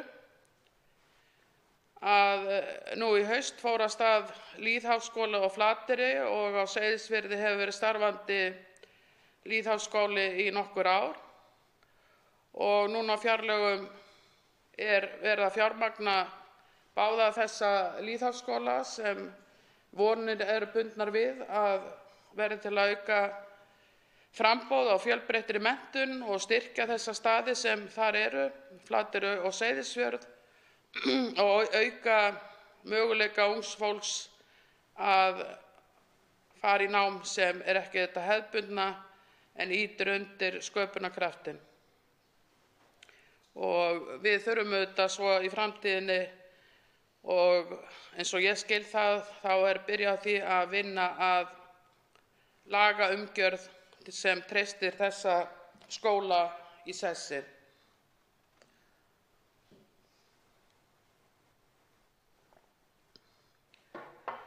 Samgöngumálin, að þessi ríkisstjórn hefur líka sett samgöngumál á oddinn og heildarútgjöld til samgöngumála eru 40 milljarðar og það verið að auka útgjöld til samgöngumála tæp 14% og þetta ofan í 10% aukning á fjárlögum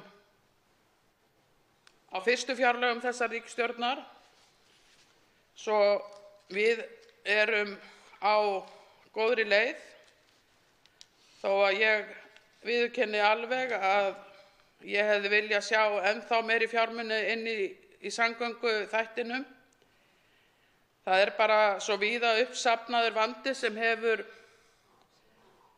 ekki fengið fjármuni síðustu árin og dregist, bæði auðvitað út af hruninu en líka hefur bara forgangsröðinni því miður ekki alltaf verið rétt af hálfu stjórnvalda hverju sinni og það auðvitað vegir eins og á sunnanverðum Vestfjörðum, í Gufudalssveitinni, á Ströndum, Veiðihálsinn og Veiðileysuháls og Skógarstrandarvegur á Snæfellsnesi, uppsveitir Borgarfjarðar, svo ég sé nú stödd í mínu kjördæmi og láti aðra að telja upp þá staði sem eftir eru annars staðar á landinu.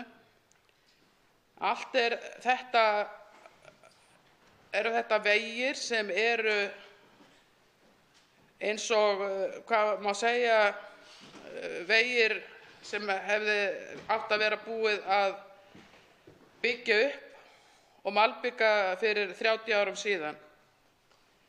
Svo þetta svartur blettur á þjóðvegakerfi landsins og fyrir það fólk sem býr á þessum svæðum og er óásættanlegt annað en að það sé reynt að hraða framkvæmdum þarna sem mest. Hvað sem kemur út úr því að leggja á einhverja vegtolla til þess að flýta einhverjum framkvæmdum þar sem mest umferð er. Hvað sem kemur út úr því dæmi öllu, að þá vara ég við að það verði á kostnað þessara svæða sem þarna standa eftir, að einhverjar flýtiframkvæmdir bitni á þeim stöðum þar sem ekki er hægt að sýna fram á gífurlega mikla umferð, en það býr þarna fólk sem á sama rétt og aðrir að komast á milli staða til og frá heimili, til að sækja þjónustu langan veg, sækja heilbrigðisþjónustu og sinna atvinnu, að hafa almennilega vegi til að fara um. Og þá vil ég kannski nefna eitt sem er nýbúið að fjalla um. Það er Vatnsnesvegurinn, þar sem börn á því svæði þurfa, í Húnaþingi vestra, þurfa að hristast í klukkutíma á dag á holóttum vegum til og frá skóla og liggur við sjóveg þegar þeir koma í skólann á morgni til. En það var fjölmennur íbúafundur með samgönguráðherra til að fara yfir þessi mál nú á dögunum og þetta er auðvitað eitthvað sem er ekki hægt að bjóða upp á, að skólabörn þurfi að hristast á hálfófærum vegum til og frá í langa tíma upp á hvern einasta dag. En það er verið að spýta í þennan málaflokk og það hefði mátt gera þar enn betur, og við sjáum hvað setur með það í framhaldinu, að það er líka ansi dýrt að vera með svo mikla fjárfestingu sem Dýrafjarðargöngin eru, að þegar að búið er að klára Dýrafjarðargöngin, að þá líði 2-3 ár þangað til að næsti áfangi Dynjandisheiði hefjist, að þá er ekki verið að fara vel með að nýta þá fjárfestingu sem þar liggur undir.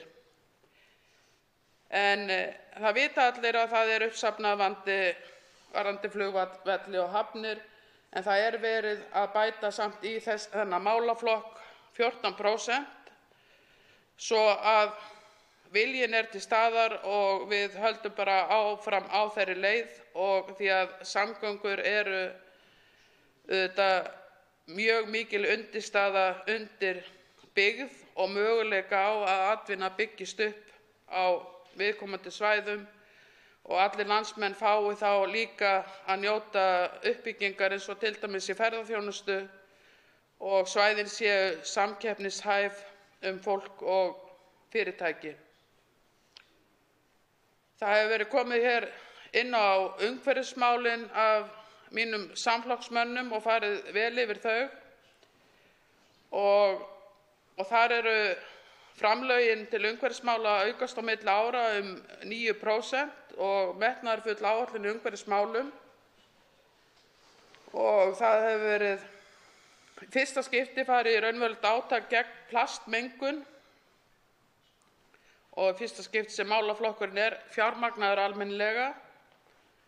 Það er stór átak í skógrækt, landgræðslu og endurrækt votlendis. Allt er þetta, vigtar þetta þungt í loftslagsmálum og skiptir máli, og menn eru að græða bæði í eiginlegum og óeiginlegum skilningi, að við erum að græða upp land og við erum líka sem samfélag að græða því að þetta skila sér út í endurheimt votlendis, sem þýðir að við erum að skila inn í Parísarsamkomulagið varðandi loftslagsmál hluta af okkar framlagi í þeim efnum. Og það er áframhaldandi uppbygging í innviðum fyrir orkuskipti í samgöngum, og þarna er auðvitað mjög mikilvægt að þétta netið allt land svo allir hafi val það að hafa bíla með lægri rekstrarkostnaði og það var mjög fróðlegur þáttur þróun rafmagnsbíla nú nýverið í sjónvarpi allra landsmanna og við Íslendingar höfum alla burði til þess að vera fremst meðal þjóða í að hraða mjög uppbyggingu á innviðum svo að rafbílar verði hér raunhæfir í notkun allt land og það er þetta mikilvægt að verð á þeim bílum lækki svo að venjulegt launafólk hafi efni á að eignast þessa bíla sem eru umhverfisvænir og miklu lægri rekstrarkostnaður. Sjávarútvegsmálin, fjárlaganefnd beinir því til ríkisstjórnarinnar að fjalla ítarlega áhrif veiðigjalda á byggðir landsins og ég get svo sannarlega tekið undir það. Veiðigjöldin hafa verið til umfjöllunar í atvinnuveganefnd og þar hefur þetta komið fram að það eru miklar áhyggjur í veikari byggðum landsins hver áhrif veiðigjalda hefur bæði á rekstrarmöguleika fyrirtækja og samþjöppun í greininni. Svo að það er mjög mikilvægt að þetta sé tekið mjög föstum tökum og skoðað í heildarsamhengi og að það sé byggt undir það að fjölbreytt flóra útgerða þrífist landið.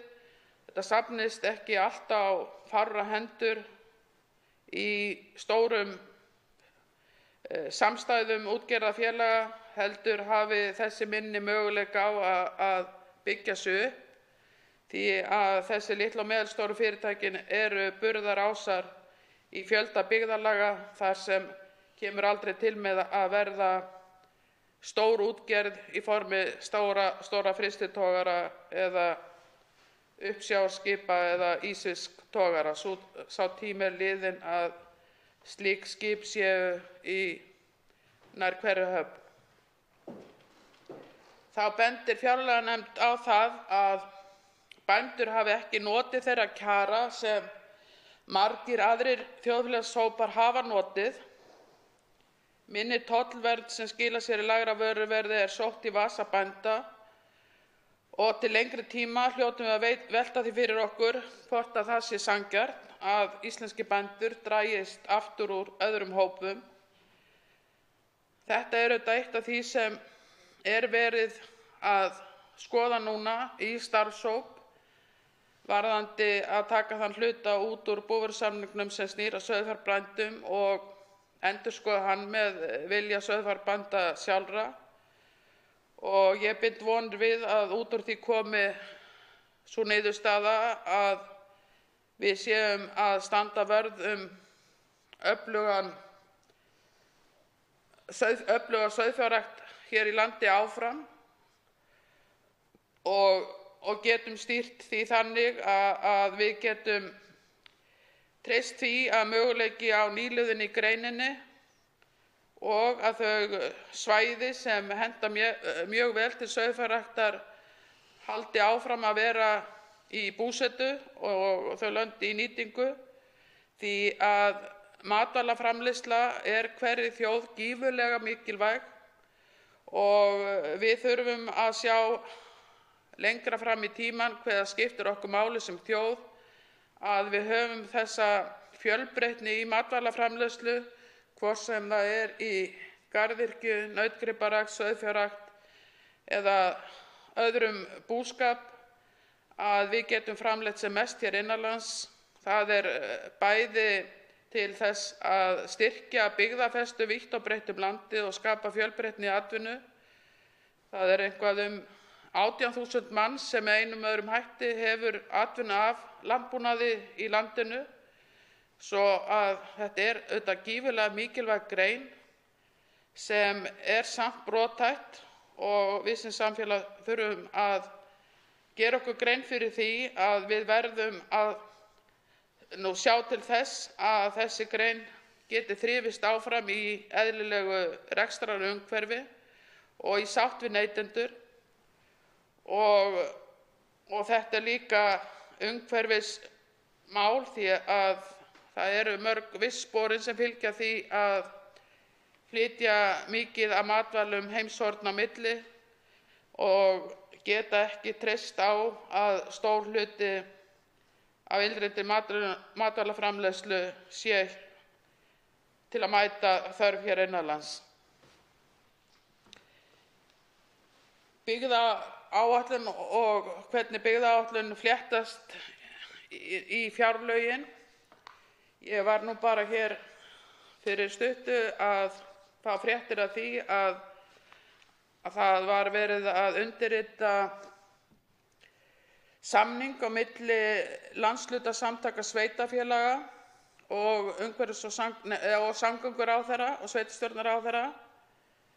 Og þetta er samningur á grundvelli stefnumótandi byggðaáætlunar fyrir árin 2018 og 2024 og að þessu sinni voru 120 milljónir til sértækra verkefna í sóknaráætlun og þar fékk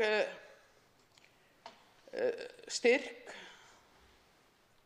upp á 95 milljónir króna verkefni sem snýr að byggingu gagnavers á Blönduósi sem hefur lengi verið í kortunum og það er þetta bara mjög ánægjulegt að það verkefni sé núna að komast á það stig að við sjáum ekki fram á annað en að það verði að veruleika og það mun auðvitað styrkja þetta svæði mjög mikið því það hefur verið kallað lengi eftir því að fá einhverja iðnaðaruppbyggingu og einhverja fjölbreytni á svæðið og líka til þess að hægt sé að nýta þá orku sem er til staðar í Blönduvirkjun og þá umfram orku sem þar gæti líka verið nýtt til framtíðar og að hún nýtist sem næst þeirri virkjun fyrir það svæði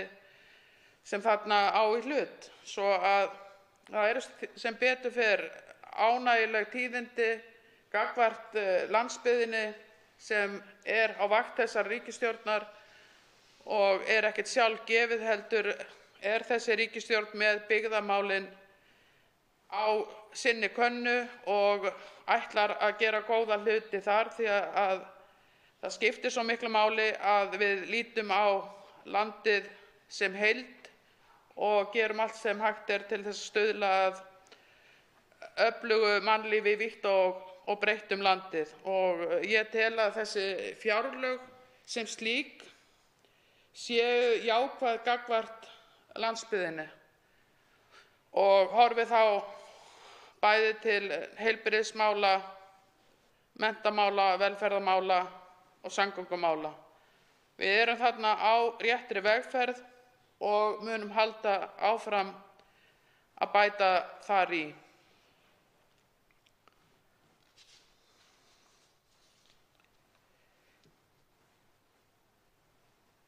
Það eru þarna aðgerðir í þessum fjárlögum sem eru til stuðnings tekjulágum fjölskyldum og þar má nefna barnabætur, þar hækka 16% á milli 2018 og 2009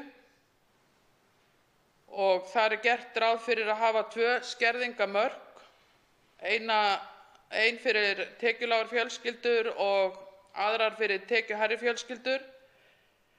Það er að skerðingarnar verða meiri við hærri tekjur heldur en lægri og sem dæmi má taka að barnabætur til einstæðs foreldris með 300.000 krónur í mánaðartekjur og 2 börn, þar sem annað þeirra er yngri en 7 ára, mun hækka rúmar 114.000 á ári. Auðvitað munar þetta þó að þetta sé auðvitað lág framfærsla, 300.000 krónur á mánuði. Það hrópar enginn húrra fyrir þeirri upphæð. En vonandi tekst verkalýðsforystunni með sínu fólki að halda áfram að bæta kjör þeirra lægst launuðu og þessi ríkisstjórn hefur líka þar stórt hlutverk í komandi kjarasamningum varðandi eins og húsnæðismálin sem eru þetta stór þáttur í framfærslu allra fjölskyldna og þar þarf að gera átak bæði varðandi fyrstu kaup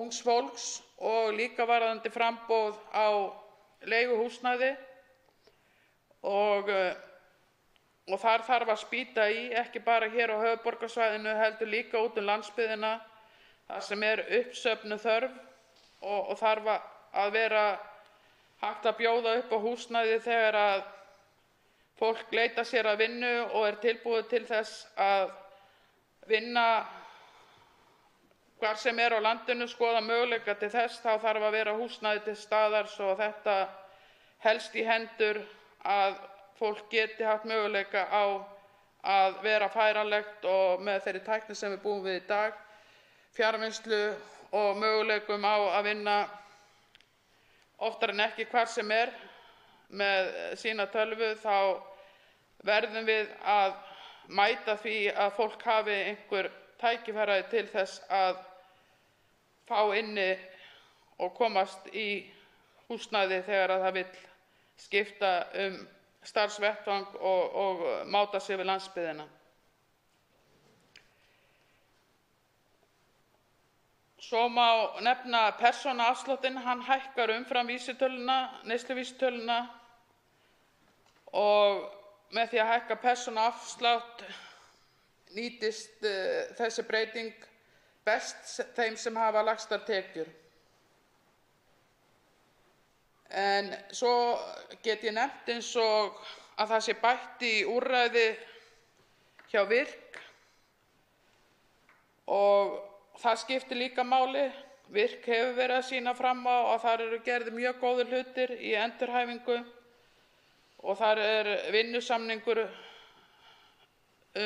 við öryrkja upp á 250 milljónir, svo þar þurfi ekki að vísa neinum frá og það hefur verið meiri aðsókn í þetta úrræði en gert var ráð fyrir og stefnt að því í fjármálaáætlun að styrkja það enn frekar 660 milljónir.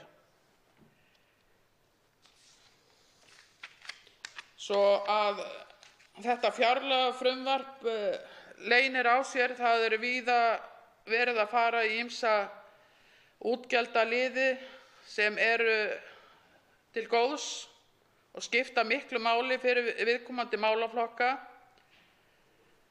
og þó að það hafi kannski tekið svona alla umræðuna núna að það hafi þurft að bregðast við hagspá að þá hef ég ekki svo miklar áhyggjur af því að það reynist sá viðsnúningur sem sumir vilja meina. Ég tel að með mátulegu aðhaldi og að við styðjum við þá vaxtabrodda sem í landinu og stöndum með þeim atvinnuvegum í landinu sem hafa verið að vaxa og dafna og skapa gjaldeyri, að þá eigum við að geta haldið áfram að byggja upp eðlilegan hagvöxt. Hagvöxtur þetta bara ekki alltaf endilega af hinu góða. Ef hann drifinn áfram af eingöngu mikilli einkaneyslu að þá nú kannski ekki innistæða fyrir honum. En svona jafnt og þétt að byggja upp og að hagvöxturinn sé drifinn af raunframleiðslu aukningu og innistæðu fyrir hagvexti, að það standist á bæði útflutningur og innflutningur, að þetta sé í jafnvægi, að þá eigum við þessi fámenna þjóð 350.000 manns að geta búið hvort sem öldruðum, öryrkjum, ungu fólki og þeim sem vilja koma til Íslands, flóttafólk eða þeir sem vilja koma yfir höfuð og búa á Íslandi og takast á við það sem við erum að gera hér hverju sinni, hvort sem það í atvinnuuppbyggingu, menningu eða almennt í okkar samfélagi. Við eigum öll að geta búið hér vel að okkar fólki og samfélaginu og komið í veg fyrir að ójöfnuður aukist eins og hann hefur því miður verið að gera í gegnum árin, að við erum, tel ég, að snúa af þeirri braut. Við erum að vinna gegn ójöfnuði og munum halda því áfram. Þessi ríkisstjórn hefur verið við völd í 11 mánuði og hefur lagt meira inn í uppbyggingu heldur en reiknað var með í stefnuskrá allra þessara flokka, svo að við höfum verið að gera góða hluti þó að kröfurnar frá samfélaginu séu þetta stundum ansi miklar, að allt eigi að gerast á stuttum tíma, að þá er góður og góður hagvöxtur jafnt og þétt. Það sem skiptir öllu máli, að við séum ekki að taka miklar dýfur til eða frá, og þess vegna hefði þetta verið gott að í þessum fjárlögum hefðum við haft einhverja sveiflujöfnun, að vera ekki algjörlega bundin við það að miða við að vera undir 1% af vergri landsframleiðslu, því að í samfélagi eins og Ísland, þar sem við búum við það efnahagsumhverfi að það eru bara eðlilegar og náttúrulegar sveiflur í okkar grundvallaratvinnuvegum, þá verður að vera eitthvað borð fyrir báru til þess að mæta því hverju sinni þegar að við erum að bæða að greiða hratt niður skuldir og erum að byggja upp sameiginlegar eignir þjóðarinnar, að þá á auðvitað vera hægt að sýna einhver sveigjanleika til að mæta því við gerð fjárlaga hverju sinni án þess að vera að taka einhverja gífurlega áhættu í þeim efnum. Og við Vinstri græn vildum auðvitað sjá að þar væri einhver sveigjanleiki til staðar þegar að lög opinber fjármál voru afgreidd hérna á sínum tíma, og við vörum við því að við værum alveg negld niður í þetta 1%. Og það er þetta núna í fyrsta skipti sem reynir á lög opinber fjármál. Og síðan þessi lög voru samþykkt þá hafa verið gerð 2 fjárlög, og bæði skiptin þá var spá Hagstofunnar bjartsýnni en sumarspáin, eða vetrarspáin bjartsýnni en sumarspáin, og af því leiðir að þetta er fyrsta skipti sem við erum að takast á við það að vera niður við þetta svokallaða afkomugólf sem ákveðið er í ríkisfjármálaáætlun, sem sagt 1% af vergri landsframleiðslu. En ég hef reynt að fara svona víðan völl í þessari tímamótaræðu minni hérna miðnætti, sem ég veit ekki hvort það séu örlög, en ég þarf að skoða það bara svona aftur í tíman, að mér finnst ég alltaf vera, þegar eitthvað er í gangi, vera að halda ræðu hérna 12 á miðnætti, og ekki er ég nú nein öskubuska samt, en það er svona, það verður alltaf einhver að ljúka umræðunni, og þó að sé ekki fullur salur af fólki hér, að þá er það lykilmenn sem sitja hér, eins og formaður fjárlaganefndar sem hefur verið dolfallinn yfir minni ræðu, sýnist mér. En ég lofa Ingu það að ég taki aftur máls eftir helgi, það kemur í ljós ef vandinn kemur yfir mig. En ég held að við megum bara öll vera mjög ánægð með þessi fjárlög, og við höldum áfram að gera vel, en þessi fjárlög eru vel þess virði að vera stoltur og ánægður með að við séum á réttri leið. Þá er umræðu eina dagskrármáli lokið og málið tekið af dagskrá. Og umræðu málið frestað.